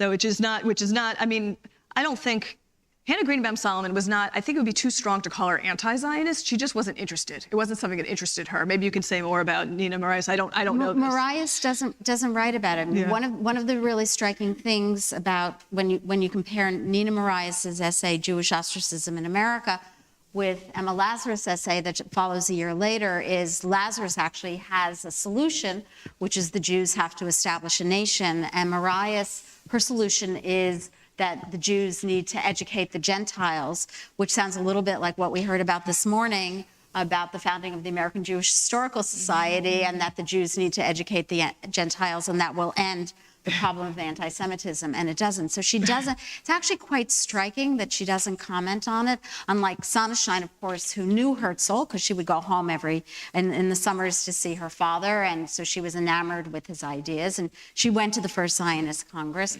But Lazarus's Zionism, we call it proto-Zionism, has always really struck me, that Lazarus's Zionism. Yeah, so a few thoughts. One is that her Zionism was, I would say, reluctant Zionism, because it was born out of her disappointment in American Jews, and also her sense, as she put it, that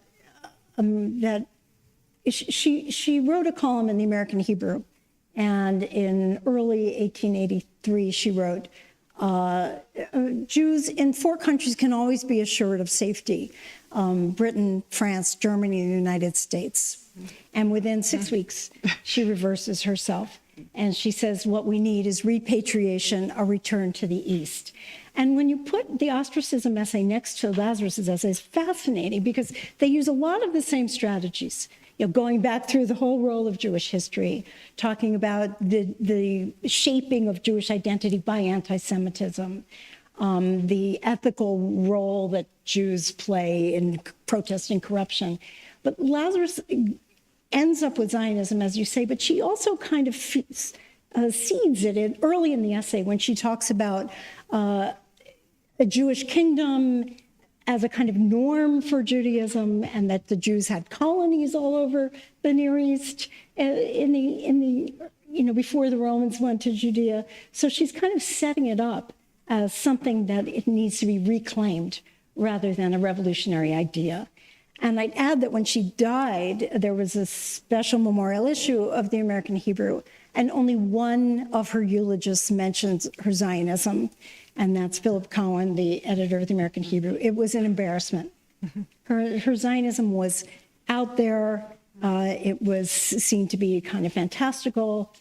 It was from reading too much George Eliot. It just was not something that was seen as central to her legacy. And I think it wasn't seen as central to American Jewish identity at all during this period. I mean, which might seem very different to us today, where whatever you think about Zionism, it's something that you think about, right, as an American Jew. And that's just not the case in this period. So I know we definitely want to leave time for a few questions. Maybe we could each say something quickly about what, how these women and other women like them help construct a sense of American Jewish identity during the Gilded Age. So what jumps out at me is that they're writing publicly about anti-Semitism. And I had a graduate student go through these magazines, the Popular Scribners and Century, North American Review, had them go through them for the 80s, and I couldn't find a single article by a man writing about anti-Semitism. And all of these women talk about it. Remember the National Council for Jewish Women, if you look at the fourth program of their opening statement, it's that it's going to fight prejudice, even though people didn't pay a lot of attention to that at that point in time. But I'm really struck by why is it women are talking about anti-Semitism in the 1880s in these public forums? Is it more acceptable because it's coming from women and maybe they can expose their feelings more because of, the ideas about the genders? I don't have an answer, but I've really been struck by this discrepancy that men are not, at least in these forums, publicly talking about it. Yeah, I mean, they're affected by it. You talked about the Sullivan. They're all affected by it. And the Jews in New York were resisting having a wedge driven between the German Jews and the immigrants. And there was a lot of talk among Jews about this, but not in the larger. I find that fascinating. Very, very interesting. Yeah. And I think it also maybe has something to do with just the gender, the different experiences. Of course, we're talking in the broadest strokes, but the different experiences that American Jewish women and men were having during this period. This is still a moment where men and women aren't, for the most part, doing the same things. And so they don't necessarily have the same experiences, either with anti-Semitism or with the kinds of opportunities they might have, or with the way that the general society is going to see what they do. The stakes might have seemed lower in some ways for women, which maybe emboldened them to speak out. That's speculative too, but I think it does demonstrate the important role that gender played in real people's experiences during this time. All right, so I think we want to open it up for just a few questions. Great, and just to bring it back again to the American Jewish Historical Society, we do have the collection of Rachel Frank Littman, otherwise known as the first female rabbi. She really wasn't ordained, but she definitely wrote a lot about Judaism from 1879 to 1901, and we have a scrapbook of all of her works, not online, however. You've asked questions before. Thank you very much for articulating the activism of these 4 Jewish women during the Gilded Age.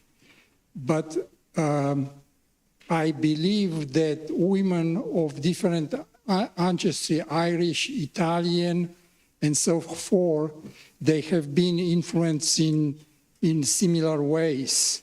They have been involved in poetry, or they have been involved with community activities and so forth. What I would be more interested, was the Gilded Age affected these Jewish women in a special way? Is there a Jewish angle of the Gilded Age on the Jewish women which would differentiate from the other ethnicities? I'd be happy to take a stab at that. I think the answer is yes. I think there is a Jewish angle, and it comes out in their writing, the ones that we're talking about. It comes out in their writings. It comes out in the creation of the National Council of Jewish Women. But you're absolutely right. They're a part of a moment where there is a kind of flowering of activism in the Gilded Age, especially in the wake of the women's participation at the World's Columbian Exposition in Chicago in 1892. And we know that in the wake of that event, that they were, in so many different congresses in a women's pavilion, more than 200 new women's organizations burst forth. Jewish women happened to create one of them. So the uniqueness comes from their decision to become activists in some kind of Jewish stream. Also, at this point, they're not able to be activists in many of the other streams. So, for example, many of these organizations are involved in spreading Christian missions around the world, or maybe the Women's Christian Temperance Union, which is the largest of the women's Gilded Age organizations. But Jewish women won't join that. In fact, Rosa Sonnenschein even says that organization, its title, suggested it had a very narrow mission. So Jewish women don't go to that. I'm wondering if any of them said anything publicly or privately about Ernestine Rose, because she really represents a generation earlier, a story so similar to some of these women, right? The only child of a rabbi who taught her, right? And she's very well known in this. She leaves the United States in the late 1870s, but is well known as someone who is a very visible suffragist and also sort of trying to create that kind of secular Jewish identity when there isn't a language for that.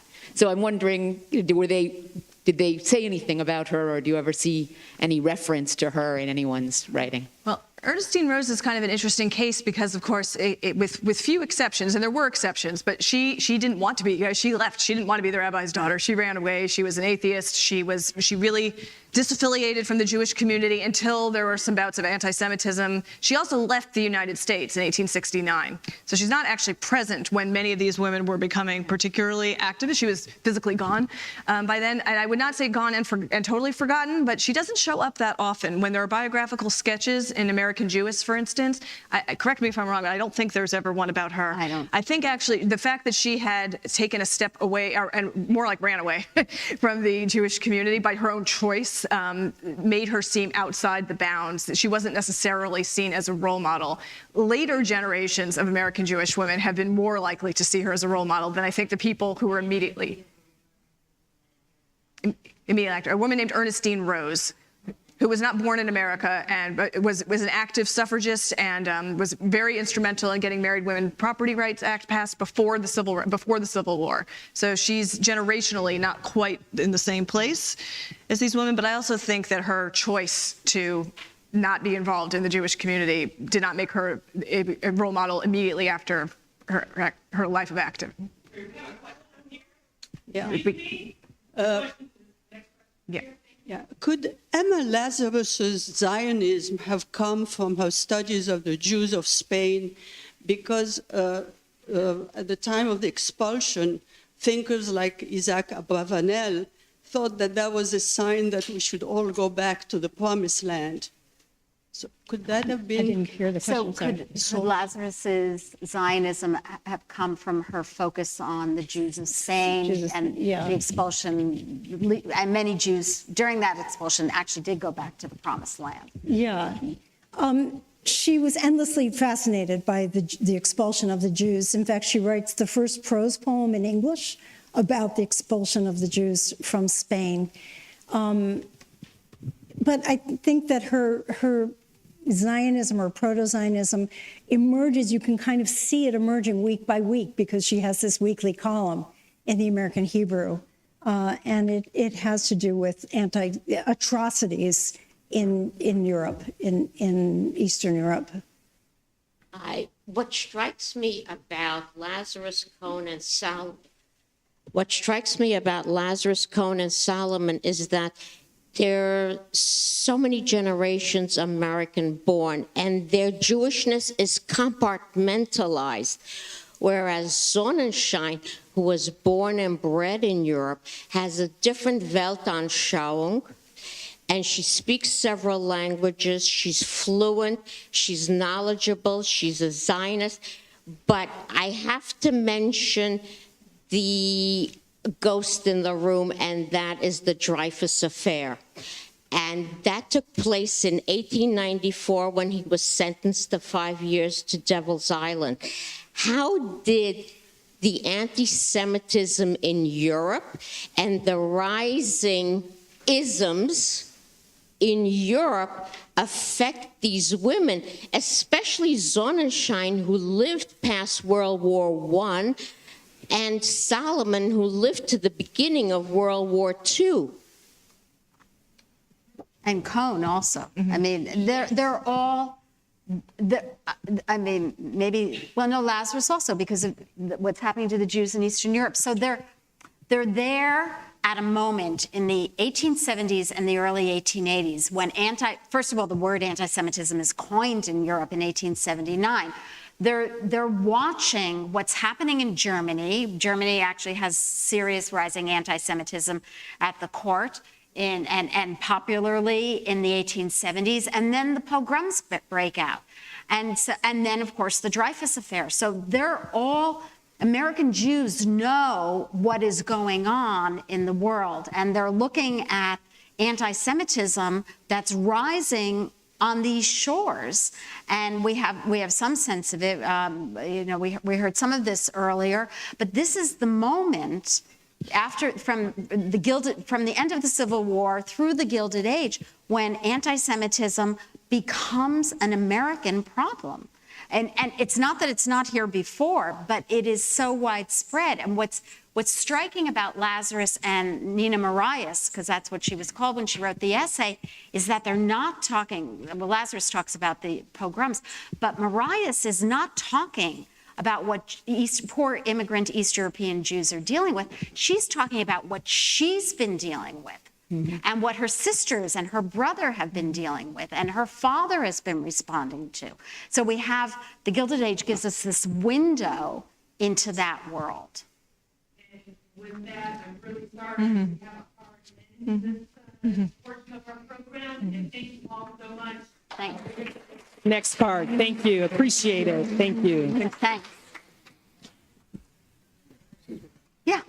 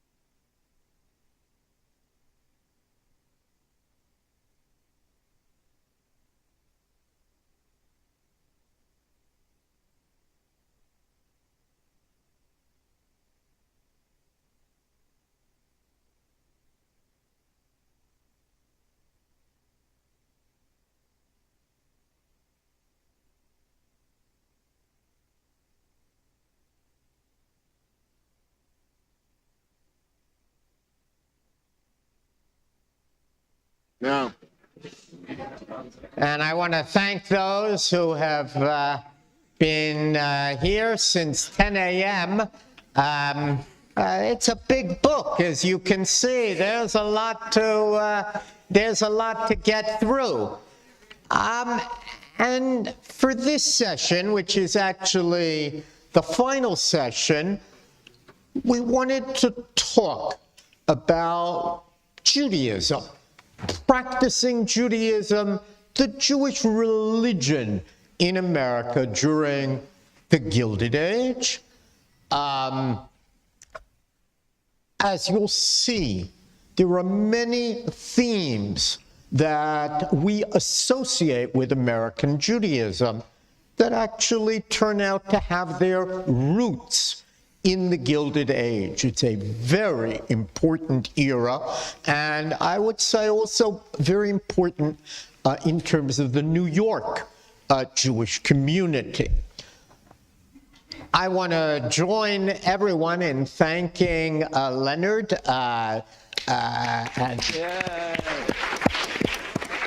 It's really an amazing thing to have an idea and a conversation, and it wasn't 9 months, but about 3 years later, here you have this very large and heavy book. Full of amazing material, and it really wouldn't have happened without Leonard. It was a pleasure to work with my co-editor, Adam Mendelsohn, and also I want to not only thank the people at Princeton, but to thank the authors of individual essays who kept to time and who were patient as changes were suggested, and so on. Now, we have an all-star cast before you to talk about American Judaism. I'll announce them with titles, but then by mutual agreement, we'll move and be on first-name terms. So in the Gilded Age, they would have all maintained those titles. In 2022, we dropped them. To my immediate left is President Zev Elef, who's written many books and articles, and whose doctoral dissertation, later published as a book from Oxford, deals centrally with this period. President Elef is the president of Gratz College in Philadelphia. To his left is Chancellor Shuli Reuben Schwartz, the 8th Chancellor of the Jewish Theological Seminary. We heard about Sabato Moraes. He was the first chancellor, and remarkably, although Sabato Moraes has been gone for a long time, there haven't been many chancellors since, and of course Chancellor Schwartz is the very first female chancellor of the Jewish Theological Seminary. She is a very significant scholar of American Jewish women. She wrote a famous book on the Rebbitzins, the wife of rabbis, and knows more than any of us on the history of the conservative movement, and especially of the seminary. And to her left, not religiously, but geographically, we have Rabbi Meir Soloveitchik. Rabbi Soloveitchik is the rabbi of the famed Shearith Israel, often known as the Spanish and Portuguese synagogue, the oldest synagogue in North America.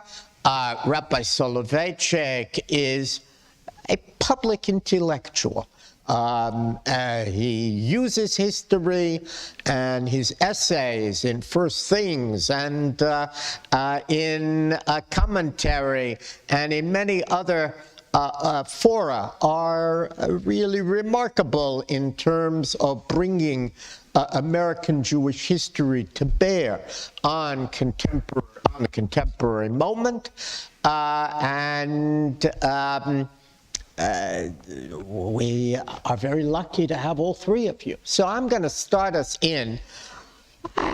Let's giving a portrait of Judaism during the Gilded Age. What are we talking about? What are major characteristics, especially in terms of the rabbinate? Why don't we start with you, Zev? Sure. Of course, you'd introduce yourself. Dr. Jonathan Sarna, Braun Chair at Brandeis University, University Professor, my beloved teacher, and the Dean of American Jewish History. Boy.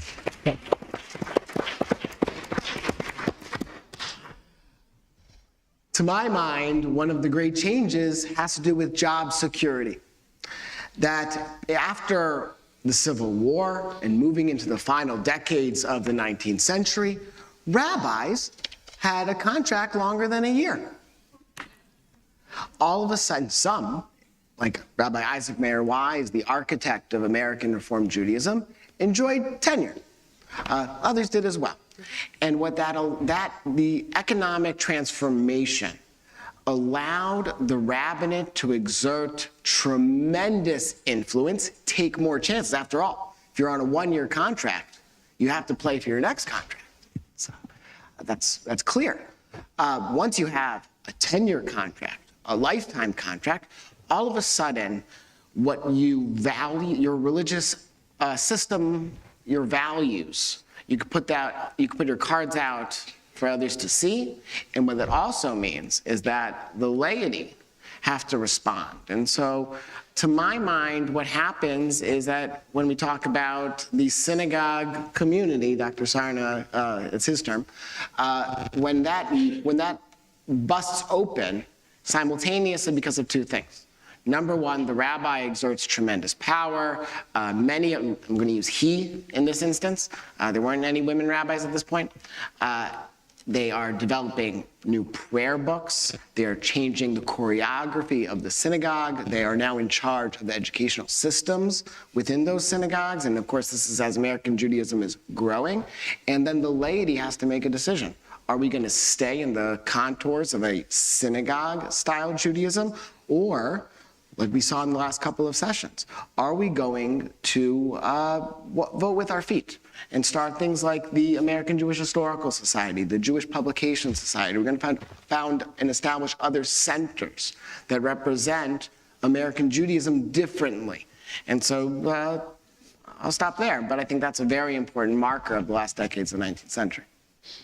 Shuli, you want to tell us about this period? Your institution was created in this period. So I want to take a step back from what Zev is saying, to talk about the increasing sense of security and therefore sense of exerting authority that rabbis had. Take a step back. These rabbis were all immigrants to this country. And lay Jewish life had a head start, right? You already have several decades of Jews in this country who have already been trying to figure out, how am I going to be Jewish in the United States?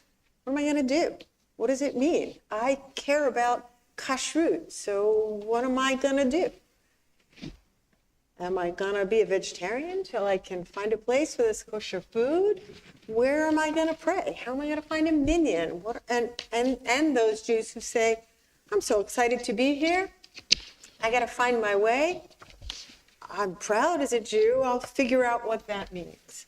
So really, I can't even, when I think about what these rabbis imagined they were coming into, they were coming for rabbinical positions, but they couldn't possibly, even if they knew the facts, they could not have imagined they were coming to a country where there were no institutions of higher Jewish learning. Any other rabbis had to have also be trained in Europe. There was no system for kashrut supervision. There was no reliable way to get matzah in this country, all of that. And so they're trying to exert pressure and authority on 250,000 Jews who they've been making Shabbos for themselves, as we'd say, right? And so I see this period as one of like tremendous ferment. You have Jews who care about Judaism and rabbis who are trying to impose what they think they should, how they should care about Judaism. And I would say even desperately so. They feel like if they don't figure out how to help Jews be Jews in America, they're just all going to assimilate. And so they're desperate to do something. And you see this is an era where there are many different minhagim, many different prayer books that Jews use, and rabbis who have different ways of answering that question, and ways that evolve even during their own lifetimes as they're engaged with these congregations, because they have more job security, but they don't have total job security. Rabbis are always dependent on their congregants for that next contract. So first, I just want to join Jonathan just by adding my profound gratitude to Leonard Milberg for everything that he's done to make this happen today.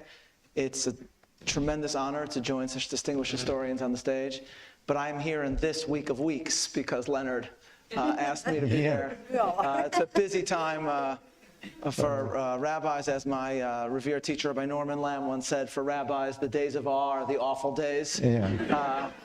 And so if I'm here today, it's because Leonard asked me to be here, and it's wonderful to see you, Leonard, and wonderful to be doing this with you. So I want to build in my own opening comments on what was just eloquently said by focusing on one story of a rabbi who attempted to impose authority and ultimately is seen as one of the great models of failure. And despite the fact that we are in the high holiday season, I'm actually going to talk about Pesach, about Passover, and a certain image surrounding it and a certain composition and rabbinic pronouncement surrounding it, because I think that one small image and that one small pronouncement captures a very great deal about the moment in history that we're discussing, and also allows us to use it as a lens by which to look at both past and our present and perhaps our future. So the image of which I'm speaking was published in April 1889 in an issue of the American Hebrew, and it was drawn by Arthur Meyer. You could see it today, I think, in David Geffen's American Heritage Haggadah. And it depicted a Passover Seder in New York. And in the central scene, it's a wonderful drawing because it's the ultimate embodiment of Gilded Age splendor.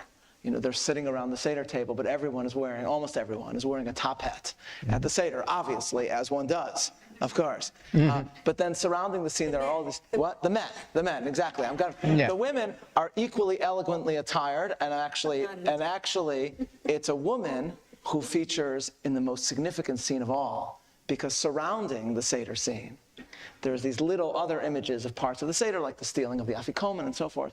And then there's one little circle where you see an elegantly attired woman going to the door to open the door for Elijah, for Eliyahu, the prophet who's supposed to herald the redemption.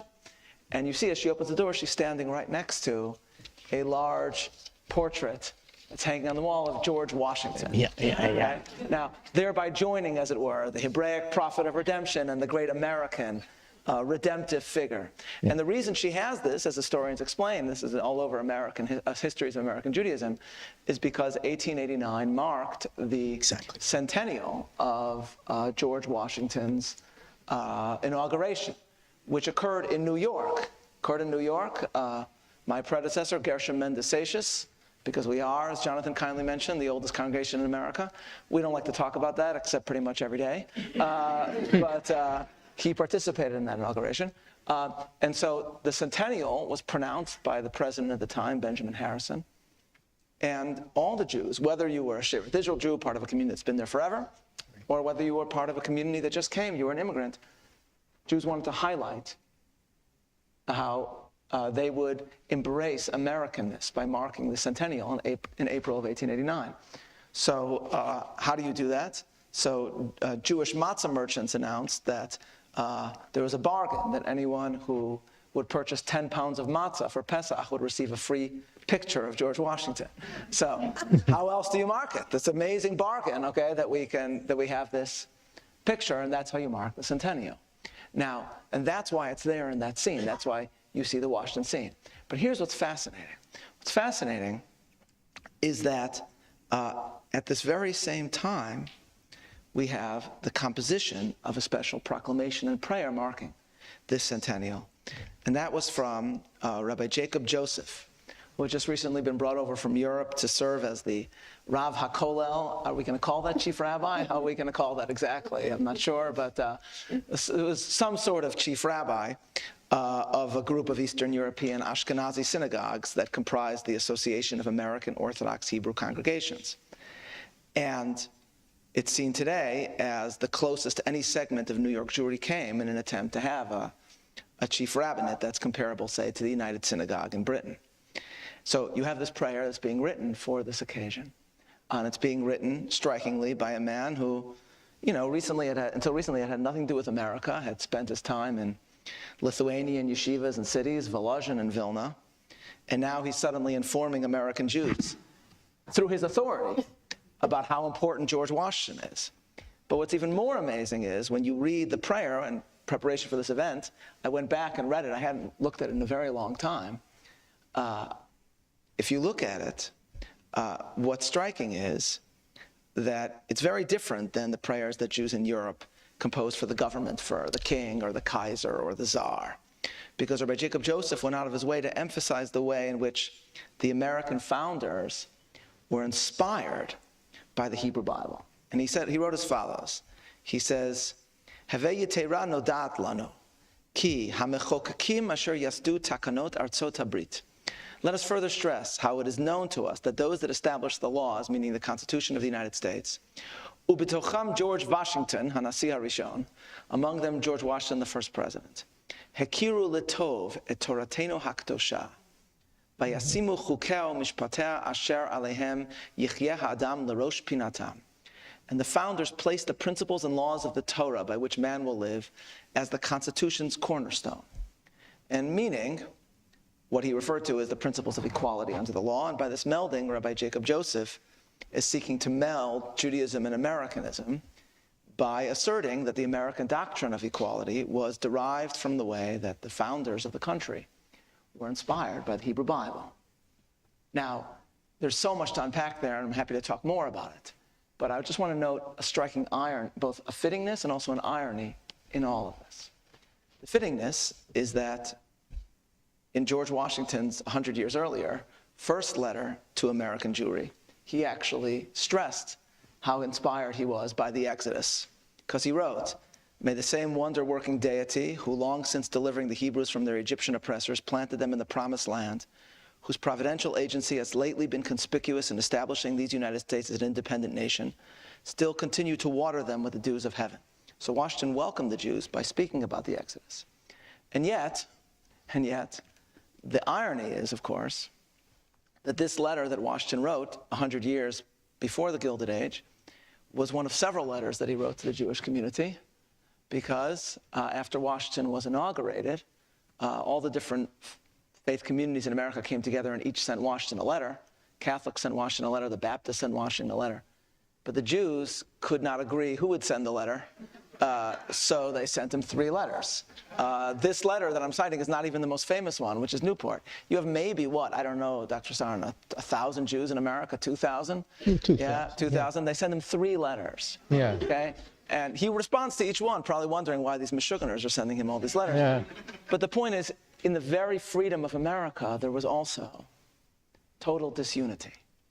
And of course, strikingly, if you go then 100 years later, here you have this purported chief rabbi who is writing this prayer and proclamation. And he's insisting, actually, I think, that this prayer be read in the synagogues under his authority during Pesach, during Passover, again, melding the Exodus and America. And yet, of course, in one of the most famous incidents in Gilded Age Jewry, the entire plan to create a chief rabbi foundered which is a whole story in its own right. And so that one moment captures so much about immigration to America, the melding of Jewish observance and Americanism in America, but also the fractiousness and lack of unity that goes hand in hand with the blessing that is freedom in America. I believe that prayer appeared in the New York Herald in the original Hebrew, as well as in the English, which was a real statement of Jews. What comes out 2 years prior in the New York Herald on the front page is an article on the right side, will he be an autocrat? Yeah. Right? The whole proposition of having a chief rabbi. Americans are allergic to such a conception. He's the chief rabbi of 18 or 19 congregations, and others are don't offer him the station whatsoever. And even the whole mechanism of how to solve what Shuli was talking about, the strategies of how to. There are 2,000 Jews in around 1800. Right. But we have, and Shuli had mentioned this, 250,000 Jews in 1880. There'd be 1 million by 1900, 4 million by 1920, according to most accountings of it. And the strategies of how to unify or even how to make it functionable, this is one of them. And even at its first moment, it's a controversial issue. And of course, as you mentioned yourself, one of the central issues of controversy was kashrut and his attempt to impose an authorized system of kashrut supervision. Then, as in many other periods in American Jewish history, a source of terrible and great controversy. Many a rabbi has foundered on the shoals of kashrut. That's why I stay out of it. And of course, it was a free country, so other people. There's a wonderful footnote in the Standard article on Jacob Joseph, was by the late Rabbi Karp, who later was president of the American Jewish Historical Society. And he found a quote in which another rabbi from Eastern Europe called himself chief rabbi. So the reporter said, "Who made you chief rabbi?"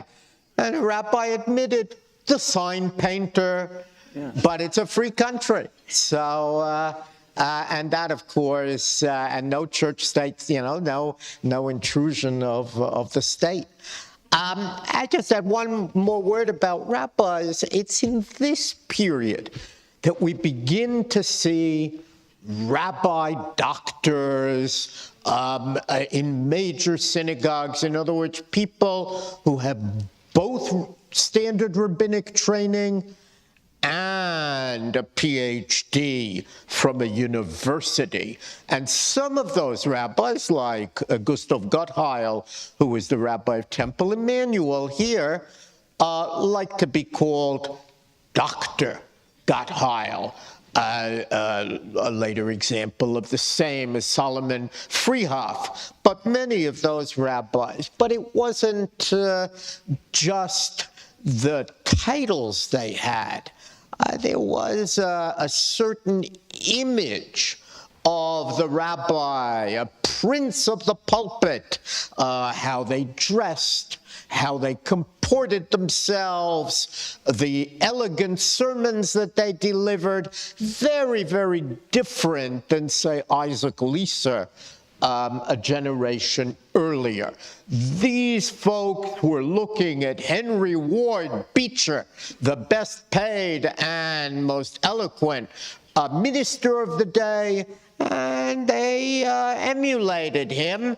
Henry Ward Beecher was the best paid minister in America. He earned $15,000, which was a lot of money at that time. But Gottheil was the best paid Jewish minister. He earned $10,000, and that was a statement. And we didn't see that before, but many rabbis who subsequently trained in America, especially those who trained at Hebrew Union College, used these rabbis as a kind of reference point. And the American rabbinate is transformed, and the power of the rabbinate, which you pointed to, is likewise transformed.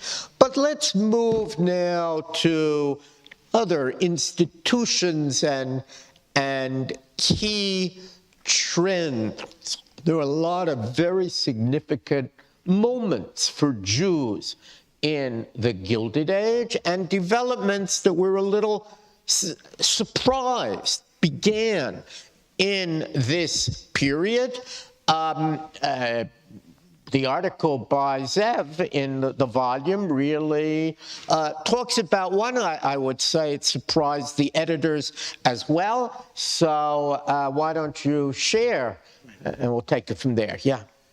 My chapter was on the New York Purim Association, and I'll single out the co-editor of the book, Professor Adam Mendelsohn, who in the middle of COVID happily shared his notes from the founder. One of the more interesting sidelights of it is he had just seen this is 1861, and had just viewed a play by an up-and-coming actor that he thought very highly of, named John Wilkes Booth. The Purim Association represents and anticipates this need to create both institution and make meaning of traditional Judaism in the New World.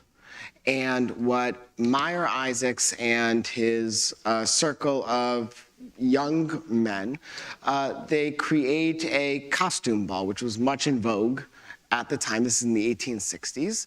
And it's meant for Jew and non-Jew alike. The police commissioner comes, the mayor invariably each year is invited. And it's an opportunity to create that synergy that would at once elevate American Judaism, and it's first in New York, but there are many copycats in Savannah, in Baton Rouge, all the way in Dallas. It takes on like wildfire. But it's an example of how Jewish holidays were leveraged, something that Jonathan, you've written about. Our colleague, the late Diane Ashton, wrote a whole book about Hanukkah in America. This utility of drawing from tradition and finding a place for it in America, thinking about not just its institutions, but how does one outfit around the social contours of high-class society. And if you believe the memoirs and you believe the newspaper articles, this was one of the highlights, not just of the Jewish calendar, but all of those who were in the highest rungs of New York society. So do you have other thoughts? I mean, you run an institution that was founded in this period. Let's talk about these institutions. How did we live without them earlier? Yeah. Well, I want to kind of pick up on what you just said, Zev, and kind of build on that to get to the institutions and talk about Shabbat. Because yes, leveraging Purim, Shabbat was a little more complicated, as my colleagues said in the session before. You have Reform rabbis who figure, we don't know what else to do. Everyone is working 6 days a week. If we want to reach American Jewry, we can't really do it on Saturday because they're not there. Certainly the men are not there. And so some of them decide the best way, or the only way, is to celebrate, have the main service of the week be on Sunday. And that was certainly one of the catalysts that took that kind of pushed rabbis who thought they were all trying to do the same thing, which was to figure out what an American Judaism could look like, to realize, I don't think we actually want the same things. So whereas that may have been something that many Reform rabbis did, there were some rabbis who said, no, this is not going to work. And not only rabbis, right? So we'll talk, I'm sure, about the Pittsburgh Platform, which was the kind of radical reform, planting its flag in this country. But even before that, you have rabbis and other concerned Jews who say, that's not going to be the right answer for me. So have a wonderful quote here by Henrietta Zold, whom we heard a lot about before, who, yes, was the first female student at the Jewish Theological Seminary, but early on was just probably the most learned Jewish woman in the United States at the time. And she wrote, okay, you want to bring Jews together? You want to bring rabbis, bring all these rabbis together to decide about these issues? What can a synod do about it? Invent a legal fiction which shall prove that it's all a mistake about the Sabbath we've been celebrating these 3,000 years? Far be it from me to dismiss the Sabbath difficulty lightly. She's aware that there's a problem. But to abrogate a practice that is the vital fluid of Judaism is a crime. Moreover, it's a useless crime. To her, that's not the answer. And really, she believed what was only coined later on by Solomon Schechter. She really believed in Catholic Israel.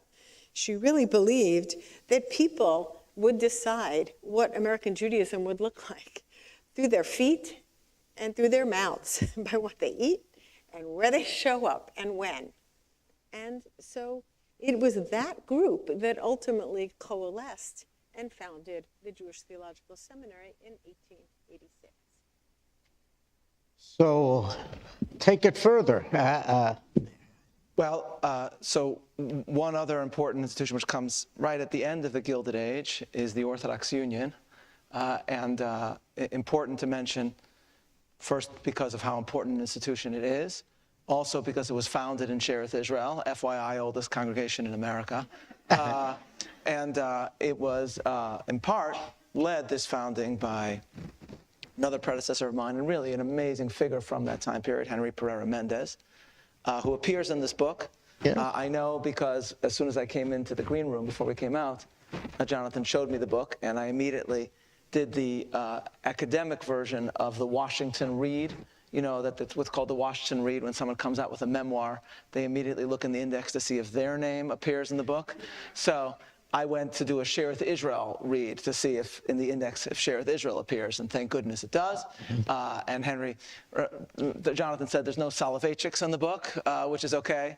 Soloveitchiks weren't big in the Gilded Age in America, but Shearith Israel was there, and Henry Pereira Mendez is significantly in the book.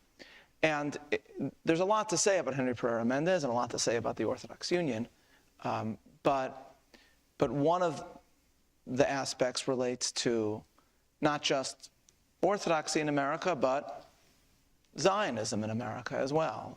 And because Zionism, by the time you get to 1898, was already bursting onto the world scene. You have this Zionist Congress in Basel. And in an interesting way, America had thought about Zionism profoundly even before many, many Jews had thought about Zionism. Leaving aside one of the great subjects of Jonathan's scholarship, Mordecai Emanuel Noah, who I guess we can call a proto-Zionist in a certain way. But it was during the presidency of President Harrison, during the same time period as the inauguration, the centennial of Washington's inauguration was marked, that we find one of the most remarkable papers in the history of the American relationship with Zionism, one which outside the academy has been largely forgotten today. And this was drawn up, this is a petition drawn up in 1891 by William Blackstone, who was a prominent evangelical minister. And he personally presented this petition to President Harrison. And the petition proclaimed, several years before Herzl, that world powers should seek to alleviate the suffering of Jews around the world by restoring them to the Holy Land. And the petition was signed by many men of the cloth, largely Christian, but also there's 400 signatures, and some of those signatories included Speaker of the House of Representatives and Justices of the Supreme Court of the United States. So you have this amazing proto-Zionist document, I guess we can call. There's already a Chovevei Tzion movement. There's already some form of a Zionist movement, but it's being presented by non-Jews in America to Benjamin Harrison, with many rabbis, though, as Dr. Sarna noted to me, not all, but many rabbis are leery of it, especially those who were trying to make the case in America that the Jews, according to them, were not a people apart, but were a faith, one of many faiths in America, but not a people. Henry Pereira Mendez, this actually comes up in the book, from the little that I had a chance to look at it, had strongly Zionist leanings and was a strong believer in the Jewish return to the Holy Land. And one of the statements that was drawn up in the founding of the Orthodox Union at Shearith Israel in the late 1890s stated as follows: "We protest against the idea that we are merely a religious sect and maintain that we are a nation, though temporarily without a national home. And furthermore, that the restoration to Zion is the legitimate aspiration of scattered Israel, in no way conflicting with our loyalty to the land in which we dwell or may dwell at any time."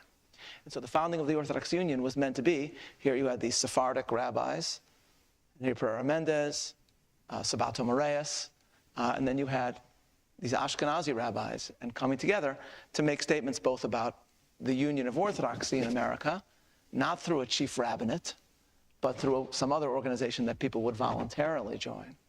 But at the same time, making statements about issues that were just beginning to be the focus of Jews in America and around the world, but which would, of course, define profoundly Judaism in the 20th century.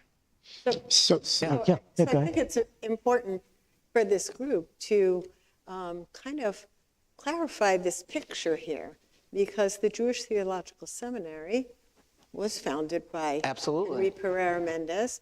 It met first in Shearith Israel. That is where the classes began. And it was that confluence of Sephardi rabbis and Ashkenazi rabbis.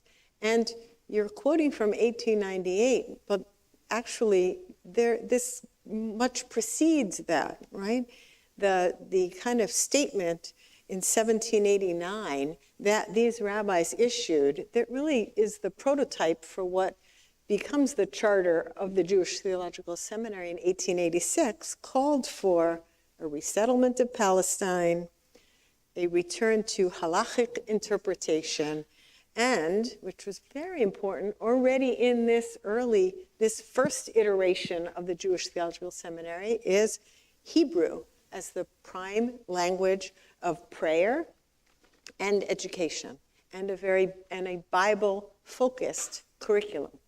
So this is all very much percolating, and part of it is yes, it's a reaction to what you see in the Pittsburgh platform, which, that's a part of what you're reading is surely a polemic against that, right? That Judaism is not just a religion, that there is a nationalistic element to Judaism. You can't just cut off Zion without cutting into the core of what Judaism is, right? And that is part of what leads to this new institution, which only then, over many decades, kind of divides further into what will become conservative Judaism and Orthodox Judaism. Institutions force its leaders to make decisive decisions. And so the second statement that the Union of Orthodox congregations, the rabbis came in 1902, was about Zionism. The first was, what do we call ourselves? And they couldn't agree on the term Orthodox. Some said we're going to be Shomer Dati, we're going to be the preservers, the guards of tradition, but they could come to terms certainly with Zionism.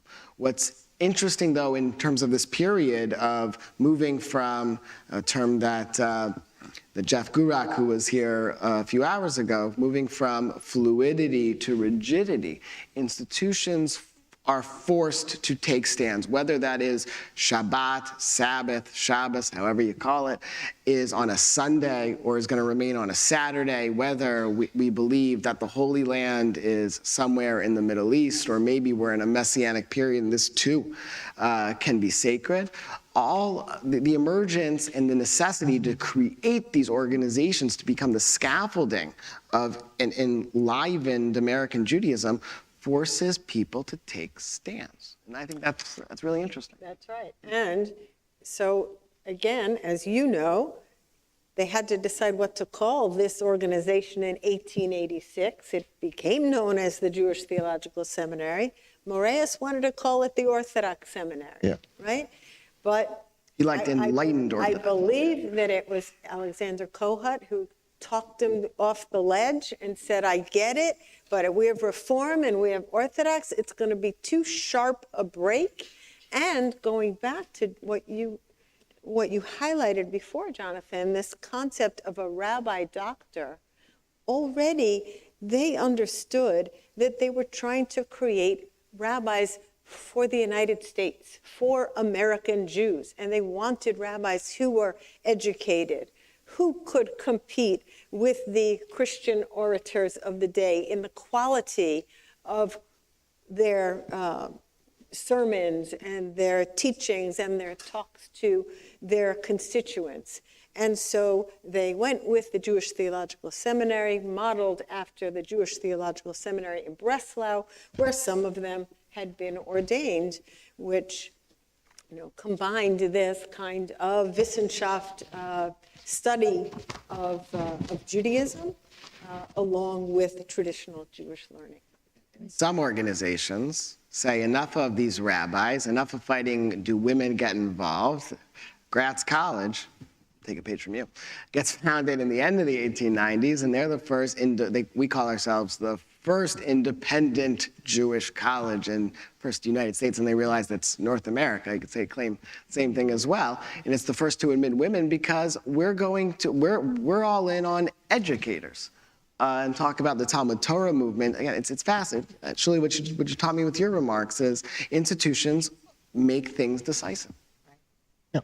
There are few, and there are few big themes from this period that we've heard. One, of course, is this widening gap between really reform and non-reform, which they debate what they should call Orthodox, conservative, but Isaac Mayer Wise, he thought all American Jews would be together. Minhag America, the custom of American Jews. In our period, nobody imagines that that's going to happen. There are going to be two wings of Jewry, and you can see many moments of clash. The left moves further left, exemplified, say, by the Trafer banquet or by the Pittsburgh platform. And in time, the uneasy relationship between non-reform elements and Torah true Orthodox elements in the 20th century would mean that they are going to split, although it's important to notice nobody noticed it at the time. That's why we like history. You see things in retrospect that you'd never know at the time. The Yitzchak Elchanan Theological Seminary, again using the term theological seminary, although it was absolutely tiny, and I looked hard, I did not find a single reference in the press to its founding, not in the English press, but it's founded also around the same time as the Jewish Theological Seminary. So, in a sense, the seeds of this tripartite division are in our period, but I think in that period, most people thought you're either a liberal or a conservative, and it's really a twofold division. Someone like Solomon Schechter, for a long time, continued to believe that there should be two movements in Jewish life, not three. There is another, and I see we're running out of time, but there is another couple of big developments that we want to see. First of all, it's the whole professionalization of the rabbinate. In the previous set of decades, you had many synagogues and temples led by lay people or unordained rabbis. Now there is an increasing move. They have to be properly ordained. Now, what exactly that means, you can debate. But the idea that Judaism should be run by reverends who didn't have professional training is really pushed off. Fascinatingly, this is the same period when we professionalize medicine and professionalize law, and we also professionalize the rabbinate. And the last division in this period, which I want to mention, is between rabbis born abroad, we had reference to that, and these young rabbis born and trained in America. And increasingly, the children of immigrants, the American-born children of immigrants, they were looking for an American-trained rabbi whose English was excellent and who could talk to them about novels and contemporary culture and so on.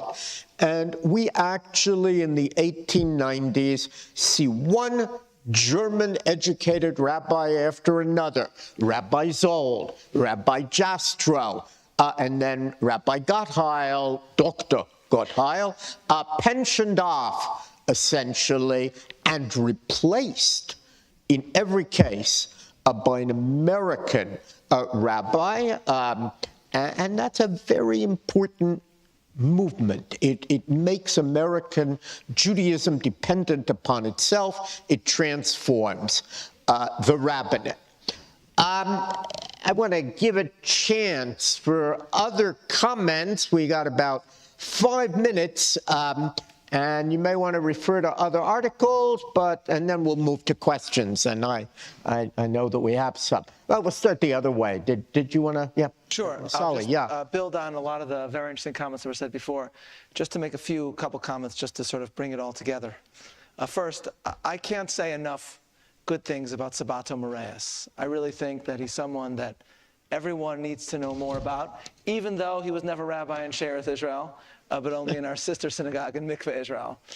You're talking about one of the most amazing rabbinic lives in American history. I mean, you're talking about somebody who bridges the Civil War period and the Gilded Age, someone who shows up to take over after Isaac Leeser, has these big shoes to fill in Mikveh, Israel.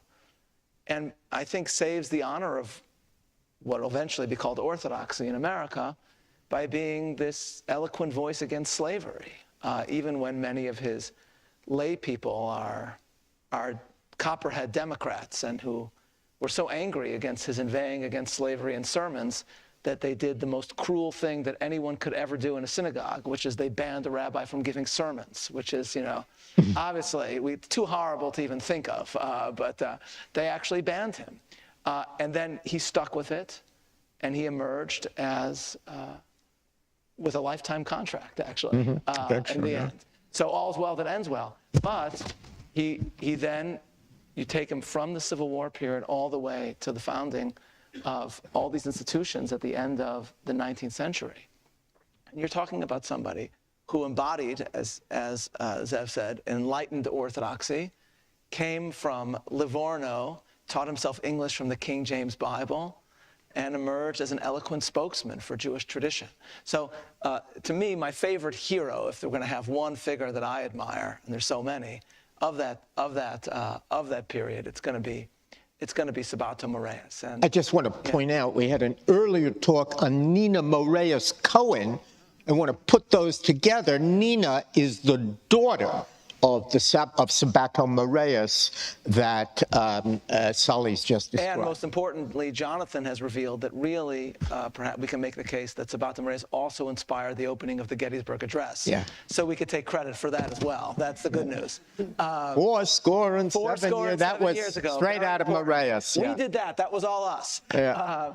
So and if you then bring it home to the fact that if we think about the foundering of the Rabbi Jacob Joseph, quote unquote, chief rabbinate, and how it foundered on an attempt to impose kosher laws, and you then think about how a different model, an American model, that works with the freedom of American society, that ultimately emerged decades after the Gilded Age through the Orthodox Union.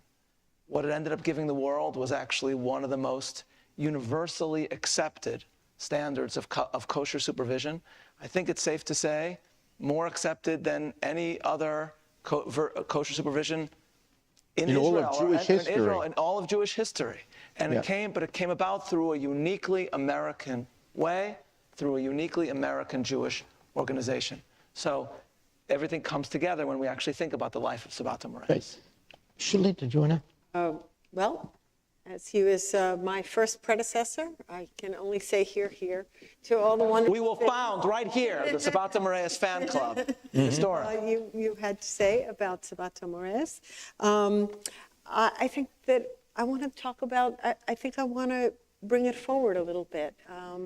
One of the reasons I love being a historian is that I learned so much about today by studying our past, and it is very moving to see the way these religious leaders in the Gilded Age, over 100 years ago, were so desperate to capture the hearts and minds of young people.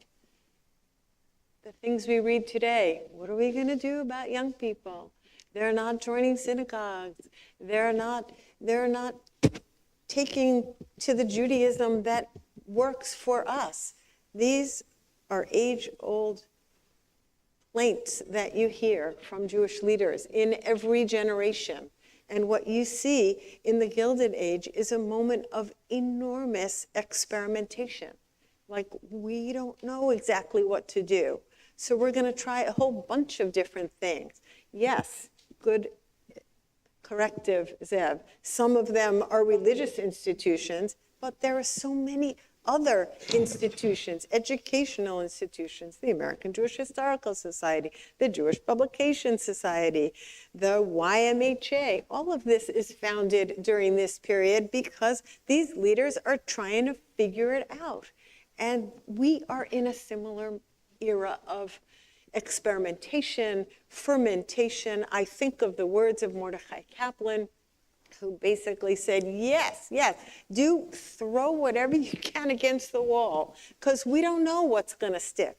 We don't know which of the things that our entrepreneurial Jewish leaders are experimenting with are going to stick. We don't know which ones. And so we need to encourage it all, because the future of American Jewry is going to emerge from all of this. And we don't know. It'll probably be after our era. But it is really up to us to kind of plant the seeds so that those that come after us can build on them. Contingencies of history. Something, Jonathan, you had said reminded me that Isaac Mayer Wise, who played a minimal role at the Pittsburgh platform, he is quoted as saying, is this to be a declaration of independence? Yeah. And some newspapers interpreted that he was trying to synthesize American and Jewish life. This is our great Declaration of Independence, but also it was a lament that his Minhag America and his vision for American Judaism would become quite divisive. And are you going to declare your independence from me? Both interpretations may be correct, and it's a reminder about the contingencies of history and lesson for how we project that into the future. Well, I think on that note, we'll turn it over to the audience. Everything you always wanted to know about Jews in the Gilded Age, but were afraid to ask. This is the opportunity, my friend in the front row.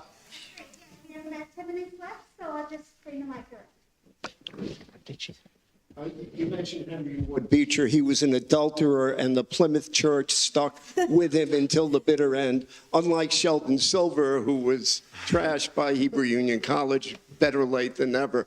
But my question is with respect to religion in America. The American Jewish Committee did a study in 2005, and 80% of blacks, 80% of Orientals, 80% of whites believe there's a God.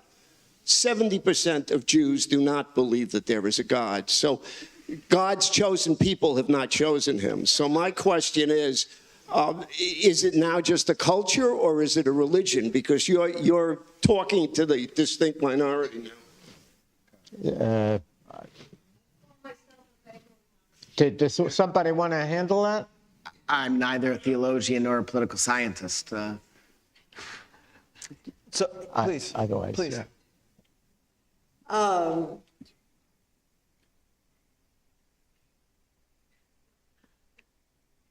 Jews understand Judaism in a way different from the way Americans understand religion.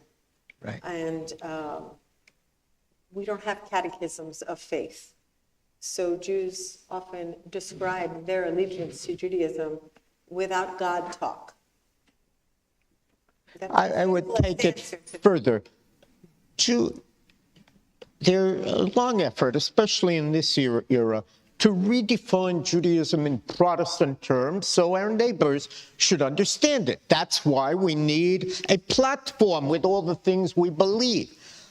But actually, Judaism is about doing things. And those commandments, those ritual behaviors, are in many ways more important.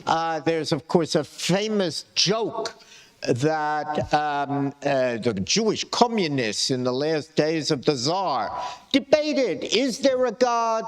Is there not a God? And the only place Jews could debate in Tsarist Russia was in the Beis Medrash because they were reluctant to look there. So they have a very fertile debate, and they take a vote, and God lost by, I think, 2 or 3 votes. The Shamas, looking at his watch and at the door, says, Rabboisai, God or no God, it's time to daven mincha. And everybody gets up and starts. That joke tells you a lot about the difference between Judaism and Protestantism in the attitude towards religion. So I would just approach this differently, I think, just at least speaking from my own perspective. I think if you go back to the earliest found, this is not just about the Gilded Age, this is about America in general and the Jewish experience in America. If you go back to the earliest stories of Judaism in America, you see that precisely in the freedom that America offers the Jews, it offers them both the freedom to abandon Judaism, which happens, and also offers them the freedom that Jews have had nowhere else, which is to be fully, not just Jewish, but Judaic, in all of the theology that implies, with all of the beliefs that implies, while being part of the American experience. So if you go all the way back to 1787, when an early Jew in Philadelphia by the name of Jonas Phillips is writing to the Constitutional Convention to complain about freedom of religion, on the top of the letter, he writes, he dates the letter, it was right around this time of year, and he writes, this is to George Washington, and he writes 26 Elul, or September 23, 5. In other words, here's the Jewish date, or if you're interested in the Goyish date, here it is. He's writing this to the Constitutional Convention, and he's saying that I think that what America allows us to do is to be fully Jewish, to use America's freedoms, to embrace Judaism in all of its beliefs, and to do so while embracing all that America offers as well. And that won't detract from our Jewishness. That won't detract from our Americanness. On the contrary, the two can go together. And throughout history, we've seen those who have chosen to abandon Judaism, but you've also seen the freedom of America utilized by, I'll just speak from the tradition from where I come, which is Orthodoxy, have used that freedom to allow for orthodoxy to flourish in uniquely American ways. Some of the historians here on the stage have noted how in the post-war period, there may not be a chief rabbi in America, but because there is this freedom in America and perhaps this diversity in America, you see orthodoxy flourishing in a variety of different ways and melding with America in different ways, be it through leaders, let's say, in the post-war period, like Rabbi Joseph Soloveitchik or Rabbi Menachem Mendel Schneerson or Rabbi Aaron Cutler, all very, very different, unique, but still uniquely American Orthodox Jewish stories. The story of America has always been one of enormous opportunity for Jews. It's a story in which some Jews, I think tragically, did not embrace what America offered them, which was the opportunity to be, as Rabbi Joseph Soloveitchik put it, ger v'toshav, both stranger and neighbor, meaning set aside by our faith, but still fully engaged in society. But from the very beginning until today, there were Jews that did embrace it. I noticed as I was just reviewing some of the things, and I'll end with this, Rabbi Jacob Joseph's, I think, son, or became a prominent Orthodox Jewish public figure. And so that's part and parcel of the American story, both for worse and for better. I see there are other questions. I was going to go there. All right. Hi, this was a very stimulating panel. Thank you very much. My question has to do with the divisiveness that sort of emerged, you said, as a result of Jewish institutions developing in America in the Gilded Age. But you also talked about synthesis, right? Synthesizing Americanism and Judaism, and you talked about Jacob Joseph, what he did, but you can think back further to, I don't know, Isaac Mayer Wise in 4th of July, 1858. It's a little earlier than our time, but he's talking about the same ideas of synthesis. So my question is, even despite the divisiveness, does that bottom common denominator of committing oneself to a synthesis of Americanism and Judaism, does that create sort of some sort of unity upon which all Jews can base themselves that maybe we don't have today? I think the question was, does the synthesis of being American and Jewish create the basis for what we might call a cult of synthesis, to quote an article. You might call it that. There in American Jewish life. Is that, I would say it, I'm going to be very, very brief, is it creates a shared language. And if it creates a shared language, it offers contingencies on whether to unify or something to the contrary. But it does create that shared language. Yeah. So I'll put in an ad. I mean, we've been amused, but I wrote an article on the cult of synthesis in American Jewish life. And it's interesting how in recent years, the language of tension has arisen, the tension between Yom Kippur and pitching on in the World Series, but nevertheless, I think Professor Fishman, Sylvia Barak Fishman, uses the language coalescence. American Jews are happiest when somehow being a good American and being a good Jew come together. World War II was such a moment. In some ways, the Russia-Ukraine is such a moment. Jews, for Jewish reasons, remembering the Soviet Union, and for American reasons, have been very supportive. Those are the happy moments when things come together. There was another question over here. Yes, we have just a couple minutes left, so we just have time for one more question. I don't think anybody hears you. Yeah. I was just curious to hear, due to the unique position of both like more security for rabbis, but also, less centralized power, I was curious to hear more about the Rebbitzins and the rabbis' wives, just generally, how they were in the Gilded Age.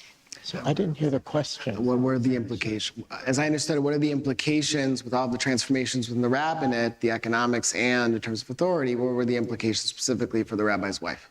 I happen to know a scholar who wrote a fabulous For the book rabbi's wife? on that. Oh, thanks. Look, to the extent that the rabbi had a more secure position, it was a lot better for the rabbi's wife. Because her life, everything about her life was totally dependent upon that, right? If he had a secure position, if he was well regarded by the congregation, she didn't have to move. She didn't have to pick up and move from a synagogue house, right? Because the housing was usually tied, right? Usually a parish house as a Christian model in this country. And more so beginning a little bit in this period, and then of course much more so in the 20th century, the bigger the platform that the rabbi had, the more opportunity a rabbi's wife had to create her own platform within the synagogue. Some rabbis' wives functioned effectively as the rabbis of the sisterhoods of the congregation, right? They would teach, they would give a drasha, right? A sermon every month at the sisterhood meeting. They would pay visits to individuals who were ill. They would often be involved in educating the young. So the more robust the synagogue, the more opportunity it was for particularly well-educated Jewish women who really didn't have much other platform at this time to really have an impact, and many of them did. So this is a good note to end on by reminding us that in this era and in this book, we see the seeds of development that couldn't have been appreciated at the time. We see Gratz College educating, really for the first time, Jewish women in texts that they hadn't previously had access to. And then there are going to be other places. We see Henrietta Zold at the Jewish Theological Seminary taking classes studying Talmud. And soon we're going to see women in Orthodoxy as well, the acceptance of sisterhoods. Sully's congregation is going to have a very important sisterhood of personal service and giving roles to women that they had not previously had. Nobody at that time could have envisaged what would happen a century later. But we, looking back, see that the seeds of subsequent American Jewish life were really planted, in many cases, in the Gilded Age. And now you can read the rest of the story in this book. Thanks very much. Thank you so much for attending our symposia. We have a cocktail hour as well as book signing, and feel free to ask any of the panelists today any questions that you have during this cocktail hour. Thank you again.